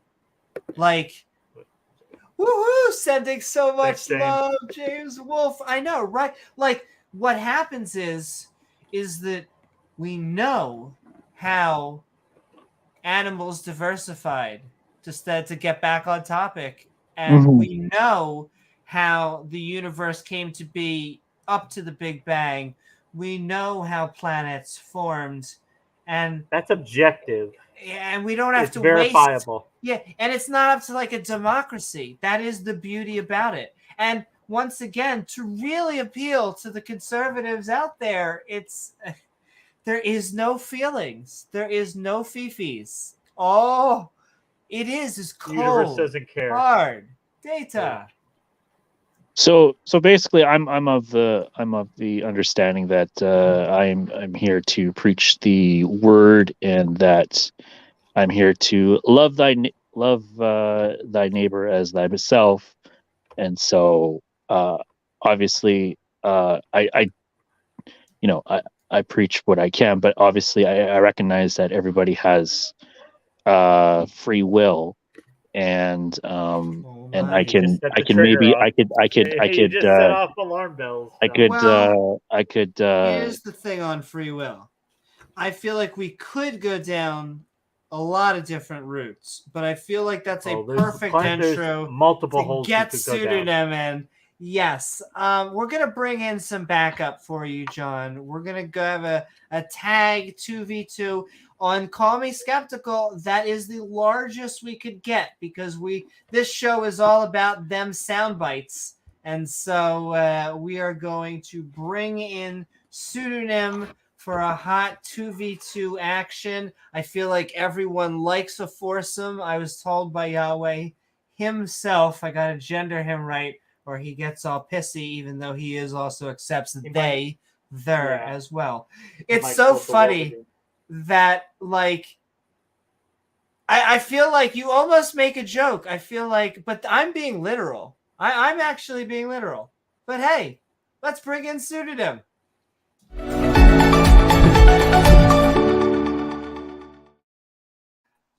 Woo! It has been sending so much love out there in the chat, saying, delivering that variety. That is what we aim to please here. Sending so much love. Speaking of which, welcome Pseudonym on board. We are calling me skeptical. Well, we're also skeptic and ranting. That happens. But we are calling me skeptical on Are We Apes? How are you? What are your thoughts? I'm doing well. Thank you, Amy, for having me. Always a pleasure. James, Welcome hello. Aboard. Hey. John, I would like to say hello. And James Wolfe, I am quite the fan of history. So if you let him on, I think we can make this feature show maybe even more interesting. Well, what I can say is that because you gave a shout out to James Wolfe, I can tell James Wolfe to come on and we will switch out. In fact, I'll volunteer. We will get James Wolfe on here, but we can only have, like I said, I forced myself. Gizmo and I only have graphics capacity to go to 4 so that we keep this different than our open mic formats, because this is calling me skeptical. Might be too tempting. The temptation might be too great. Exactly. Then we'll end up with 10 people, which we love on our open mics, which everyone should tune into. Well, and I will say, just while we're open sending that out, we are sending also love to James Wolfe, who's out there, sending so much love to James Wolfe, reminding us that many of our podcasts are late night, and also Regos reminding us about our Skeptic Bible study. So sending so much love. Which we should have. We have next week. Exactly on the docket. We are in Dude-erotomy, so look for more midnight ranting. It's a slog, love, it's James tough Wolfe to get through Deuteronomy. and Regos. I know the Bible. It's been a battle. But we'll go back and we'll keep on talking, because I always feel bad sometimes when I always say the people with the mic always have power over. Like when you're debating people in chat, it's the same. Should be too. Like when, exactly. But Jay, thanks for the invite, guys. Cooking dinner, rain check, exactly. Look, that is completely not. It's understandable, because I always say that's what normally is happening: is you get called out while you're like eating ice cream on the boardwalk and it's like, what are you? I'm trying. But sending love to James Wolfe, and that's okay. Pseudonym, you can feel to stay on.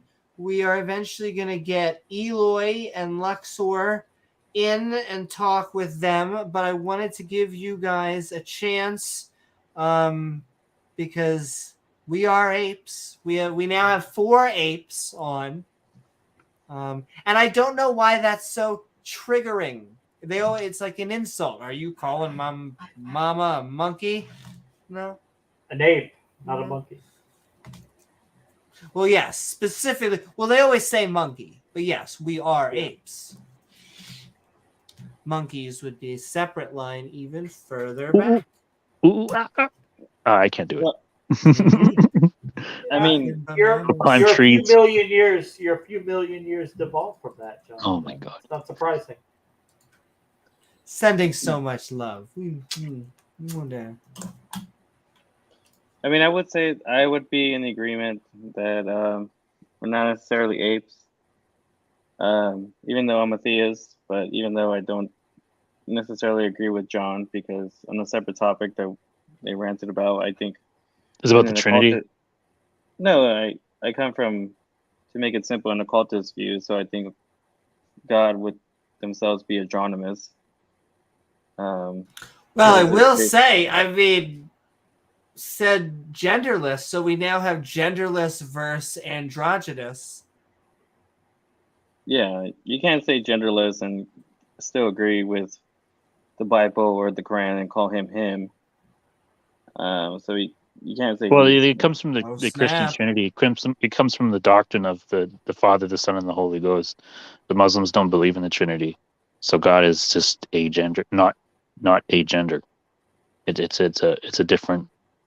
It's from a different realm that is not comprehensive to us, and which the monotheistic God is, and it's more in line with I guess you could say Noahide laws, but yeah, that's what.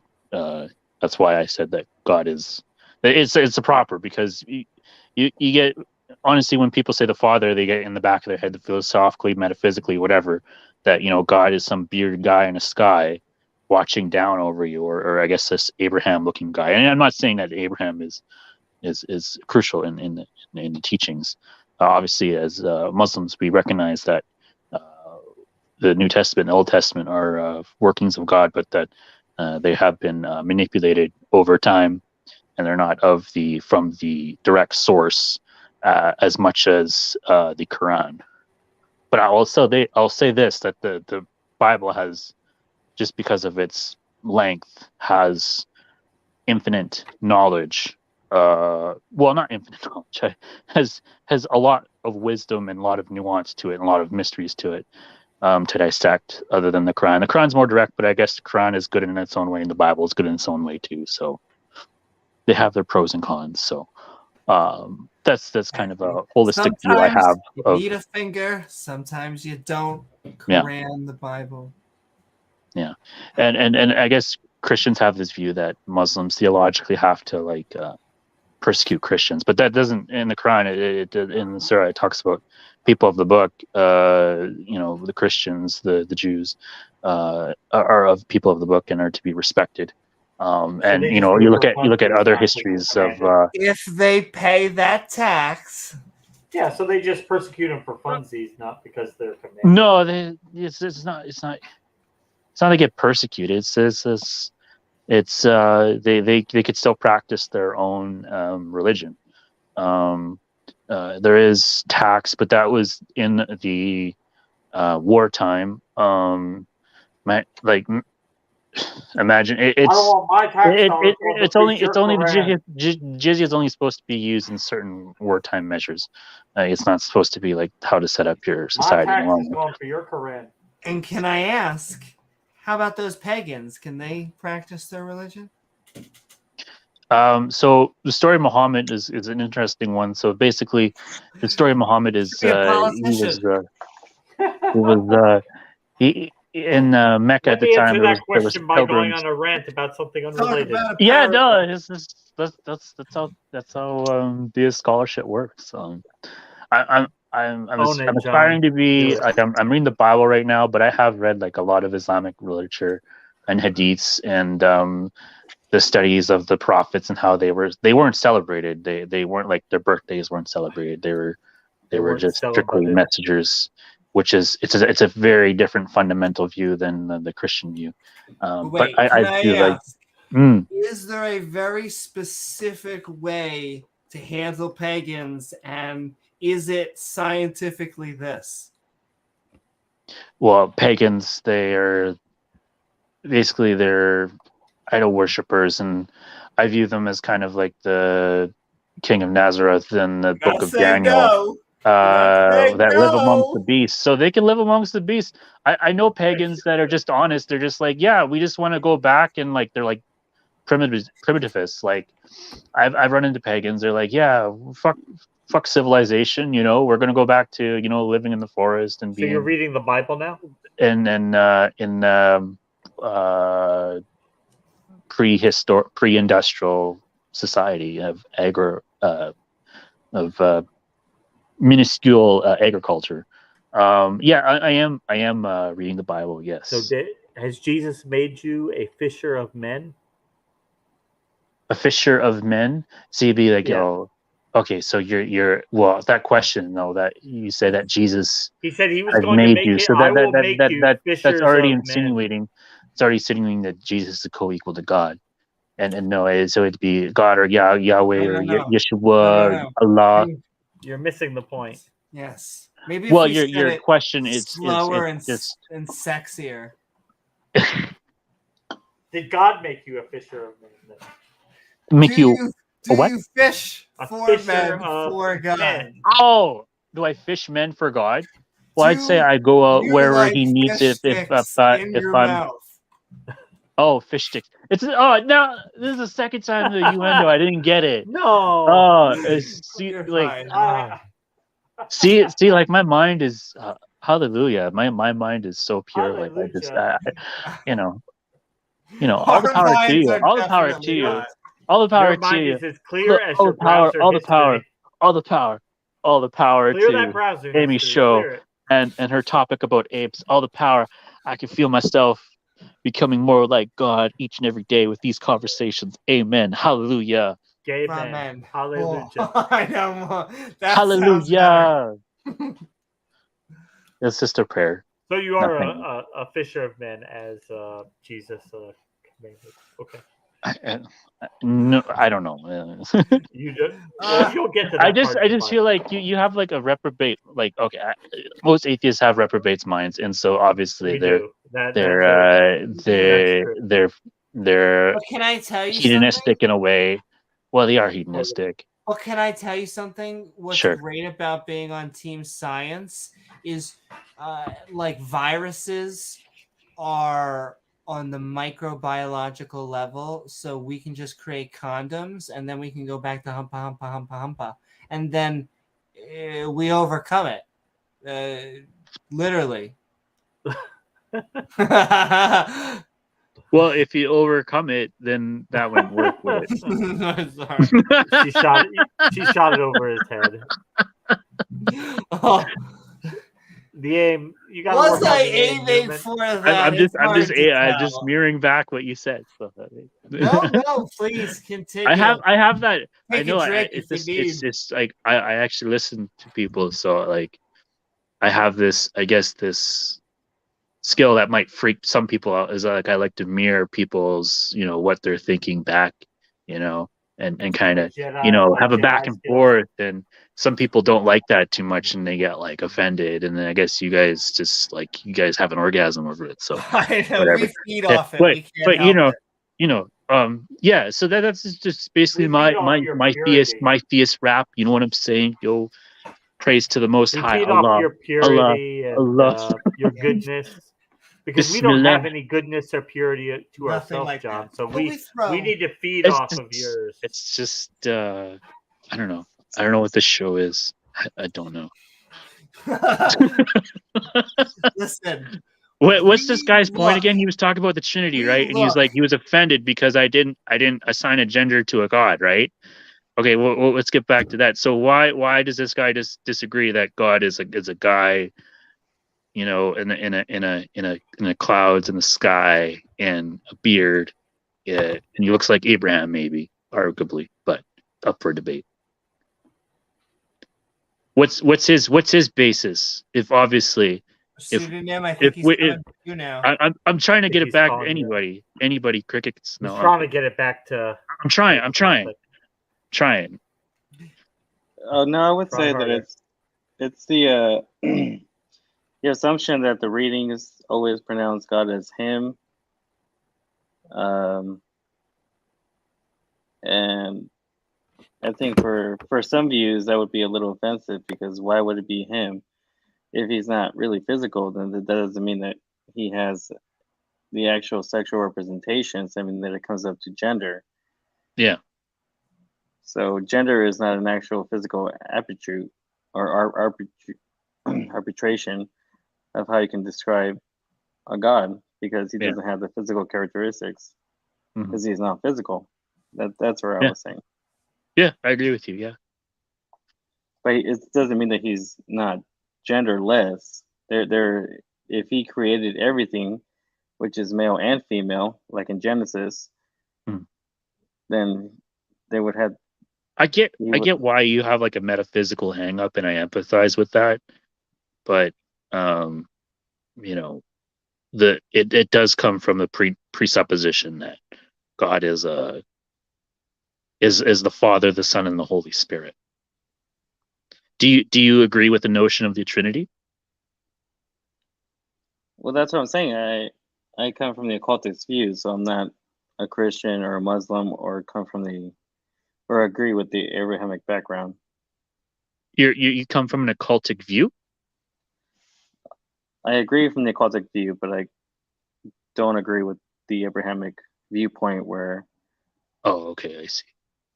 Well, I'm fascinated. So what have you studied about the occult?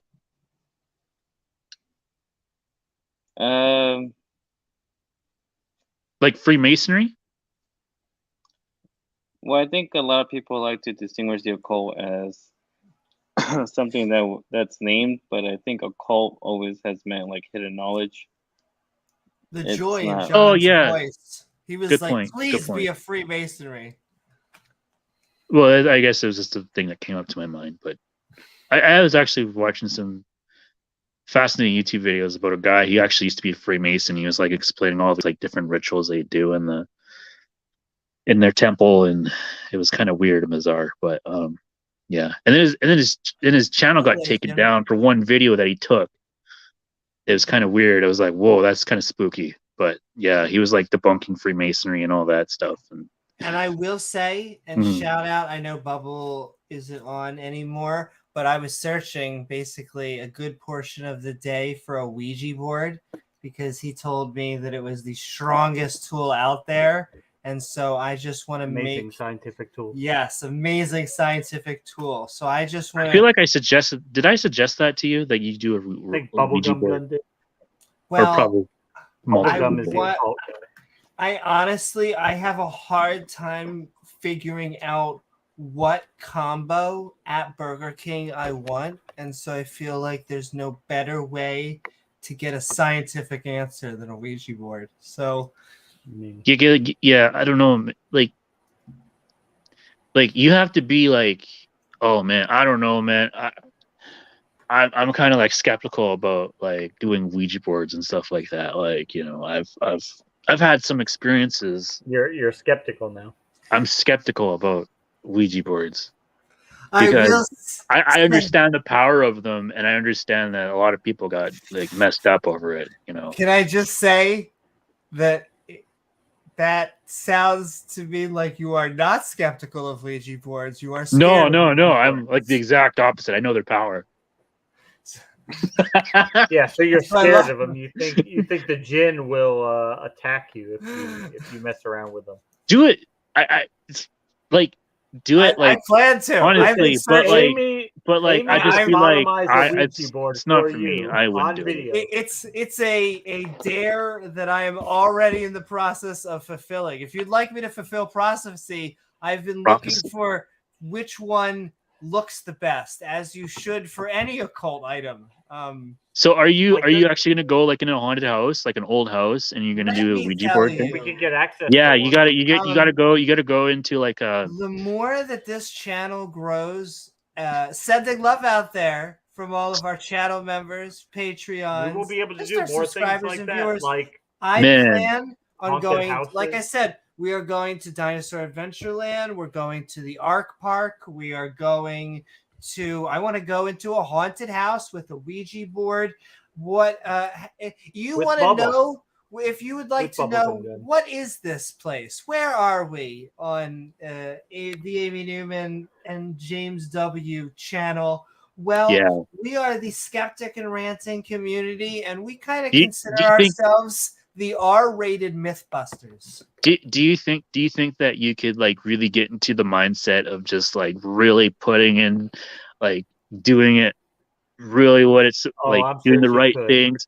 But I mean, even if you like mess up, if you're like in a haunted house, oh my god, like, oh god, I can't even imagine. Like, I'm literally like, I've had experiences with ghosts before, like positive experiences. So I'm always like, I just like, I get like the adventure of just wanting to try new things and just like, Okay. but oh man, I don't know, man. Yeah, I've done a lot of your ears things, perk but up. I don't know, a Ouija board. I don't know, man. That's Can I tell you that you're like you put a skeptic hairs on end because you have this like excitement that like it's hard to tell if you are genuinely scared or you're like I'm this scared is for part you. of the shtick. I'm scared for you.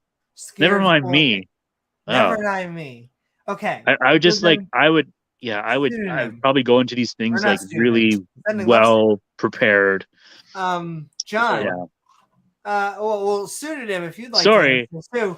But maybe talk about what about can apes be ghosts? Well, I mean, I think I can answer for James and I. We don't believe in ghosts, so no. Never seen a ghost. Never had any reason to think that they're real. So, and doesn't it feel good? Once again, do you notice the non-political, clean answer that skepticism and science gives, and you get it from the tranny? You must be saying to yourself, the tranny should not sound like she's making sense. So damn reasonable.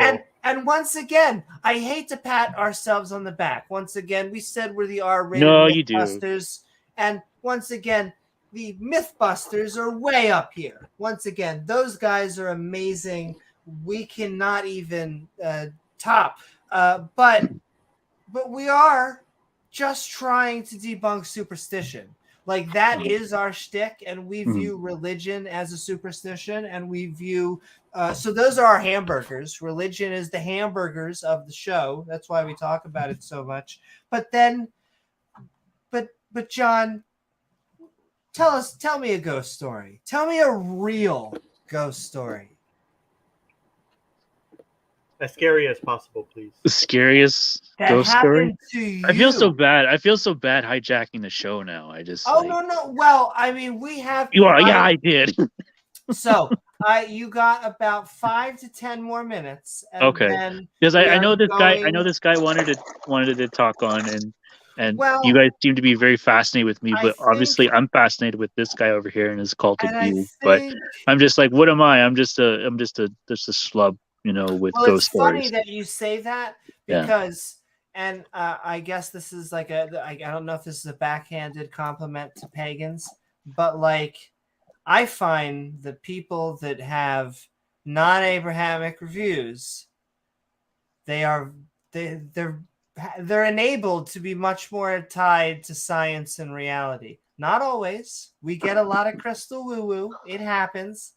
But there is something about young Earth creationism, because it's weird. The Catholics, for whatever reason, they are much more prone to accepting science. I think there's a little bit of politics in that. They kind of want to pat themselves on the back in some of the historical things that they've taken part in since they put people in the name of the game. Yeah, I wish that day Earth creationism would just kind of go the way of the dodo bird. So we have just a few more minutes, guys, before I'm going to ask both of you to finish up. But if you have any questions for each other, us, now's the time. Allah. We have been talking Allah, which is just Arabic for God, but that triggers a lot of the Christians specifically. And then the Christians will ask, why do you pick on us? You just pick on us. No, we don't care. Whatever. Bring your flavor. Doesn't matter. If a rabbi wants to come by and tell us why his version of Orthodox Judaism is true, then bring it. But yeah, Oh, getting a little bit of feedback. But yeah, guys, we are talking. Are we apes? I have to ask you soon, and while you're on here, are we apes? I don't think we are apes. You don't think we are apes? Why? I think it would follow through with answering the question if monkeys are apes. You would follow through with the question if monkeys are apes, but they are a different line than apes, than orangutans and chimpanzees. Right. So what do you think? Do you think? Can I ask? Do you think there is something special about humans? I would say so, for sure. Okay. What? I think the special thing about humans is to not be so vague. I would keep it scientific that we can at least be able to predict or reflect on the past, be aware of the present, and predict the future.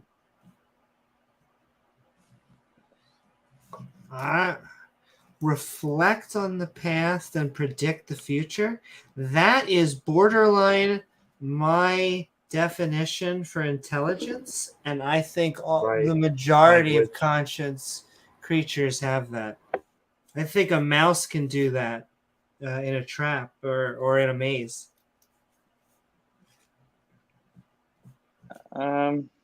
Sure, but they're trained to do that. You can't really say that in the maze they're gonna. I feel like you're assuming that they're gonna find their way through the maze based on intelligence, when their intelligence would tell them that. Well, how does a mouse find its way through a maze? Repetition, probably. Memorization. Do you think they kind of reflect on kind of like where they were going in the past, and they try and kind of like use that so they can predict the future and get outside the maze? No, I agree with that, but I think the point of the human specialty is that the humans are the ones making it happen. So, mouse, it's a controlled environment. Yeah, right? But in nature, that we are just artificially creating a scenario that the mouse does in the natural environment. Yeah, but there's I would say that there's levels to it. There's levels of intelligence. So I agree with what you're saying, and I agree that animals can do it. Animals can set traps. I think crows are probably one of the smarter animal kingdoms, but you say crows? Yeah. Yes, I agree. And I agree. I mean, I'm not going to give my selling barbecue 20-minute spiel, but I mean, I agree. I think that there are different levels like consciousness, sentience, and introspection. On sale now for $4.99. But I think they're all natural. I don't think there's anything special. Furthermore, I think crows do all of them. I think dolphins do all of them. Elephants.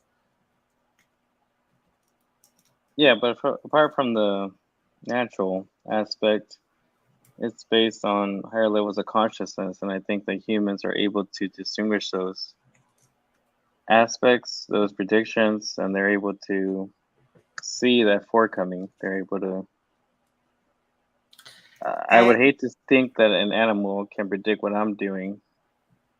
I would say, and if there's no other animal than a human that can do that, I would say that that's a special creation. Also, I think. I would think what makes humans different from apes would be the abstraction of different phenomena. Our ability to abstract ideas, not only with language, but also abstraction, like morality and abstracting law and abstracting science. That is a uniquely human trait for us to come up with all these experiments and kind of see how other animals react. It's like we can control, like we come in and we're almost like aliens to like the planet, if you really think about it. Like to us, other animal kingdom, it's just like they come through a cycle, they just leave it as it is. They don't really, manipulate things too much to their will. But humans, they have that innate ability through abstraction to build civilization, to come up with legal systems, and to that makes it, unique.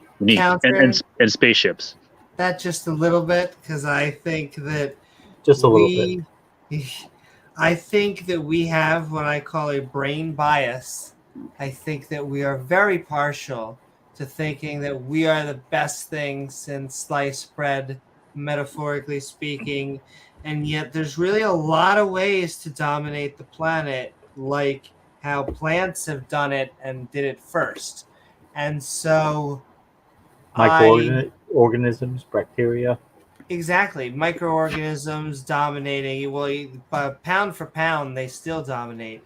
And so we think that we are this amazing thing, and we are. Because it sucks in some ways.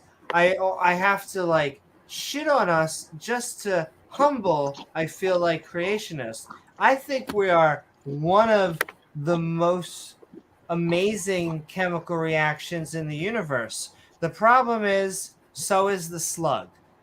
And I honestly, what I think most creationists think that biologists do, because evolutionists isn't really a thing, but what biologists do is all biologists are evolutionists.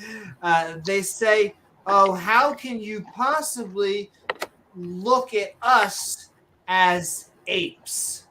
They're looking down at us.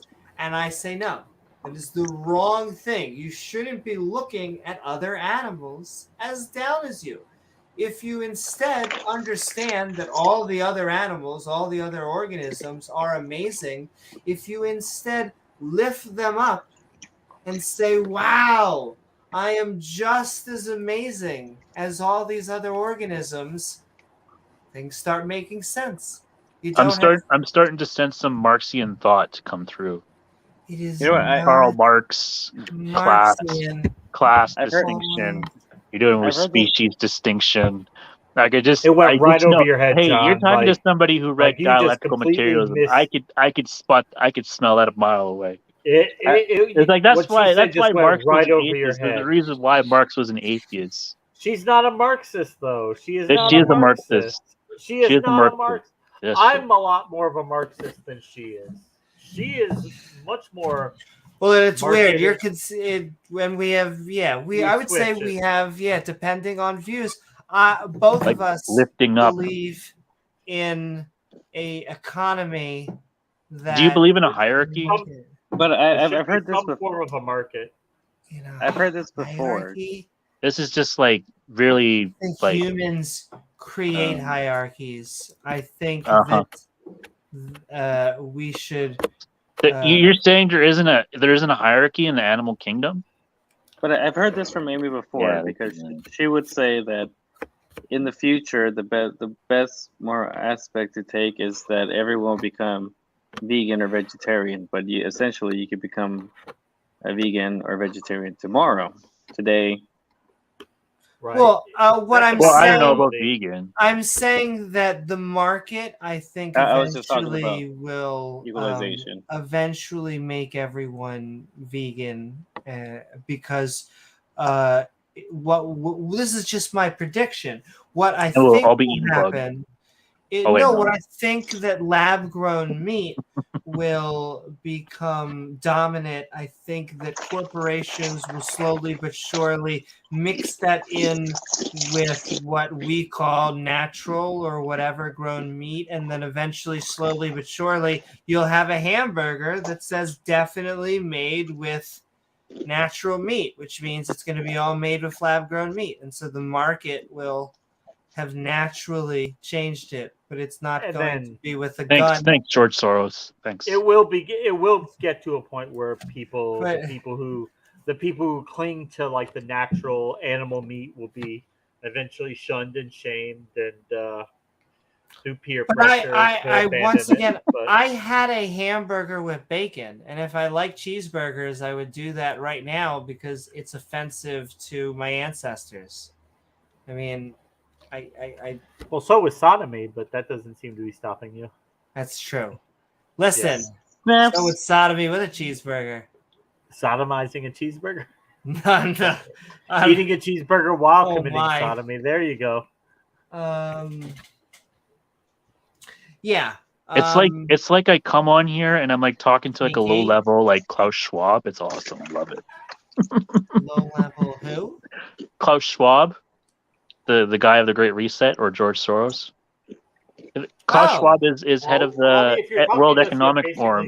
We're He's You're like talking about like basically eating Soros bugs or- and just like it's just like or straight from like the Soros. World Economic Forum. Listen. And like I'm we'll make gonna the say market this like they're over already and putting over. crickets in like chips or whatever. So this Flattery isn't like the gets pie in the rewarded. sky thing. Oh my god, they do. Yeah. They've chipped us all. Do you want to see it? It's right here. Holy shit. Well, it's right here. They chipped us, Right here. but you can always get rid of that. It's not underneath your skin yet. What his henchmen is just like, we haven't surveilled the humans yet. Like this, actually, in the Bible, it talks about like the mark of the beast, where the mark of the beast says that it'll know you more than you know yourself.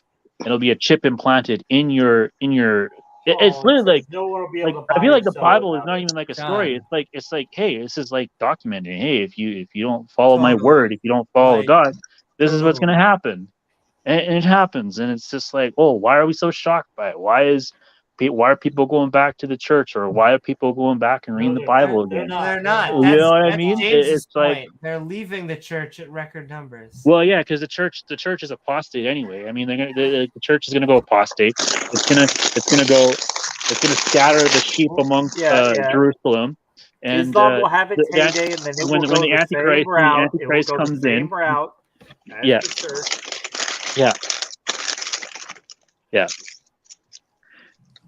Man, I'm so proud of myself. Who I've come. I love You it. should be proud of yourself. I am proud of You should myself. be. I'm You preaching. get- I'm preaching gospel. I'm preaching gospel to the world, to the internet, and I'm called to do it. I'm called to rebuke people, and it's amazing how different reactions I get. I love it. And I I will say love this, it. I love it. I get a I high. I'm high right now. I'm high. well, I will say, I mean, I love the debate community. I love the back and forth. I think it's why James and I started this channel, is that, when you lose something like a theistic community, you want to have something where you can all share ideas, grab a Mhm. beer. I know you can't do that, but we would break Nah. bread. Grab a queer. We can have chicken or something. Grab a We queer. can have something. Grab a queer. Hello, hello, Exactly. chicken. Hello, chicken. I like chicken.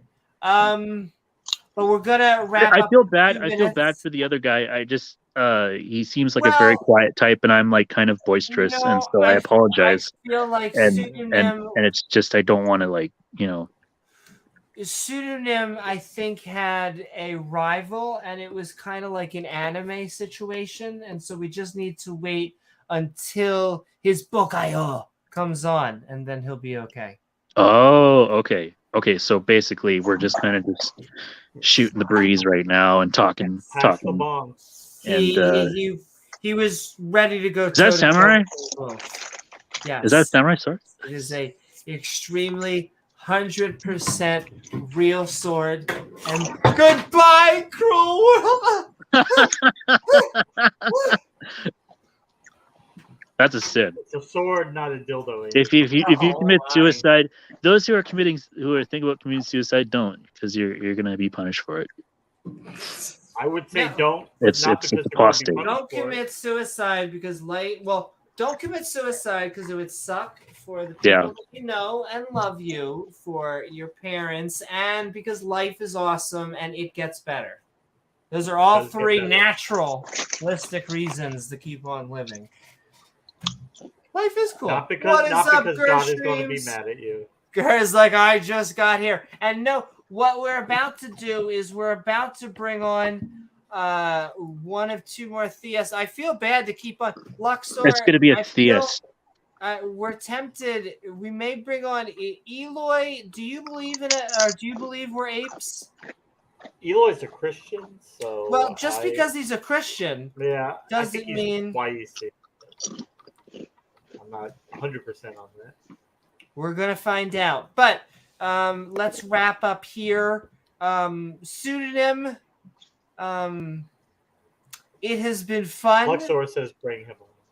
We have been calling me skeptical, making new shows. Are we apes?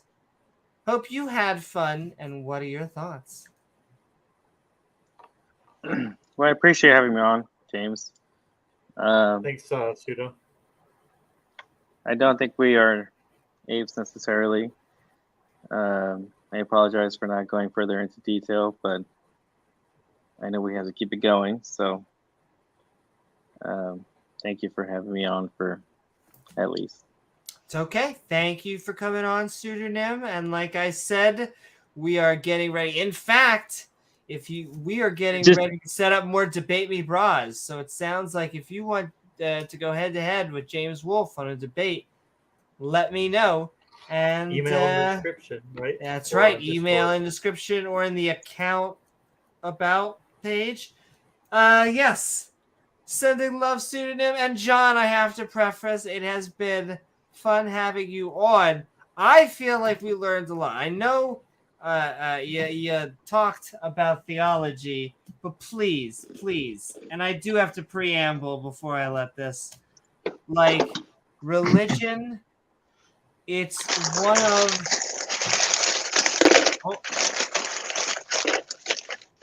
Sending so much stuff.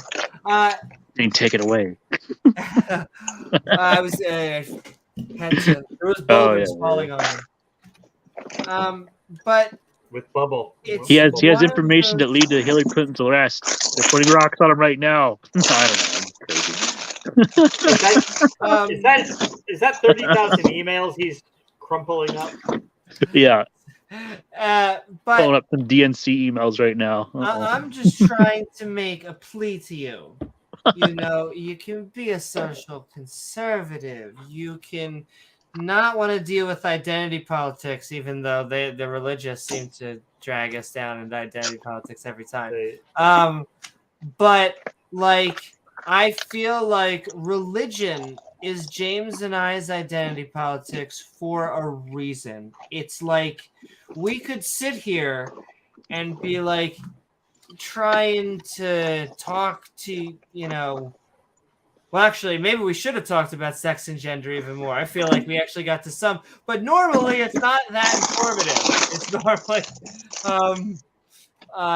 it's just dealing with like, no. It's normally when we talk about that, it's just dealing with like the flower, but we want to deal with like the stem.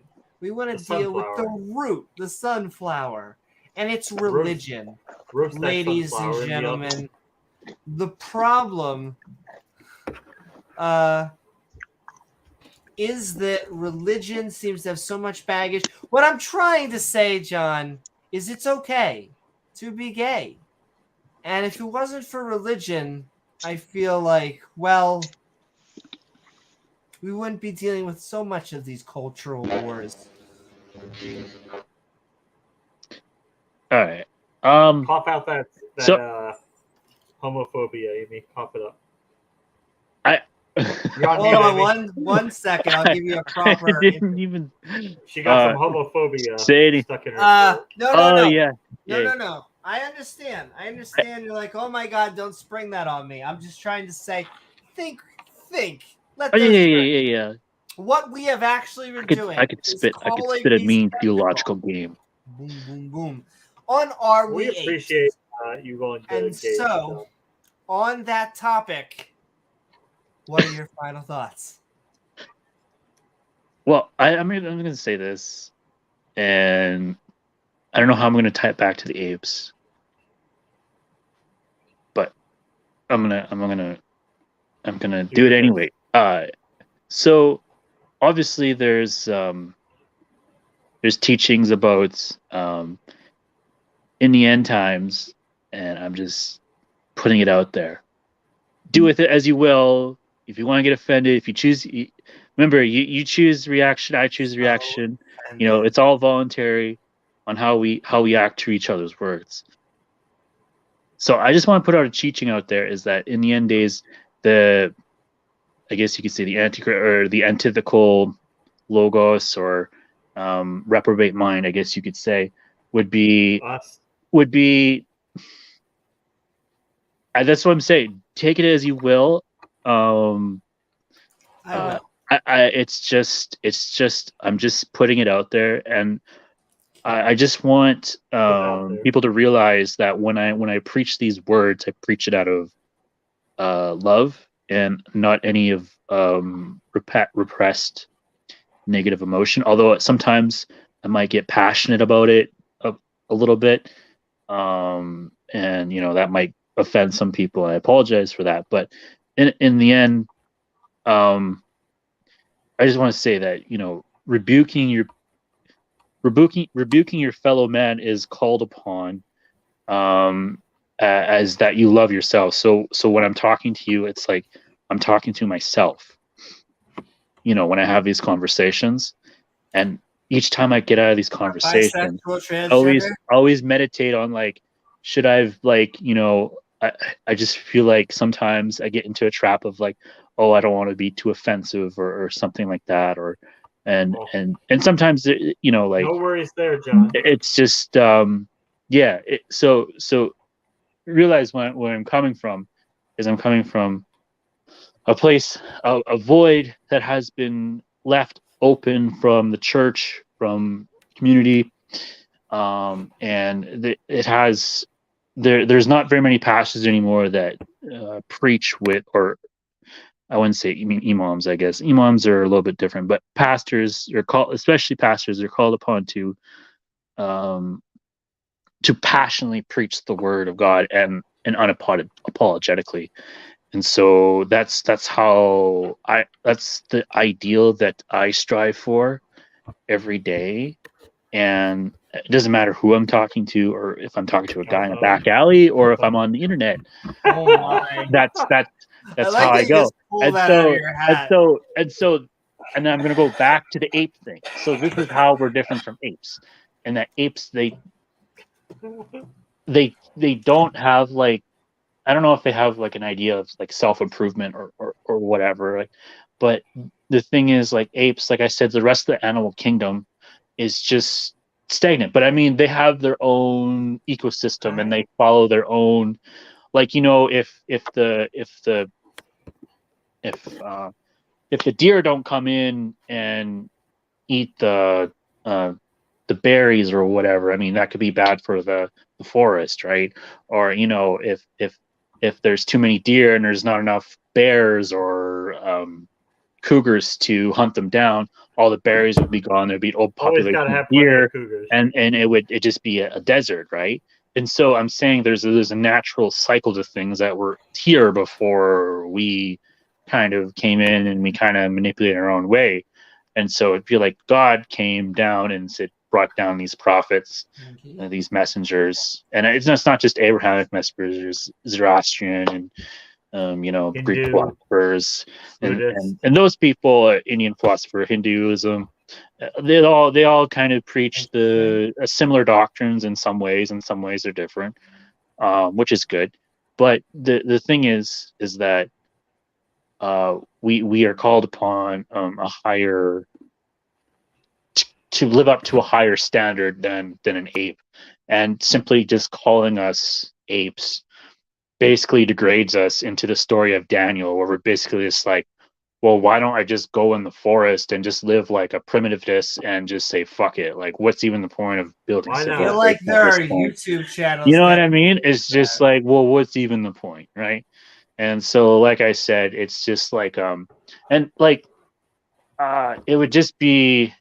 I know there was this hedonistic. There's also this underlying hedonistic element of it too, And so I just feel like humanity is just degrading and not getting any smarter, and just like our IQs are getting lower and lower and Welcome lower. to It's not Costco. because of We love religion, you. it's because of ignorance, and it's because of Religion? decadence and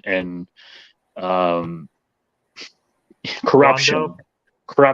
And so like It's there's got this what Pledge fundamentally brings. like polar opposite view where I'm very idealistic and you guys are kind of just like, we're apes, that's it. If you don't think so, you're just a bigot who might be a closet homosexual. And so that's all I'm gonna We say about don't that. think that But you're a closet homosexual because of uh-huh, evolution. We think uh-huh. you're a closet homosexual because we're fairly sure you had sex with male prostitutes. And so you say things without evidence now, and that's basically slander, right? Did you have sex with male prostitutes? That's slander, right? So that's Well, she's just like asking you a question, I'm Ron. asking you a you're question. insinuating things. I'm not insinuating. No, It's you're okay. you're saying things without evidence. You're saying things without evidence, and I'm gonna call you out on it, and it's slander. And yes, this is how I talk, and if you don't like it, you can just kick me out. I don't care. But I this is don't think any of us are offended. We are trying to process this. This is not like you're very not being deeply offended. politically incorrect. I'm fairly sure like we are just trying to pull you out of the closet. Like it's not offensive to What us. It's a little bit like we love you. Like here's the thing. I don't know how I we have to got put back to many like talking asterisks. about like homosexuals again. But we talk about homosexuals again. I just said just don't say things without evidence because I'm just trying to keep you to your standard. And now it's just like, oh, now it's just some weird psychological trick. It's some psychological trick, triple brackets, that Oh, But you may need 3 or but 4 it's brackets not a on that trick. one. Can I show yes, you it is how a it's trick. not a trick? Yes, it is a I trick. keep on You're showing trying to you, deconstruct but what I I've just never said had and sex trying to with defame my male character prostitutes. and put Why would that would slander not and be a defamation of your Can I character, tell you though? something, yeah, John? you are you're John, defaming Not at my all. character. John, Yes, you are. And you're John. going against your principles and you're saying things without evidence. But hold on. Until you Can I have tell you something? evidence, Let me then reframe you your would have a mind a little case, bit. but you don't. So therefore it's slander. That's all I'm saying, as I'm trying to keep you to Sounds your like a good standard. time. And I'm calling you out for your hypocrisy because you have failed in your own standard of where's the evidence?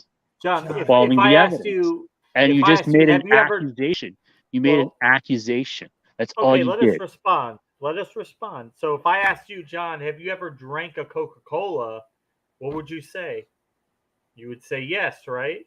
Well, that's not even what the Well, but I'm conversation was. just It's asking irrelevant. It's a non if sequitur. I asked you if you It's like you drank a guys don't even have a Coca-Cola. sound mind. No, because listen, because it's the same thing. Drinking a Coke wouldn't make you a bad person. Having sex with a man wouldn't make you a bad person. We don't think of it as it making you evil. It's not a defamatory thing from our perspective. And I can't help it. The high probability that you had sex with a male prostitute doesn't make you a bad person. That would be our point. Like we're actually, this is a surprise, and Soros allowed me to confirm this. We're a pro-prostitution channel. We think it should be legal. And so we shouldn't be putting people in jail for it. You feel like I know you're. I'm actually for I'm actually for to... legalized prostitution. Well, there you go. Well, there you go. That's something we can agree on. Just controlled, not just laissez-faire. Maybe you guys have a laissez-faire, but I'd just be maybe some type of regulation for it. Yes, maybe. Yes. Hey, we can agree on one thing. There you go. Yeah. There you go. On that, we're going to switch. I could just feel the tension just go now. I love it. Just I'm just gonna keep release it, John. It's just like release it. It's like a friction. And on that note, good. We're gonna on a good note because Eloy said it's like a custard egg. What is it called? A Kinder egg. We don't know if he's for or against evolution. He wants us to open up the surprise once we unwrap the tinfoil. Or that felt bad. That sounded terrible. That sounded terrible. It came to a thing because the Kinder eggs do have tinfoil. The custard. Any analogy that isn't insulting. I love you all. We're going to do it. We're going Let's into show. it. Thank you both, Pseudonym and John, for having some fun with us. We have been Calling Me Skeptical on Are We Apes. We're going on to our next caller. Mwah.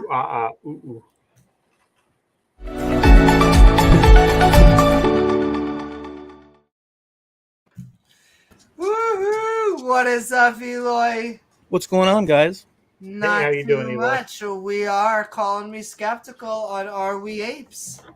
And some other things too, but that's how it goes. We also called in Dr. Phil, but it was a good time. We learned things. We all had a campfire, sung Kumbaya at the end. So some tissues, you laugh, you cry. Exactly, the whole story. Dart Dawkins sings Kumbaya. I've been listening, and I heard so many things at the time that I wish I could have. And I didn't do like you do, which I've been noticing. Maybe you do that. It seems like you do. That you write it down on a notepad, which is a great thing because you keep track of. Take notes. Yeah, you keep track of what's going on. But I was quite lazy and just sit back and listening to all this stuff. But there was a lot of good points that I thought to myself, I could respond to whether I'm right or wrong. I could say, oh, I think this about that. So my question, could you restate what's on the table again? Sure. So tonight we are talking, are we apes? James and I would say most of the skeptics and science-minded people would say yes. We know, that is, we believe and have a justified true belief that we are apes, just like orangutans and chimpanzees. Okay, fantastic. And you've also mentioned, so that's good. So, and then you've also mentioned that on the flip side, Christians think what? Well, I would say, so here's the interesting thing. I mean, yeah, it's really our war is with young earth creationists, and they just use evolution as a proxy war, or whatever you really want to call it, because evolution and Christianity or theism are not dichotomies. They are not opposed to each other. I understand why accepting evolution can loosen your grip on a deity belief, because if you banked all of your mechanisms, yeah, you put all your eggs on God, and then science comes in, just explains bing to bang to boom, basically the vast majority of what you thought was God, then you're going to oppose it. But if you already knew science and you have a nuanced version, then, may not have that same internal conflict. So I'm going to go at this, not necessarily on the contrary, or I'm going to go at this broadly speaking, with I guess we'll say the subject that bothers me the most when listening to this, and not specifically what you believe or not, it just broadly is the issue of categories, categorization, and such. So we as human beings definitely use it, regardless of what we would, to some degree or another. Some people go really crazy with it. The use of categorization in order to make sense of the world around us. And you just gave us the question on the table, which was the first thing I had asked you. Are we apes and such? Humans, primates and such. And this is a category situation. Then earlier you were mentioning something to the effect of, it's been a long while, but something to the effect of, what was it? You went with mammals. Are we mammals? And people were rejecting your positions all along the way, and it was a difficult situation. And I was thinking to myself, as this was all unfolding, that there's no need to be tough or hard up on the question of, let's say, the mammal thing, as an example. And so then but the issue is the category of primates. Okay, so before I go to the bit and the category bit, what is the definition that you stand behind in terms of primates, according to the title of this episode? What is the official, to the letter definition, honed in, that categorizes primates? You want to pull it up, Amy? Whatever you follow, Sure. whatever it is that I you guys are mean, saying, well, this is I think it. we would follow the standard scientific definition of it. The order of primates consists of otherwise extinct platyforms and their descendants, which includes the crown primates or Europrimates, the lemurs, and the Halopaphidine. And I can also show a great thing. Do-do-do.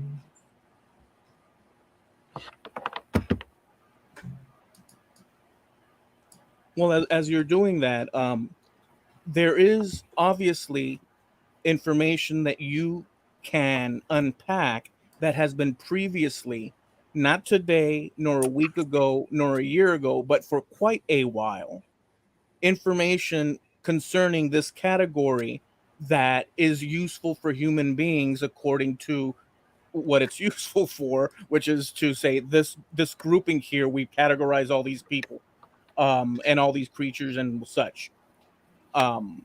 Is that fair, my explanation?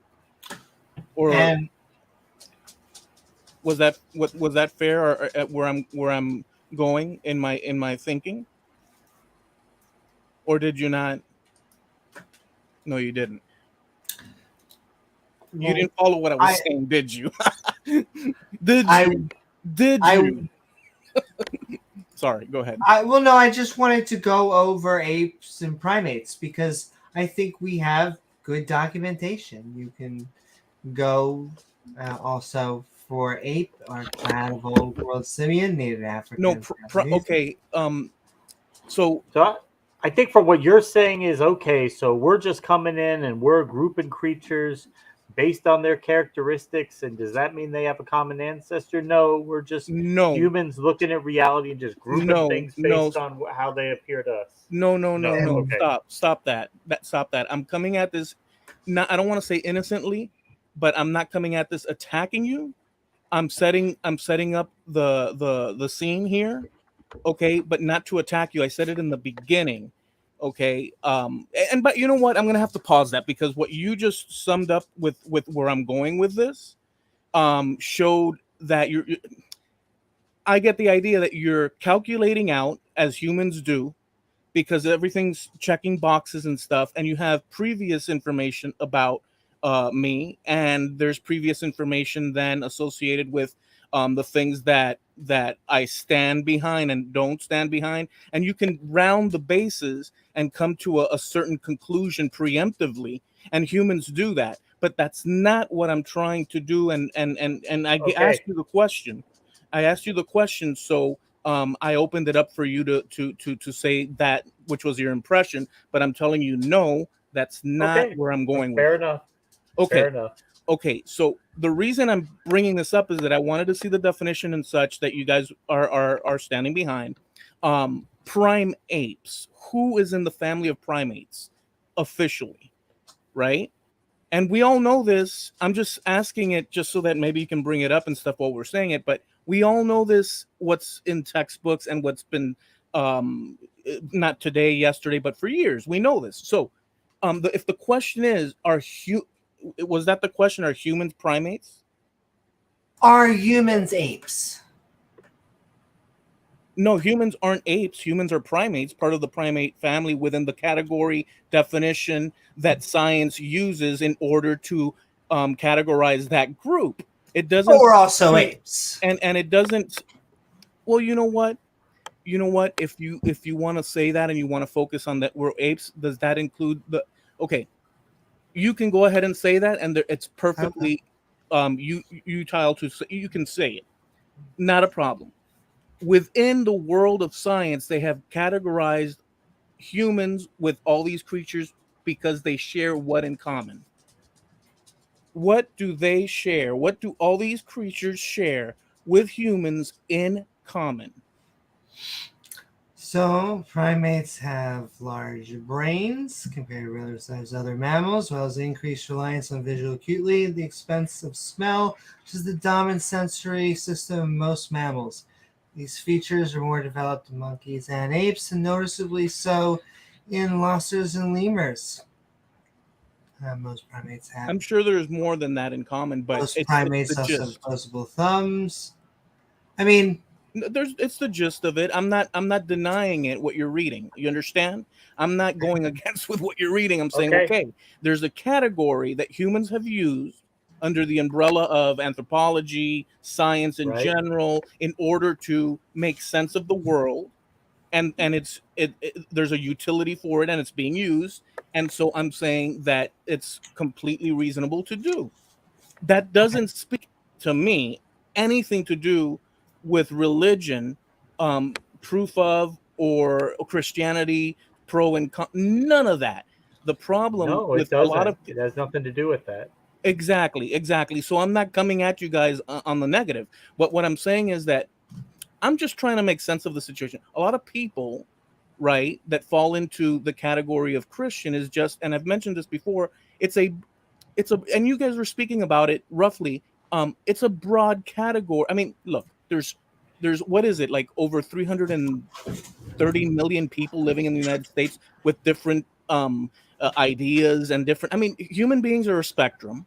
You were talking about sexuality. It's all a freaking spectrum. So you can't come out and say Christians X, Y, and Z any more that you can say gay people X, Y, and Z, or anything X, Y, and Z. If you're going to look at it in terms of that, we're looking at categories within categories and within categories. And to say anytime somebody says a broad statement, they are already opening up the door for people out there in the ether and in reality to come at you and say, well, no. And all they're doing is saying that us, as this particular little grouping, are saying to you, no way, we're not agreeing to it, Amy, or whatever.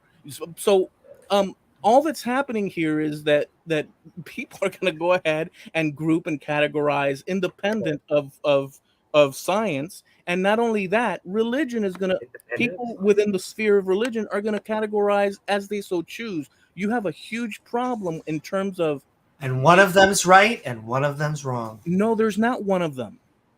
That's the problem. There's not one of them. If you say that there's no category, if a Christian says there is no category in reality on this earth that's called primate, and that within that category humans have been placed in it, and they say no, well, now if you go to a court, you can actually produce the books that show that this and that. Now, if you're saying that intrinsically, you know it for a fact, it's essential. It's a vital fact that you can't turn away from it. If somebody denies that, you have to go to war on that one, and how, if is that the hill you want to die on? People are going to believe all sorts of crazy things, and they will die on that hill. They do fight it, and all this fight on that hill. I'm sorry, can you say it again? Forgive me. I said they do die on that hill. There are people who want to die on this hill, that we are not apes. We're not primates. Okay, and I'll just suggest this thing, and I agree with you, and I'll just suggest this thing, and the reason they're doing that is the reason. Look, and you know this, both of you know this, because you're not dummies. Because just listening to you, although you guys go with the aggressive, social shaming stuff and this and that in a broad way, that aggressive. Listen, you know what I mean. Maybe aggressive wasn't the right word. You're right. But you know, it's James, you're officially a social justice warrior. That's what he's saying. I'm not saying that. No, don't put words into my. I'm saying I'm that. Just kidding with you. I'm not going in that direction, but it did sound like that. So let's just throw that out the door. Whereas I wouldn't go. Throw it out. Yeah, throw it out. I would. Let's not even touch that. All right, we won't. All I'm trying to say is that the problem with conversations, I've said it before, is the obvious thing. I mean, no matter how certain you are on something, scientifically speaking, let's say, if you come at it to a person with religious beliefs and they put religion at the first tier, because nobody's just a single block of religion or a single block of anything. People are a spectrum of all sorts of different things that are going on in their head. And because of these complications, anytime somebody says, "Oh, you People people," are complicated. That's what you mean, which is true. Yeah, people are. exactly. You're right. So there's no one Christian dude or Muslim dude or an atheist, whatever, that's going to represent the incredible, vast freaking ocean of just randomness that comes from human beings thinking independently day after day, moment after moment, in the amount of 7+ billion people on Earth. The situation is grave in Thanks, terms of me wanting to put my ideas in the forefront of your heads, and for you to incorporate those ideas into your lives as if it were gospel itself. It can happen probably with a select group of people that are quite willing or find it quite reasonable, whatever that idea is, but it is not possible for, we can't, not even Michael Jackson. I mean, Michael Jackson's one of the biggest record sellers in history, right? I'm sure somebody's beat him at this point, but maybe not. Even he didn't corner the market, although it looked like it from his vantage point. So, these are impossible things. So as far as the primate thing, it only speaks to the scientific categorization that we're talking about. I have no problem with that. It doesn't address, or it doesn't, it's not an affront to anything.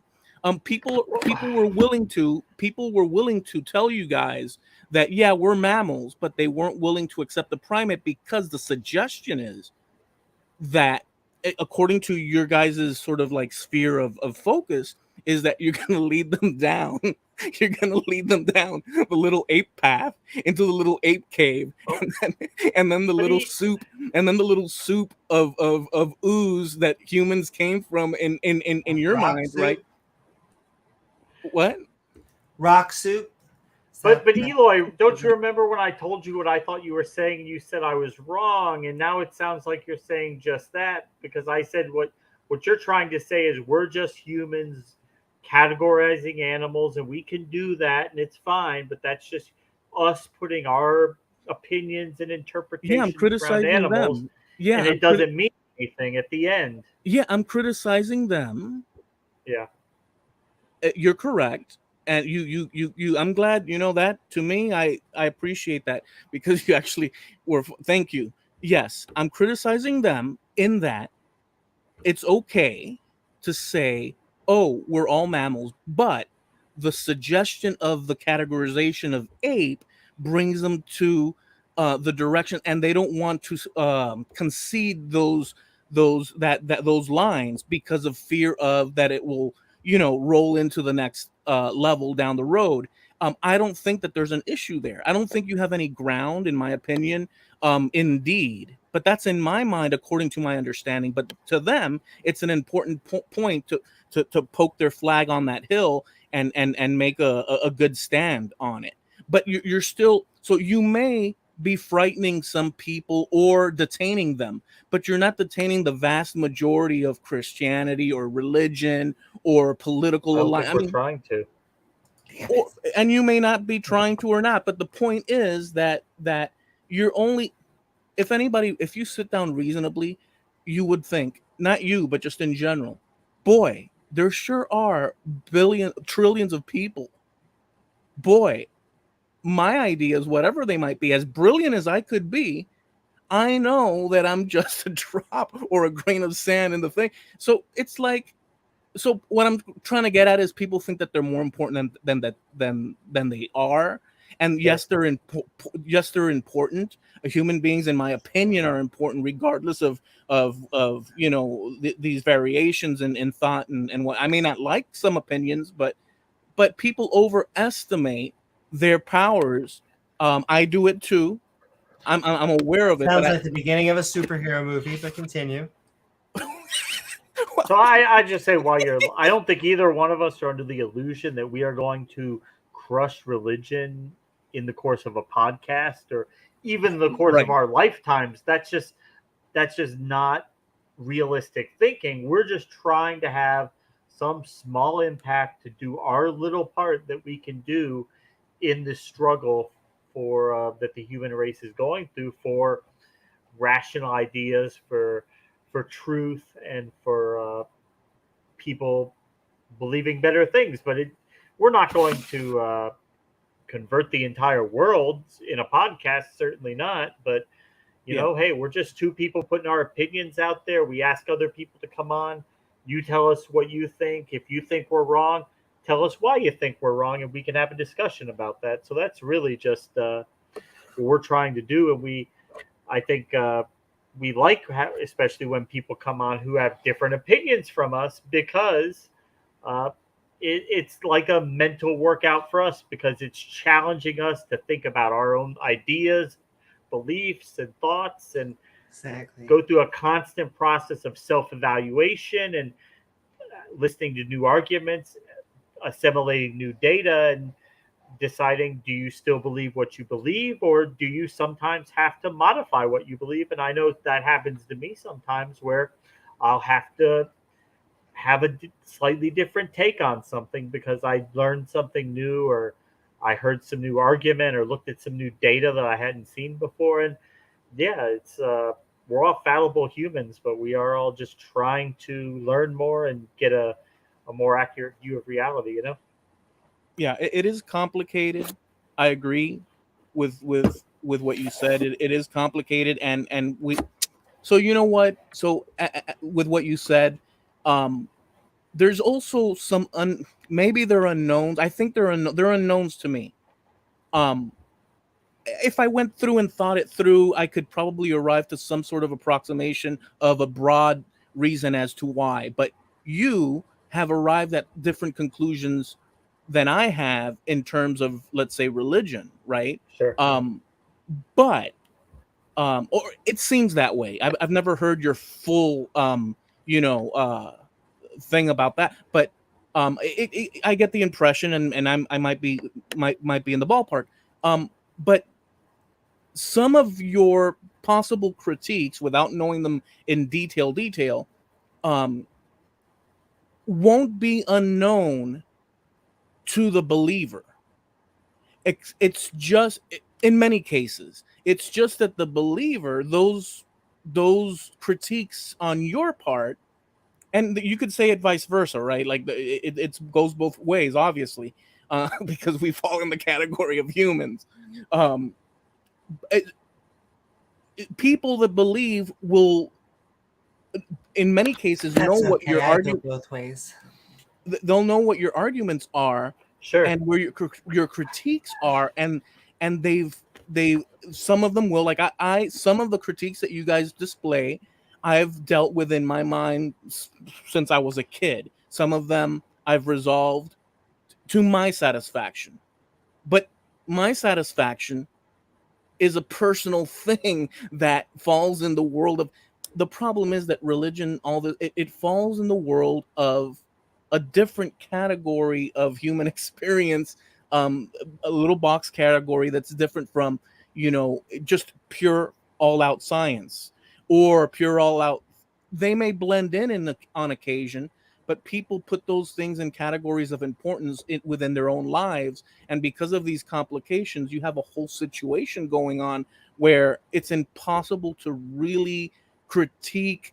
Not critique. It's impossible to really put the finger on the pulse of what another person, although you can get a good idea after a few comments, because I was listening to the previous people on here. You can get a pulse on where things go with the person, and because it's all complicated, we're not really. It is what it is, right? We're stuck sure in the situation, and it's a pull and tug and this and that. But anyways, the last thing I wanted to share with you guys is have you guys, I'm curious to know, because this goes to the category thing I said in the beginning. Have you guys ever seen or taken the my. what is it? What's that test? It's sort of like a compass, the political compass. Have you guys ever seen that and come across it and perhaps taken the political compass test? I mean, I know I have, but I've taken it at various times. But like I said before, your views at times change and you get different. Right. So I could take it 1 year versus another year, and it might be slightly different. But what I was going to say to what you said before is that, like, me and Amy, we both at one point were theists. Okay, so I was a Christian, she was a Jew. We both had our own beliefs about each religion and practiced it in accordance with how we were raised and whatnot. And but there was a time where, after incorporating data, looking at arguments, where we decided that the reason that we held those beliefs was not a good reason. That what we believed, we didn't have a rational reason to believe, and we had to at some point give that up and say, I don't believe this anymore. And like, look, yeah, there's very rarely do you come across new arguments. Like, any argument I'm going to make in the thousands of years that people have been debating it, has that argument been made before? Almost assuredly, right? People have done it.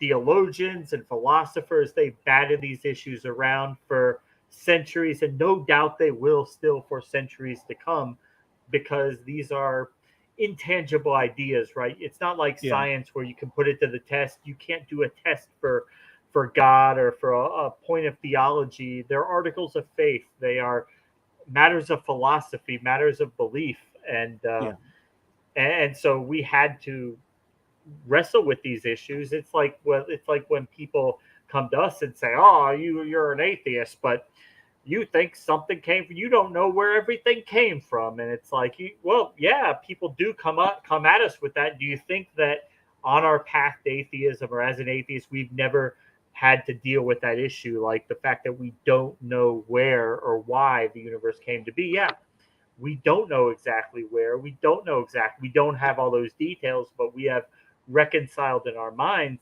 that lack of knowledge is not a good reason to believe in a deity or in magic. And but there are people on the other side who have been atheists, who say, "Whoa, what do you mean? That's right, I never thought about that. Where did everything come from? I should probably convert to Islam." So, are we debating new issues, new arguments? Not necessarily, but hey, we're just people. This is our turn on the earth. This is our time to debate these issues. And regardless of the fact that they've been debated before, will be debated in the future, this is our chance. This is our chance to do it. And that's all we're doing. So if it changes people's minds, if it doesn't, whatever, we don't really have control over that. But we're just trying to do our part to advance the conversation forward. Okay, so all right. You know what? That's I understand that. That's fair. I understand that you came to that conclusion out of reasoning. In your minds, you believe, not to detract from it as if saying that, oh, I'll give you that one. No, completely. You, as a free agent, as far as that can be said, arrived at that conclusion due to X amount of information, right? And that's your position. And so, and you arrived at a different one, and that's okay. That's okay. There's nothing wrong with that. Okay, so then I'll go in this direction just to see. So obviously you're aware of and you've taken various times the political compass test, and you've noticed. I don't know if this is true for you. It has been true for me, without necessarily saying where one lands or not for you or for me. But have you noticed, if this is true for you as well, that it sort of hovers within the same rough area, but it can shift, but sort of in the same area? I don't know. I mean, for me, probably not. But interesting.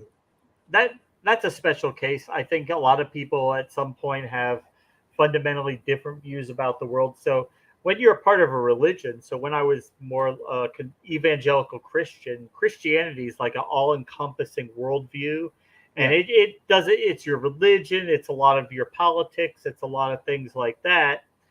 And so coming out from that, I think you tend to abandon a lot of those views, and then you're taking in new information, and over time, I think, like in particular, I think my views have on some things remained the same, but on some things they've been radically different. Like, for instance, like the LGBT question. It's like as soon as religion was off the picture for that, then that radically shifted, because if there's no God, there's no deity to say it's naughty to for a woman to be with a woman or a man to be with a man, then at that point, why would I want to inject my own personal preference in what other people do?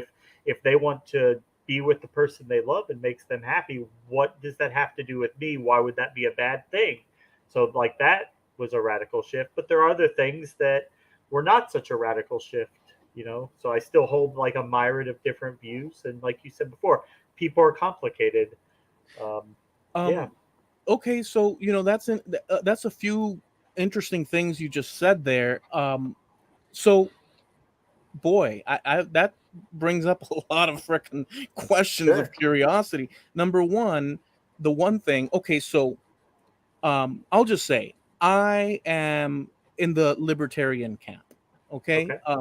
So I'm if people go and check out that I guess graph or compass, the further south you go, and there's a division. It's 4 quadrants, and this is a rough. It's not, you know, because you know there's complications within the complications. It's very, we can be more nuanced than not. So it's kind of like a broad bird's eye view of the landscape of where one sits, roughly speaking. Well, the thing is that I sit away down towards the libertarian area, but it hovers within that area, but it could move a little bit to the left, a little bit to the right. So to the left and right, you have your left and right. To the bottom and the top, towards the south on the bottom, you have your libertarian ideals, and towards the top, you have your authoritarians. Now, here's the thing, that there's an authoritarian left and right, and there's this whole space in between, all the way south and whatnot. People hover on all sorts of areas. In order for me to since I was a kid, I never wanted to compel others, nor was I taught to, nor did my parents. In my particular case, it can vary, but in my case, I was taught not, you can't impose your will on other people. So there was quite that sort of enlightenment / ideal, whatever. So I guess I was influenced by that, and it roams in that libertarian space. Now, the financial scenario leans towards more financial independence, individually speaking, but it's not that far removed from, you know, conscientiousness towards society and our needs and whatnot. So I'm not blinded to the fact that, you know, we're a society, and there's people that require, you know, some. I mean, there's a balance, but that's my personal take according to all these things that I've arrived at and internally and whatever. To want to force your stuff on another person, especially by use of fraud or force, like you know, just force, is tyrannical or towards the authoritarian. They would argue that it's not. It's to maintain society's standards and whatnot, and this and that. Are you saying that before you had some streak of authoritarianism? Well, I mean, authoritarianism, that's hard to define, because I think everybody thinks that there should be some type of regulation, rules in society. People who, you know, don't like those tend to consider rules against what they want to do as authoritarian. So I think that's more of a distinction without a difference. Like, I think it's slick language, and it's trying to because no one wants the label of authoritarian. That's not a label anybody would take. Nobody wants that. Yeah. themselves, right? Nobody wants to be labeled an authoritarian, but yeah. And they couldn't see it themselves. So these people, because you can see, and I'm sure that you know, it's so obvious, but not to everybody. Anytime people want to impose on others, especially, it gets worse the broader your imposition and your will to impose becomes, and the amount of pressure you want to press down on other human beings, the further north you go into the authoritarian, and that can be just as bad with the right. It can be just as bad with the left when you have. So there's that spectrum. Well, anyways, let's push all that to the side. That same graph that you all can find out there on Google Images or whatever, if you were to replace political alignments and such, and there's a field with the 4 quadrants, you can change out the authoritarian / libertarian senses of that for any category in the human experience on this planet, and people will fall into different parts of that.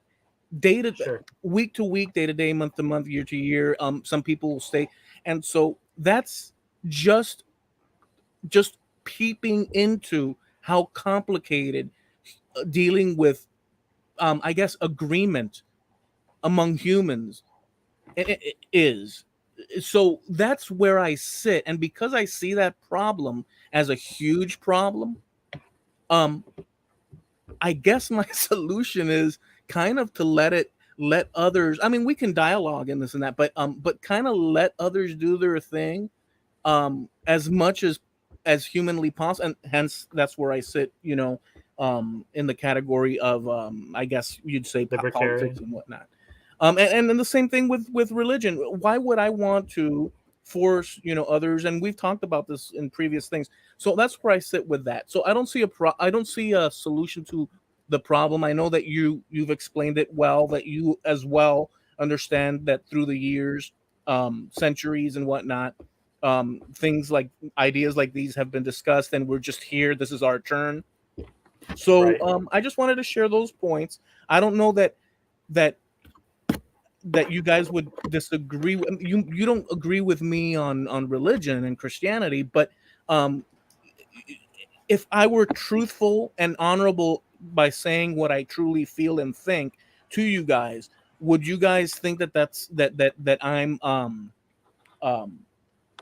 that this is something that is so outrageous against your belief systems, that it must be fought? Do you see it as some sort of opposition, or do you see it as, okay, this is a variation, but there's no? I mean, how would you see that? Well, you've been on the show a few times, and I think you've always been polite, and you sound like a reasonable guy. So do I disagree fundamentally with the religious views that you hold? Yeah, I do. I think that they're wrong. I don't think you have good reasons for them, but I understand that you disagree with that, and I would never want to try to force you to change your beliefs. I would never, we're not for enforced atheism or anything like that, for outlawing religion. I don't think that works. I don't think that's the right approach. We're not going about it that path. We're just trying to share ideas, and we consider ourselves to be merchants of doubt. We are going out there and trying to plant seeds of doubt in people's minds, and whether they sprout or germinate in one person or not, we don't have control over that. It's going to be up to them and their individual ideas. But you seem like a good guy, and typically a lot of the religious people we go after most aggressively are the bad faith actors, the people who are using deception and deceit, and people who are really putting out hurtful content and stuff like that. What do you think, Amy? And if I could just say about the political compass, because I find myself, my joke used to be radically centrist. I'm always trying to find compromises. I think if you were to look at me worldwide, you would be considered a liberal, because you would have tradition on one end, and I think you would have more towards collectivist on the other. And Yeah. I believe that generally speaking, you need a market economy, and then you need programs for people who don't make it through. And I really do believe you need one without the, you can't have one without the other. I do believe that you need the public and the private sector. And so I don't believe in utopias. I believe that humans are actually going to be, unfortunately, the same for many thousands of years. So we need to look around and figure out how to get this shit done with just the people in front of us. Yeah, it's yeah. We got. She's not a Marxist, though. I John. almost She's feel not. like ending. It's funny. I have read content by Marx. I think that critiques of capitalism sometimes are needed, because if you are a capitalist, you should understand what the flaws are so that people just don't attack the entire system. I mean, people trading is as old as human beings. We are always going to trade. I don't think you can destroy a currency. I don't think there's going to be a utopia in which we are all flattened. As much as I am an egalitarian, I can't imagine a world, unfortunately, because going back to the We Are Apes, is that we are these animals that have evolved, and we need to figure this shit out. We thought that Odin and Thor were making lightning, and that's basically still us. And so we need to lean on the fact that we understand we have biases and actually enjoy some of that science. I see. I'm trying to figure out how to knot this circle, because we often get asked, why are we such evangelical atheists? Why are we such anti-theists? Because in one respect, I would say, just like James said, we have no problem with Christians, Muslims, Jews, insert the whatever.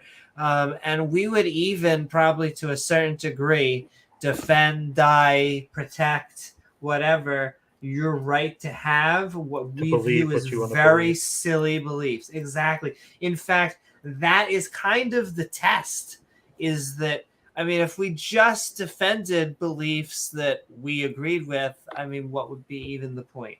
And so we defend the notion to have silly beliefs. That being said, the mission statement, if we were to look at the ledger of the channel, we consider religion a superstition, and we're trying to push back against superstition. Now, you could say religion is not a superstition.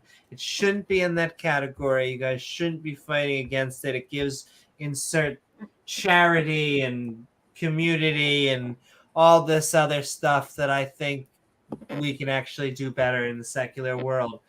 But James and I, we can't help it. We are set, like he said, we're merchants of doubt. That is the true product. Laughs. We want to sell laughs. We hope that you are having a good time while you're cooking in your underwear, while you listen to us. But we also hope that we can make people, we always worry about the people that are 100%, I'm 100% sure, insert, because those are the people that seem to end up flying planes into towers. Not always, but we feel like those people, James and I think, feel those people were 100% certain that they knew they were going somewhere. And that's the problem with religion. That being said, once again, I'll end it on the good note. We will keep on defending your right to have views we don't think are true. Well, I think that according to the mission statement that's there on the plaque that you meant, that's perfectly reasonable for you to go at, and I could not, this is your your direction. I don't think that the problem is okay. You could easily make an argument for religion and the amount of people that have been caught in the crossfires throughout history and such. But I wouldn't make that argument. At best or at worst, I would make the argument that it has been used as a tool, but it has also brought a lot of positives. But I could also say the same thing for government. It has been the cause of many deaths,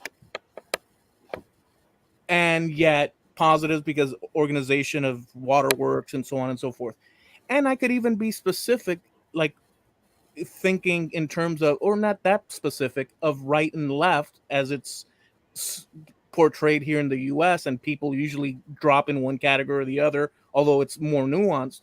You can make an argument that these radicalized type people, as you mentioned, Amy, extreme, rigid, not wanting to give way, those people, if there were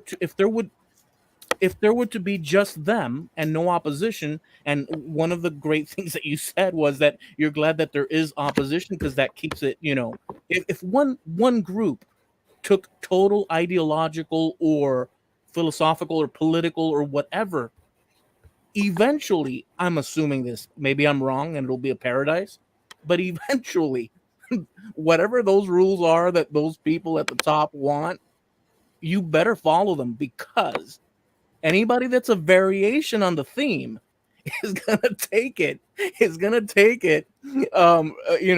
Bullet left of the ear, out the right.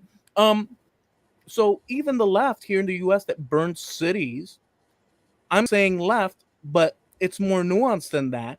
But they were definitely not the conservative types. But then you can talk about these neo-Nazi people, and all these people are type of like what do you call it, pitchfork and torches type people, and we have to be very careful of those type of people, because they're willing to follow a leader, off a cliff, and the rest of us with them, and it can fall in the left and right. But people, in general, maybe aren't that self-critical or critical in general, and they're going to go ahead and follow the main roads, the main paths that are offered to them.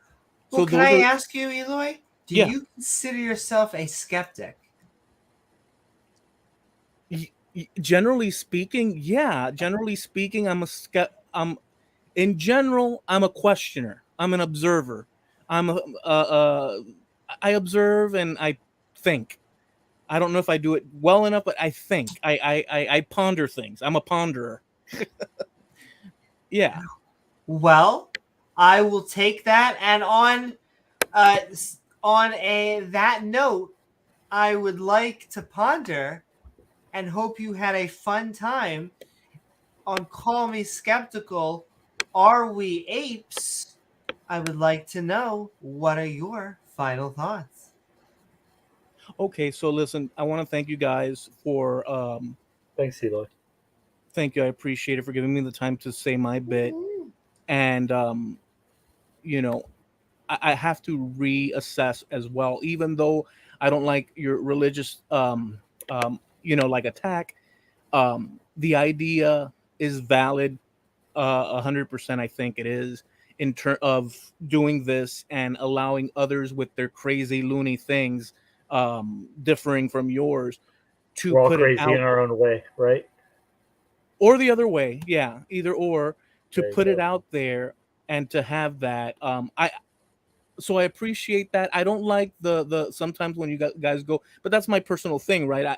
The attack, like the belittling stuff that happens sometimes, but that's just my opinion, and it's worth only my opinion in my mind. But the idea, the constant of having other people back and forth, freely with their ideas. That's a very American, not just American, but since I'm in America and I'm assuming you guys are totally in America. American. Well, so there we go. So and so on. That's a great thing. So I do want to thank you guys very much. And nothing. I wish you guys well. Thanks, Eloy. Woo-hoo! Thank you so very much, Eloy. It was lovely having you call us in. Ciao. And all right, we have Luxor backstage. I think this is going to be the last call. But we have had fun. It's been a wild ride. It has been. But I think this was a fun topic. And James, do you feel like this was good lifting for the next few days? Some interesting discussion. So if you guys don't remember, if you guys weren't here, I have a debate in 2 days on Tuesday. Ken Hovind, Standing for Truth. Tuesday night, we'll be doing an after show here. The topic is specifically human evolution, so that kind of inspired our call-in show for tonight to talk about are humans apes. And just to reiterate from before, yes, as Mark Reid, who recently debated Ken Hovind, he did a good job in that debate. He pointed out the fusion of human chromosome 2 from 2 chromosomes that we find in other apes. The endogenous retrovirus evidence gives you beyond a reasonable doubt that humans are, we share a common ancestor with the other primates. We are primates. Like it or not, that's the reality of it. If you think God did it, okay, but yeah. Thank you, Mark. And all right, we are going to bring in Luxor, and then we are going to wrap up. Sending so much love. Mark was just in a fantastic debate. Speech chromosome. With that, we are calling me skeptical on Are We Apes? Yes. But we're bringing in more fun. Let's bring in Luxor.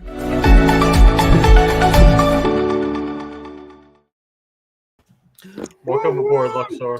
How's it going, buddies? Luxor, thank you so very much for waiting only about 1 billion hours. But yeah, I've seriously been here for the long 4 hours hanging out with you guys. I'd never watch a 4-hour movie, but here I am finding myself hanging out with you guys for 4 hours or more. I hope it's as good. To watch half the Lord of the Rings. Yeah, the trilogy. Dun, dun, dun, dun. But how are you doing tonight? And we are actually asking, are we apes? Well, I know I told you guys before, but I actually specialize in not really knowing anything. So I have all kinds of different ideas and competing theories in my mind, and I got them on all these different shelves and racks in the back of my brain. And then whenever one thing starts to take prominence and I build up more and more evidence for something, I pull it a little bit closer to the front of my mind. So I mean, seriously, I have like the evolution stuff. It seems most likely, actually I'll get to my most likely at the very end, but so it's possible, I'll start with the far out ones, that maybe aliens showed up and then they took the apes and they engineered them, and that's why it's hard to find the missing link, or I don't know whatever the deal is there. Oh boy. And then they took a little bit of pigs, apes, maybe we got some goat in us, who knows. And also could be something like humans evolved on another planet a long time ago. We came down here, crash landed, who knows. That's where the ancient Atlantis came from, and then we just moved here with the monkeys. I don't know. But I mean, like I said, there's all kinds of these different. Hey, competing... Grumpy. Sorry.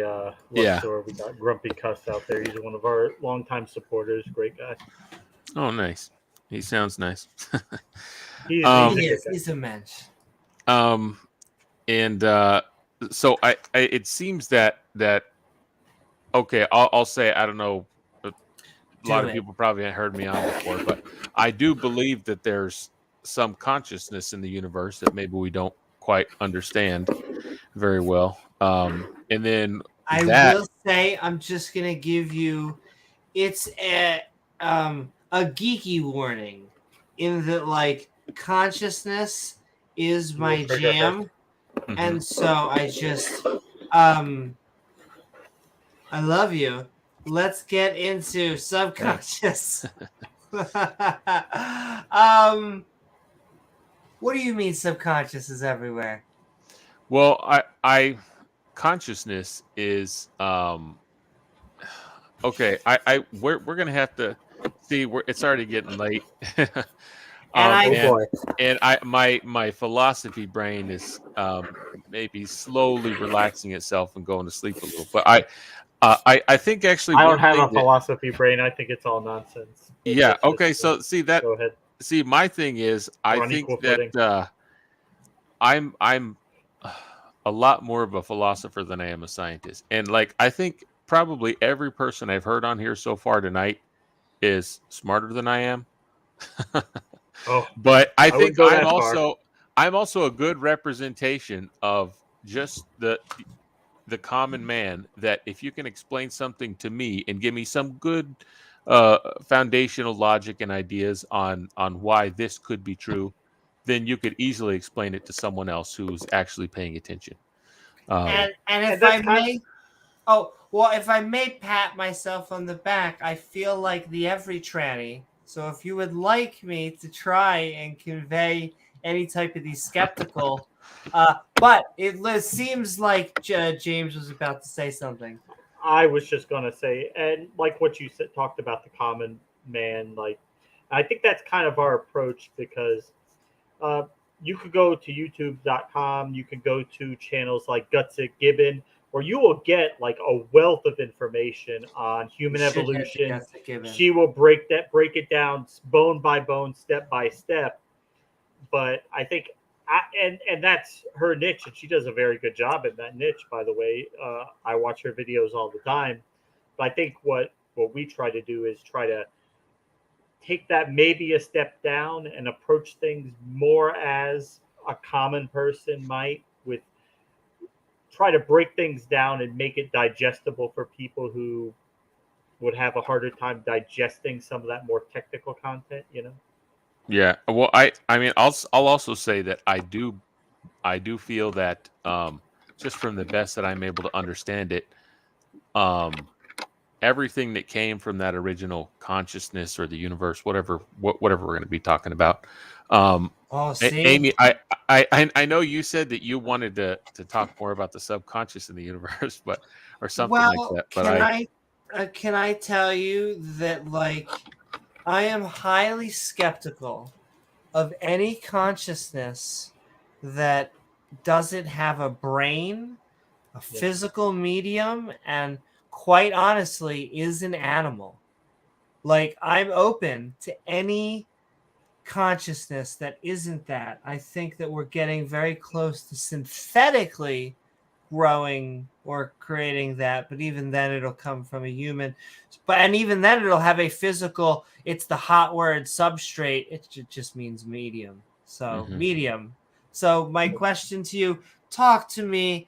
I can't help it because the stuff we disagree with is the extra Shane, you call it. Don't put her out there like that, Shane. Come on now.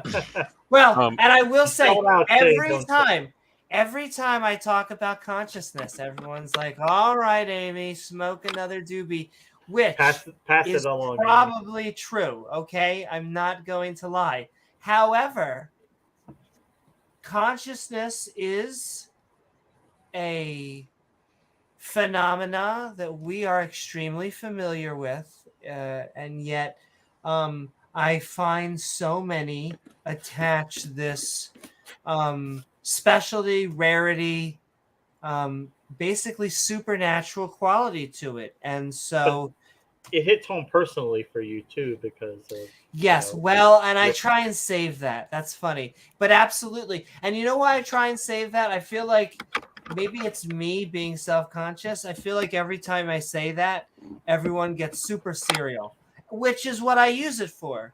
Because my fur baby. But only because James brought it up. I have a super serial definition of consciousness because I have temporal lobe epilepsy, and it has made me a little bit obsessed with the medical definition, because I find when ever someone wants to talk about their consciousness, it's very nebulous. But whenever you lose consciousness, whenever we're dealing with that, everyone is super concrete on that.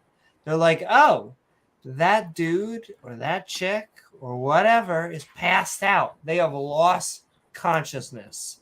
And we're like, you mean The Rock? No, Rock can't have consciousness. That's not conscious. No, the That's person Grandpa. passed out. Exactly. Well, that's different, Grandpa. And once again, I hate to put all that weight because everyone's like, oh my God, that's a super serial. That's so thing. heavy. Which I joke. It's like, it's just push me over. I'll be fine. But I bring it back to you with that weight. Talk to me about the subconscious. Okay. First, I'll if we're gonna kind of go away from the evolution part of it, I'll just throw out there. I feel that God created evolution. So let's move that You're back to theistic the evolutionists. Okay. So well, hold on. That is important. I do want to say, because I can't help myself. It's only because you use my favorite word, which is consciousness, or one of my favorite words. So I would say good girl's probably a little bit higher. But because consciousness is up there, I want to talk about that, and at then the girl deck level. we can finish at the girl deck level. We can finish on the fact that we are indeed apes, and that really doesn't prove one way or another whether a God exists.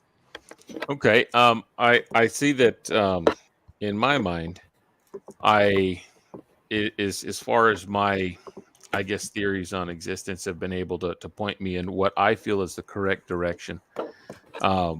Consciousness, I would say I kind of stick pretty well to something that's kind of like the maybe the ancient Egyptian philosophy, like the creation myth, but understood from a more metaphorical perspective. And I guess if we're going to say Dark Knight recently, I haven't seen it in the Batman movie. You mean Dark Knight? Moon Knight. Oh no, I haven't seen Moon Knight. You should check out Moon Knight. Oh, okay. I know about Egyptian mythology. Okay. But she said Moonlight, her cat.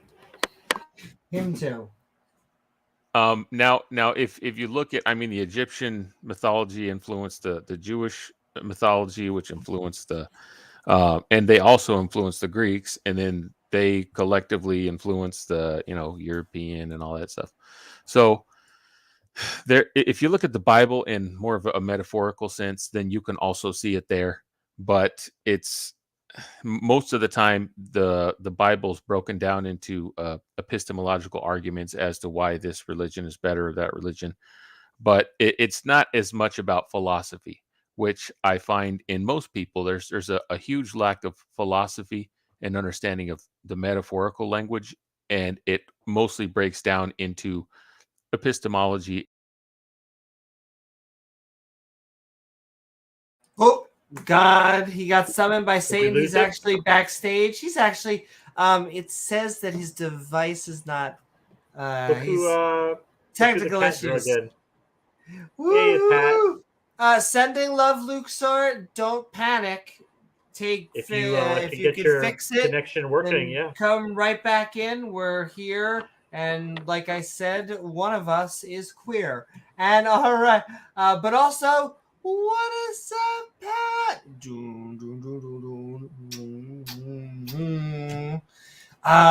Yeah, it's true.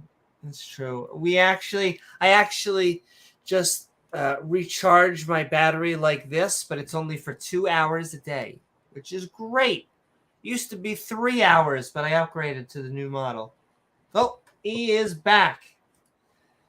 Welcome back. Thanks. I guess I don't know. On my screen it said your mic was unplugged, but I'm literally not moving the cable at all. So must be the NSA telling me to stop talking about the great Soros. consciousness, Oh, the Soros all-seeing trying eye. to shut you down. Yeah, Soros tried to adjust some cables. Sorry about that. We'll get the Mossad out there right away. That's true. Okay. Mossad agent. So let's say the ancient Egyptian. I mean, because really we could go into this for 5 hours pretty easily, but I'll just do the footnote version, and then you'll have to, I guess, infer from what I say, kind of basic ideas as to where I'm going in my mind. And it's okay. Logic. I really want to end on us agreeing anyway. So good. We're gonna have just dip our feet in consciousness. Okay.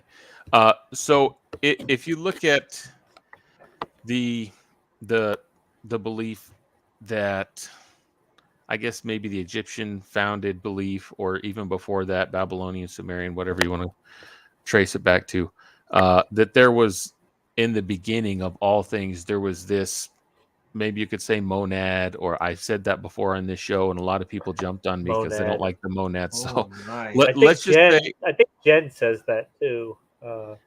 Church of Entropy. I think she uses that word. Okay, so let's say there's this all infinite potential energy that was built up, and all the potential for all of creation existed inside of that. We can call it the Big Bang just as easily as we could call it God, because whenever I say God, I mean like this energy that existed before the Big Bang and continued to exist after the Big Bang, but it just maybe changed forms, or if the Big Bang wasn't a certain point in time. I mean, when we go back that far, who knows? But if we're talking about it philosophically, of course, there's certain things that have to be said about it. So if you look at this thing that was everything, or the all thing, or the infinite potential of energy that existed to create the entire universe before it exploded, that was it held, I guess, all possibilities within it. And then if we want to put it in more of a religious perspective so people could understand it easier, we could say, okay, this energy was consciousness. Consciousness was God. God was the word. Are you God, talking? we're entertaining you, Ralph. I do have to pause. Are we talking about the Big Bang? Yeah, we might as well be, because it's just a different way of looking at it, I guess you could say. Can I make a daring claim? And don't you dare. I do not believe consciousness was present during the Big Bang. Okay. Well, I guess I would just maybe push my thoughts into, okay, well, whatever existed, whatever initial energy existed in order to create the Big Bang, that amazing potential that created this as far as I know, infinite universe, and it just keeps expanding. Or a universe, even if it hasn't reached infinity yet, it's expanding through its, the infinite potential, because the energy was so great. Or maybe it's still pushing out. Maybe it'll collapse back on itself someday. I don't know exactly how the system works, but I've heard a lot of different theories from a lot of different people on it. But let's just say, like, the consciousness, or this energy that maybe it wasn't conscious. I don't know. I wasn't there. But there are certain things that I've seen in my life that make me think that there is some sort of consciousness behind it. And whenever I try to trace it back logically, I think that my mind points in that direction. So anyways, I'll simplify it with the Egyptian story. Okay. or maybe the Egyptian philosophy. It's not exactly how it's written, like in every creation myth. There's a few different versions, but there's this infinite potential, or this energy, and it was, since it didn't have anything outside of it, because nothing had been technically created yet, there was nothing to compare it against. So you couldn't say that it was 1 mile wide, or a centimeter wide, or 100 galaxies wide, because there was nothing else outside of that thing that existed in order to compare that to. So this now we're moving into I guess a theosophical idea on it. But this one thing, if it was this infinite potential for energy, let's just say it was, to simplify it, all knowing. So all things were contained within this one space. So all things, or the potential for all things, were here. And then the only thing that thing didn't know was the ability to not know itself. And that's whenever you had like from what I've understood from the creation story in Genesis, God on the first day, the first cycle, or the first circle, it split, and then there were two circles, and that's where you get like the male and the female energy, because God had to make the opposite of itself, which is like the I don't know, if one is light, then the other one has to be darkness. One is all knowing, and then one is ignorance. And if you don't mind, Mhm. I feel like you spent 4 hours waiting to actually bring us together. So I'm going to play a game with myself and you that I normally play when it gets super spicy. And I'm only going to push back 3 times. Okay. Okay. So, first is this notion of all knowing. I find it just a weird quality in this like being that is just knowing everything at all times. It almost makes consciousness irrelevant in this weird sort of way. And so I guess I would ask to explore that. What do you mean by all knowing? And do you really mean this one agent that knows everything? Well, it could. Here's the weird things, because there's a paradox in here, because if you look at zero, like nothingness, and you look at infinity, they are, in a way, they're the same thing, even if they're not exactly the same thing. So if you look at a circle, it doesn't really technically start anywhere, it doesn't end anywhere. So if you look at an infinite amount of something, then that would completely fill the space. And if you look at any point in the space, you won't see it at all. So it also represents nothing. So this is where you got to get into some philosophy with it, to try to understand the at least the story, that like the initial story behind it. So you could also say that whenever this energy exploded, or the Big Bang happened, that's whenever the like the outward expanding force happened, and then the inward contracting force. They separated themselves. So that's where you have like the electricity and magnetism idea.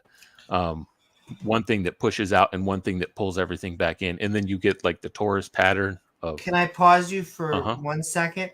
And I'm gonna do. I'm gonna count this as one. I mean, you can interrupt me 20 times if you like. No, and we could probably go back and forth, but I swear I wanted to bring you all night. Where's my cat? I need to get a cap and shield. I can do this all night. You said that zero and infinity are the same thing. Not that it matters. I feel like that would give the Romans a heart attack, but not that it matters. They just couldn't handle zero, and so just something to get over. I feel like they do share some of the same qualities, and yet I don't think they're the same thing, in that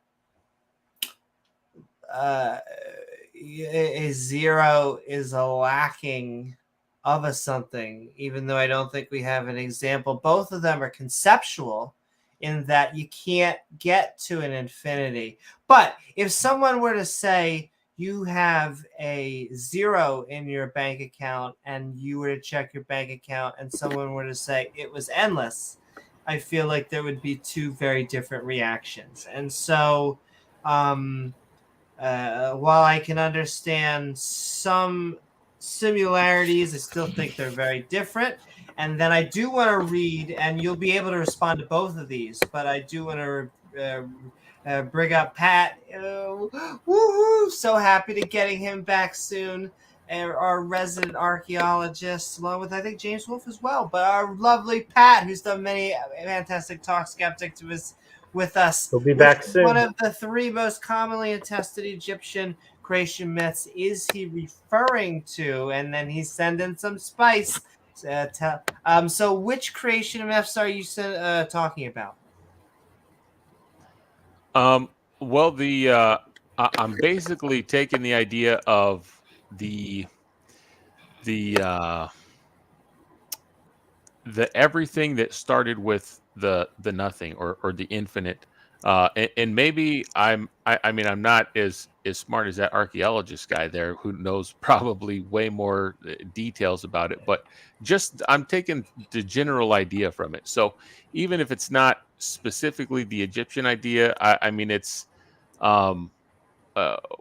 whatever philosophy I picked it up from, it's the philosophy that's in my mind now. So the idea is that it comes from, and see, this is where apologetics fights with philosophy, because, or I guess the details fights with philosophy, because I mean, honestly, I've read so many different things in so many different places.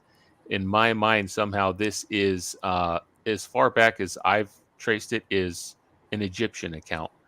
But it also could have come from, I don't know, the Babylonians, Sumerians. So anyways,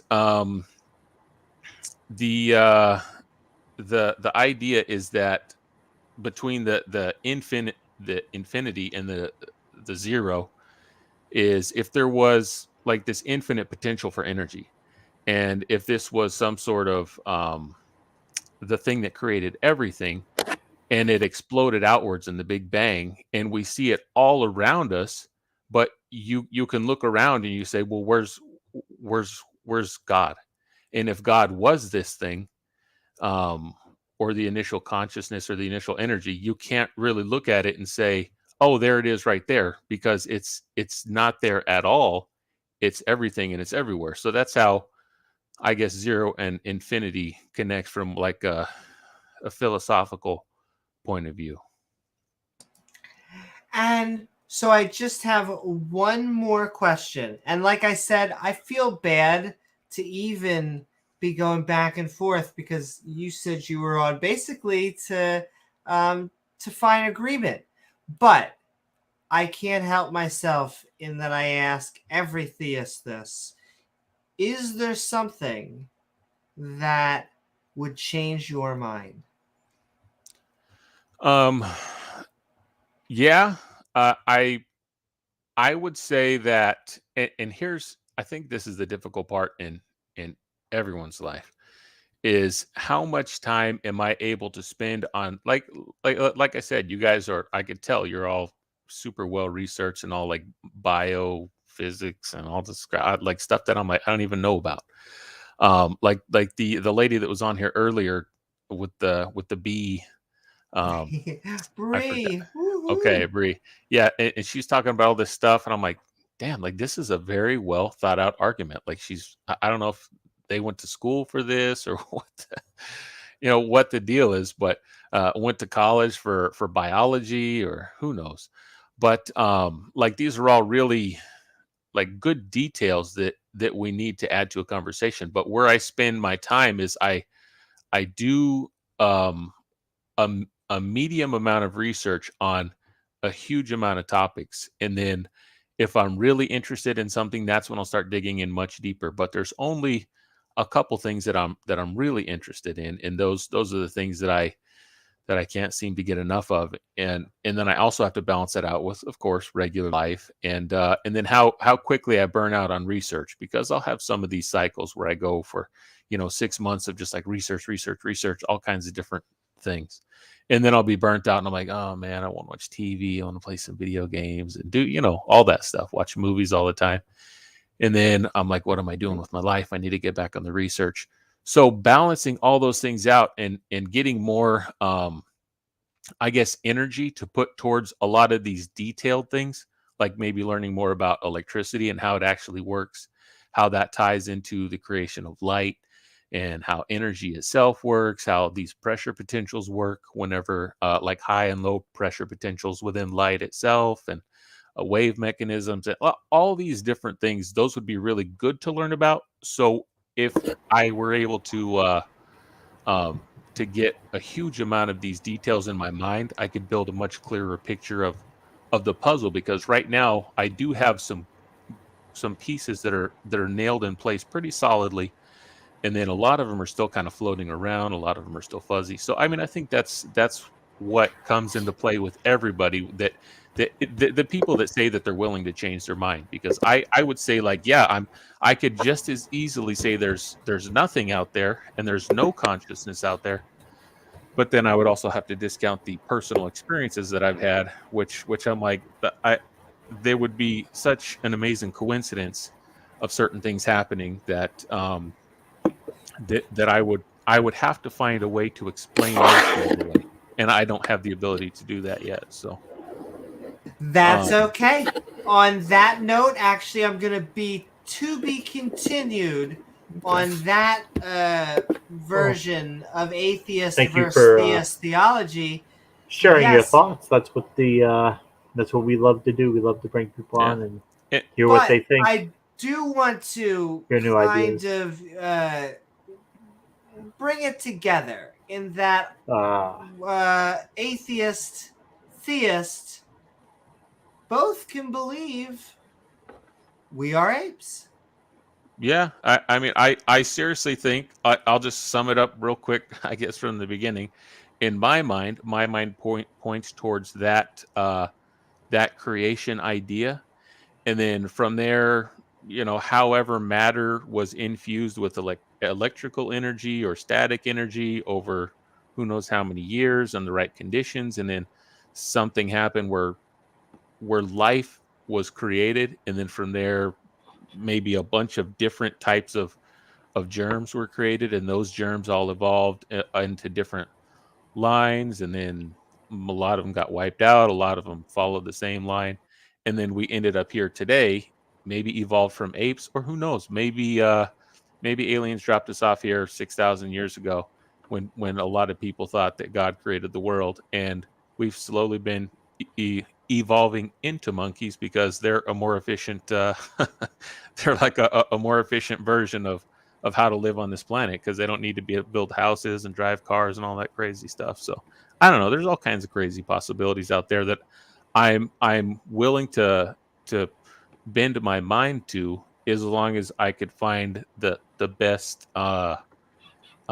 evidence for, or something that would at least point my mind in that direction that makes logical sense to me. Like here's a good one. Flat Earth. There's so many people that get caught up in flat Earth. And I went to a flat Earth website one day. I was like, man, I'm hearing so much about this. It's crazy. Like, why would people believe this at all? I went there, and on their website, I'm like, oh shit, okay, they got me there. That's a good point.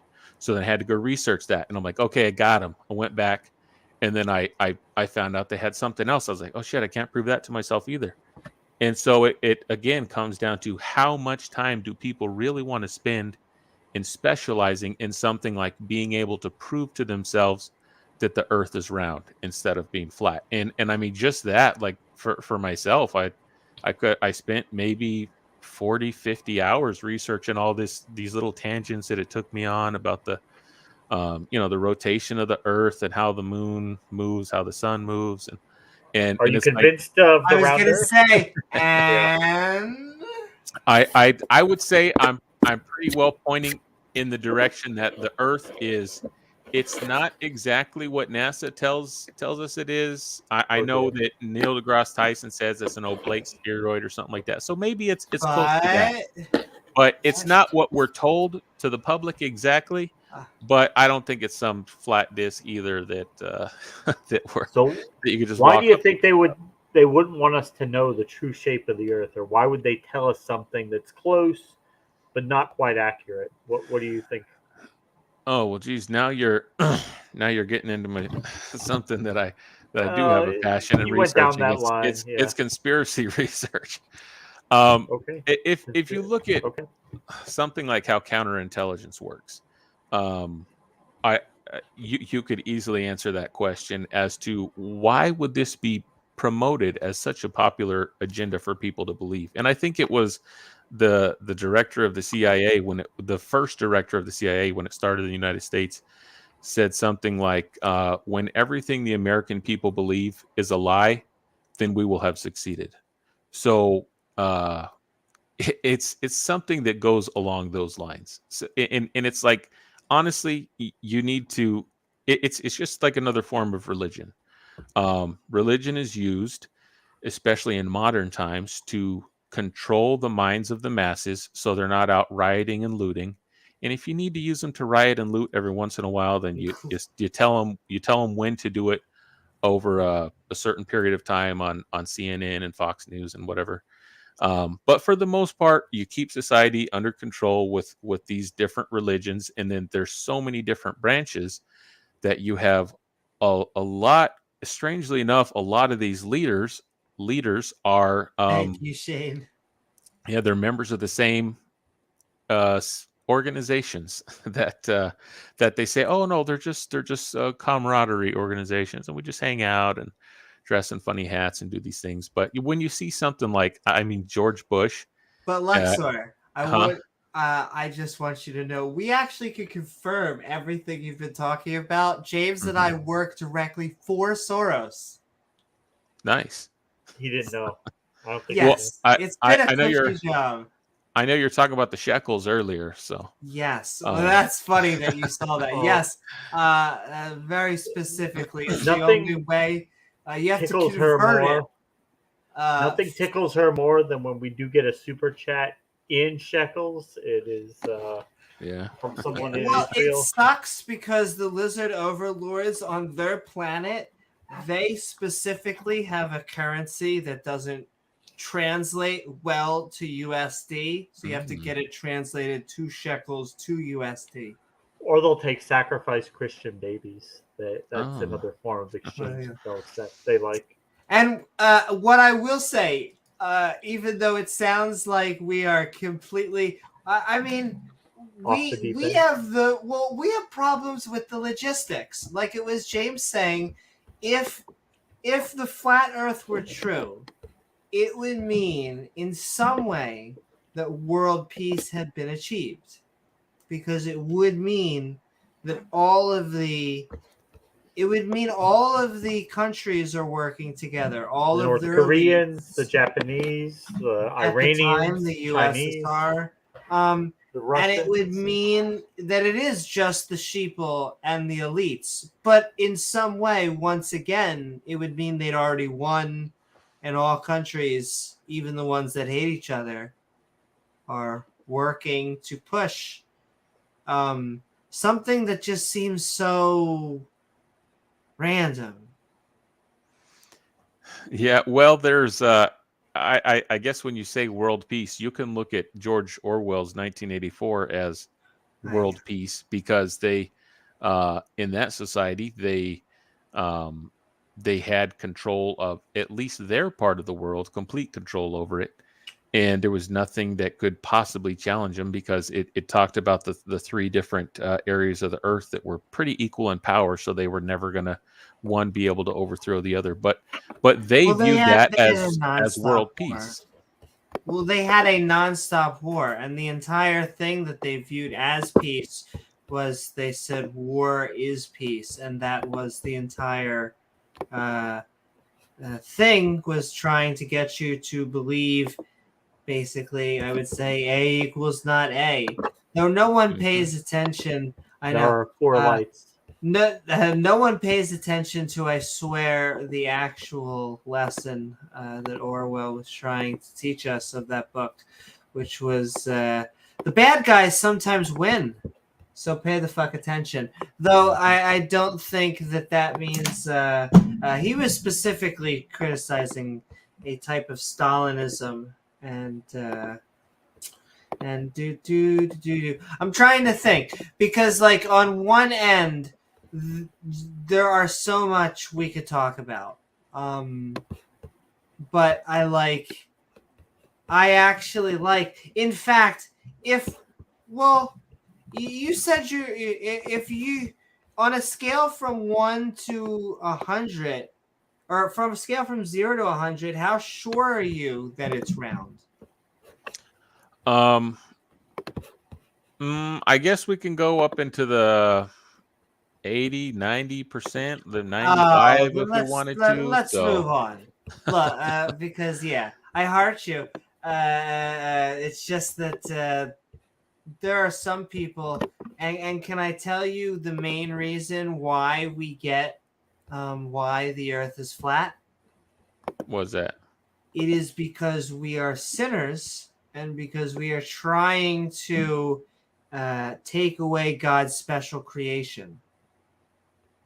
And so I have found, I think James and I will now, and James will have to point, and there has to be an atheist flat earther out there, I'm sure, but almost the overwhelming always majority come from a theistic perspective. Yes, and it's like a Abrahamic young Earth, and they won't talk about it. They will only talk about science. It's not until like you poke them on it, and like a balloon, all of a sudden all this religion just comes out, and you're like, of whoa, course I whoa, believe buddy. in it because of God. Of course I'm a fundamentalist Christian. Well, here's a thing that it's like a false dichotomy, I guess is what it's called, where like let's say the moon landing.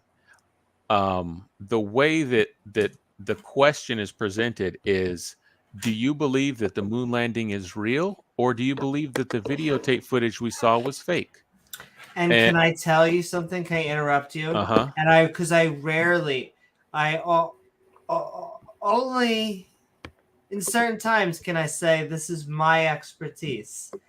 As someone with a fancy certificate in visual effects, I know for an absolute fact that it was the moon landing, because I know how hard it is to render graphics, and like the graphics that we are talking about, the photorealistic graphics would make James Cameron now fucking blush, and it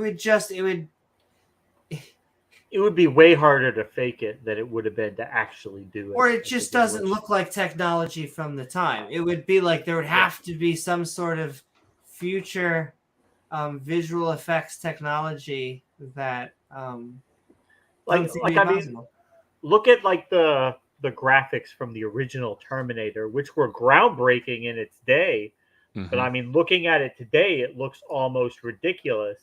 And you have to remember the moon landing was like 12, 13 years before that. So for them to be able to, it's not really practical to think that they would have been able to fake it. It's just not. Well, I think that I personally think they got Stanley Kubrick to do it, but he's such a perfectionist. He flew to the moon and filmed it there. Well, there you go. So there you go. You go. No, but going off the grid. Yeah, but the false dichotomies, or the idea is that, okay, you either believe that the videos were real, or you believe we never landed on the moon. But what if we did land on the moon, but they saw some crazy stuff, pyramids, or who knows, aliens, I don't know, and they just didn't show us that original stuff, so they had to shoot a different video. So yeah, so I mean, I'm just saying there's the idea of the false dichotomy of, okay, do you believe the Earth is a sphere, or do you believe it's flat? Like, are you a crazy person or a sane person? But the thing, we can actually look at the moon from the Earth. We actually have like the the resolution to be able to get pretty close. So I think we'd be able to see if there were large pyramid-like structures. And you got to remember, it's not just the communist Chinese. They can point their telescopes at the moon. The North Koreans can. So if there was really something up there that was trying to be concealed, yeah, like she said before, you would have to have all the governments working in concert to suppress these images from.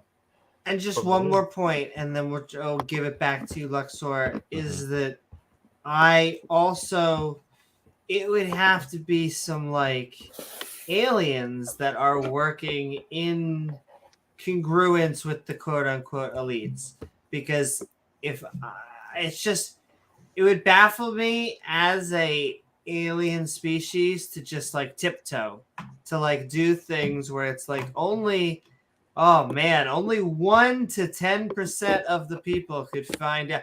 And once again, this is just me making things up because I don't think we've ever been visited by aliens. But just hypothetically speaking. Hypothetically, I guess they are either doing some ninja assassin shit where they're gathering, or it's going to be like us when we visited the Native Americans for the first time. And it's like, hi, oh my goddess, this is a wonderful planet that you have here. And it would be a shame if something were to happen to it, which is generally all your Basar belong to natural selection. But maybe not. Maybe there'll be the benevolent peacekeeping aliens that are trying to manipulate our government. I'm sorry. George is saying we have to shut the stream down.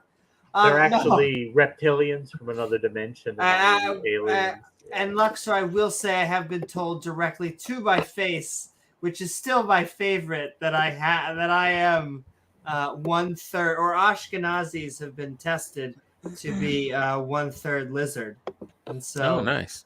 I am very happy. Exactly. Hopefully. Well, we do have a reptilian brain, so. Indeed. But not all of us get to grow a tail and shoot lasers. But yes, I'm trying to think of what else. Like trying to bring us together at the end. Do you think that the Earth is getting warmer? Well, can we put a pin in that for 1 sec? Because I'll just finish my sentence over here. Yeah, no, absolutely. Versus the round Earth versus a flat Earth. I think one thing that I saw whenever I was going back and forth trying to do my research and go prove the flat Earthers wrong, because I thought it was a crazy idea. But they had so many good points against things that were like released by NASA or released by this official document and this official statement. Yeah. Can I just say what I think happens often is that I think do you know presuppositional apologetics is?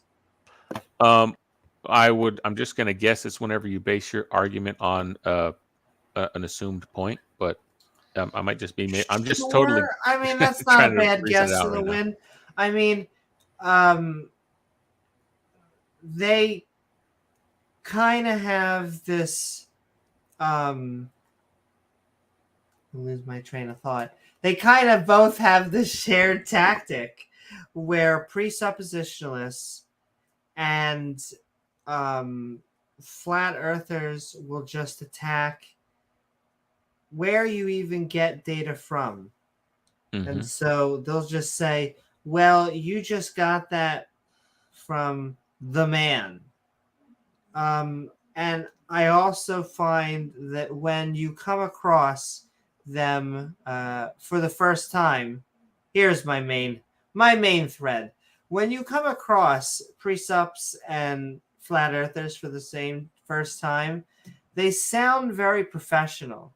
They've done the shtick over and over and over, and they have a bunch of talking points that, when first flush, sound really good until you realize that for thousands of years these have been rebutted.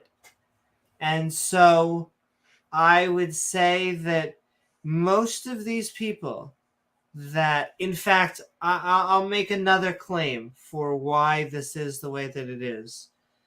We are in currently the wild west of the information age.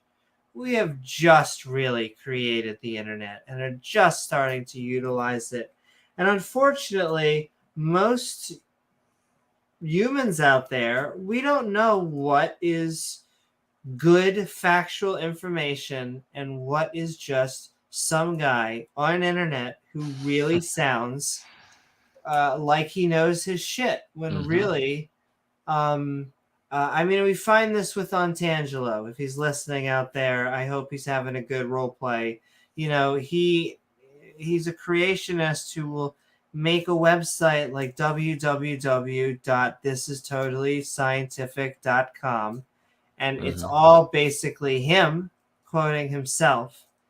And so citing himself. So so my question, do you know who Bill Burr is? Yeah, the comedian. Yes, he's also a helicopter pilot, and you know he used to be into a lot of conspiracies. But one of the reasons he would talk about why it's not a flat Earth is how radio waves will specifically bounce off, and you actually need to understand the curvature of the Earth. Being round to be a helicopter pilot, you need to be able to understand the mechanics. And so what he said, what his suggestion would be to his fellow people who don't get who aren't buying what they consider the mainstream would be, all right, who are you getting this from? Are you getting it from the eggheads? Are you getting it from the guys in the lab? Are you getting it from a bunch of people who pulled it from a library? And if you think those guys who are the other side aren't those, I would say don't believe them. Mm-hmm. I wish I could find the Bill Burr clip. Maybe I will. But does that make any sense? Yeah.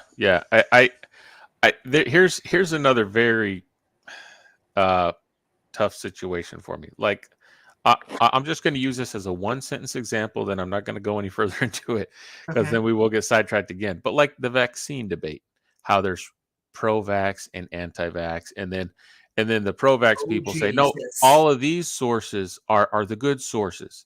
Trust these ones. And then all the anti-vax people say, no. Those sources were paid for by the government or something, or they're corrupted. We got to use these sources. See, there's just as many scientists say against it as there are scientists for it. And they just see it from different sides, and they choose the sources that they want to believe in. So like, let's say, and that also applies to like the flat earth stuff, the flat earthers, let's say, where they say, this NASA said this, they released this data, and look, I can prove it wrong. And then you go in there like, oh man, yeah, that is completely wrong. That's weird. But then you realize that NASA oftentimes seems to lie to everybody, maybe for a political maneuver because they just need to put out more content. So they make something up and they push it out. I don't know exactly where everything comes from, but I have seen some very questionable things there. But can I ask, can I just put on the scale on the amount of money? Because I'm going to tell you right off the bat that if we were to cut into our GDP for NASA, it is less than 0.01%. But like, if we were to put on a scale, just the amount that scientists make, and let's put preachers, pastors, rabbis, and imams on the other side. Who do you think is the more lucrative option? Well, just like the professional athletes, the people that make the most money are the people that get the most people to pay attention to them and give them their money. So I would guess that all of these the public eye type people would make more.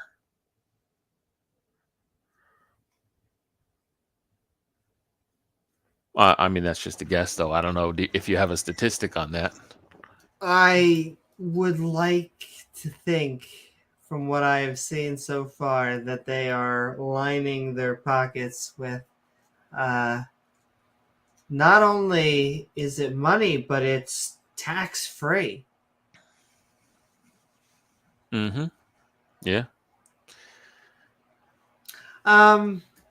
Trying to think. Okay, let's just put in a few pins, then we'll wrap it up. And I want to say, don't think that you're ever too spicy, because we actually like the spice. And you've been a nice guy. Yeah, I think I'm mild salsa. I don't think I got really any spice. I mean, I do have a lot of thought experiments that would say as to why the spice could really be good for a person. But I'll wrap up some of the stuff I was saying about the flat Earth. So a lot of the arguments I saw were arguments that were going against invalid points in the first place, and they're proving them wrong, saying, "Look, this is why the Earth is flat." They're lying to us. But it's like, yeah, they might be lying to you, but that doesn't mean the Earth is flat. And when I said I'm maybe 80 to 95% sure in my own mind that the Earth is round, or somewhere pretty close to that, that doesn't mean that the other maybe 5% is that the Earth is flat. I'm going to say it's much less than that, and then there's room for other stuff to fit in there. Like, who knows? Maybe it is like that ovular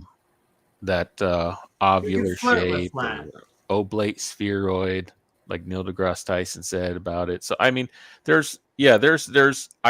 do like to always keep my mind open to the possibilities, because I think that once a person closes their mind to all possibilities, they've made some scar tissue in their mind. They've chosen not to be able to open up their mind again. Because if someone showed me a video of giant monkeys living in the sky with Harry Potter wands running the universe, and I had absolute proof that that's who was in control, I would be I would have to refuse it in my mind, because I already made up my mind that that's impossible, and I wouldn't be able to believe the impossible, even if, as Amy says, there's nothing wrong with having an open mind, just not so open your brain falls out, right? Indeed. So anyways, I guess those are the last points to. Well, actually, I want a last point, because I want us all to agree. We put a pin in something you said earlier. I already forgot what it was. Yes, well, I was going to ask. I just wanted to see. I have a few scientific issues that, like, I don't care if you're a theist. I just care that you believe facts. And so, like, my one was, do you believe the Earth is getting warmer? Oh, Earth is warmer. Here's another difficult thing, and Your I guess Honor, something that pushes out to the limits of my the time that I have to do the research, because at a certain point, there's so much debate going on around this topic itself, and if you look at both sides of the issue, not in the scientific community, though. Well, inherently, people are they will lie to get you to believe what they want you to believe. And so they're inherently, I guess, flawed in that way, or their ego makes them so that they're kind of automatically distrustworthy, kind of like the government. Even if the government's lying to you for a good reason, because they want to keep you safe and whatever, they're still lying to you. So you can't really take everything they say as 100% solid truth. But I am going to bring you back to the question: is the Earth getting warmer? So when I look at that, I would say it seems like most people, the general consensus is agreeing that it is. But then again, you can look at, okay, well, how are the measurements taken? And is it just a cycle where it's getting warmer, getting cooler? So there are all kinds of possibilities that it's getting warmer, but there could be different explanations for it. Like maybe it's their testing standards were a little bit different, because that's been done with a lot of statistics, where they just change the testing standard, and they say, oh my gosh, the percentage of this has gone up by a huge amount over the past 10 years. And it's like, no, you just changed the testing standard. So you're a maybe to a yes? Yeah, yeah. I mean, I don't see why not. It seems like it's very very possible from all the things that I've seen. But then again, when you get down to like epistemology, the only thing that I'm sure of that I know for a fact is that I am, and everything outside of that, I have certain levels of certainty. Well, speaking of, just let me expand from I am. We talked about it earlier. You do believe in the Big Bang. Yeah, or something very close to that, but I just maybe view it differently than just everything exploding out into all things at once. Because whenever you because things in proportion to their size, if you look at like time dilation, uh, due to speed and momentum, mass, velocity, all that stuff, if something's going amazingly fast, and it has a huge amount of energy behind it, it could, from its own perspective, be slowed down. So there's a lot of, I guess, science considerations behind the Big Bang. And okay, did everything explode out and it's moving at this hugely accelerated pace, or from the perspective of whatever just exploded, is it moving at a normal speed and life can continue as normal? Even though it's moving like trillions of miles a second through the universe, or who knows, And okay, I am going to get us to, though, the subject, which is, are we primates? Luxor, it has been lovely having you on tonight. Once again, I hope you come join us for more of our open mics and more of our Call Me Skepticals. We love the back and forth, as well as, once again, when you disagree and agree. Yes, and we're primates. There you go. I'll throw it in with you. I mean, we might as well be. That seems the most likely. Like the Earth is most likely round. We're most likely primates. That's what I'll say from my point of view. Thank you so very much, Luxor. It was lovely having you on. Yep, Hank, nice Thanks so hanging much. out with you guys as always. Helps me keep my mind moving. Keep the faith, keep the monads. All right. I'll see you guys around. Night, Luxor. Nice hanging out. All right. Yeah, nice hanging out and having a call conversation. Mwah.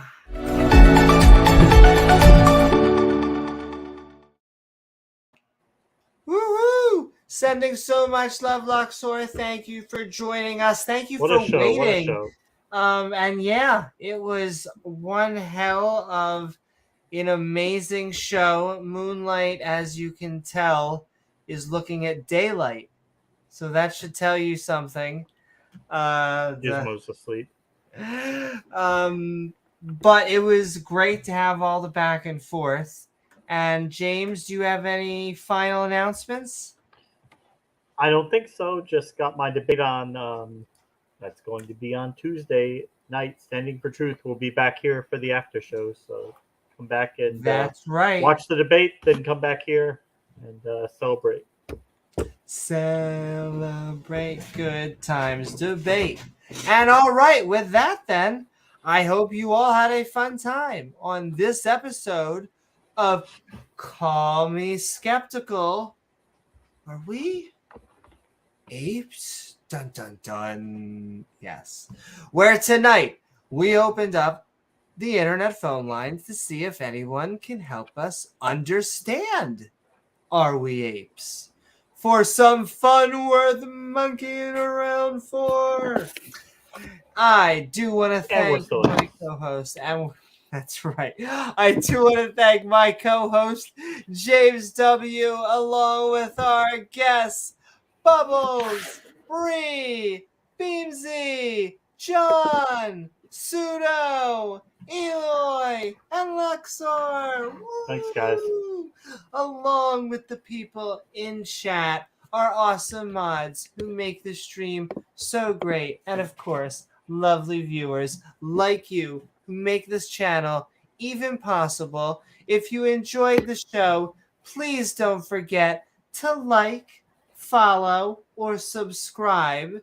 Because then you gain access to that bell icon, which will send you reminders to join our live streams. Woo! And if you hate the show, like and subscribe anyway, because why not? It'll really, really stick it to us. Exactly. It'll stick Thanks, Grumpy. it to us somewhere. Woohoo! Send it Pat love, wants to know if you're Grumpy. going on Discord. The Discords, we can head on to Discord. I can only head on for like 15, 20 minutes, and then but I'll light that fire. Come on, baby, light my fire. Burn, But baby, yes, burn, baby, burn. Sending love to everyone. Or hey, why not leave a comment once that video's done? Thanks, you, Dad. Woohoo! After the We show, appreciate we'll the be support. heading over to the Skeptic and Ranting Discord server, the link of which is in the description below. Lastly, if you would like to help us offer more content, our channel members are linked along in that description. Your name could be there. If the And price we is right. offer, and we offer some perks for our supporters by checking out our Patreon at patreon.com/Amy Newman. I am Amy Newman, and we will see you all on the next episode of Skeptic Ball Z. Good night, everyone. Good night, guys. Mwah. Thank you, Reza Woodgore.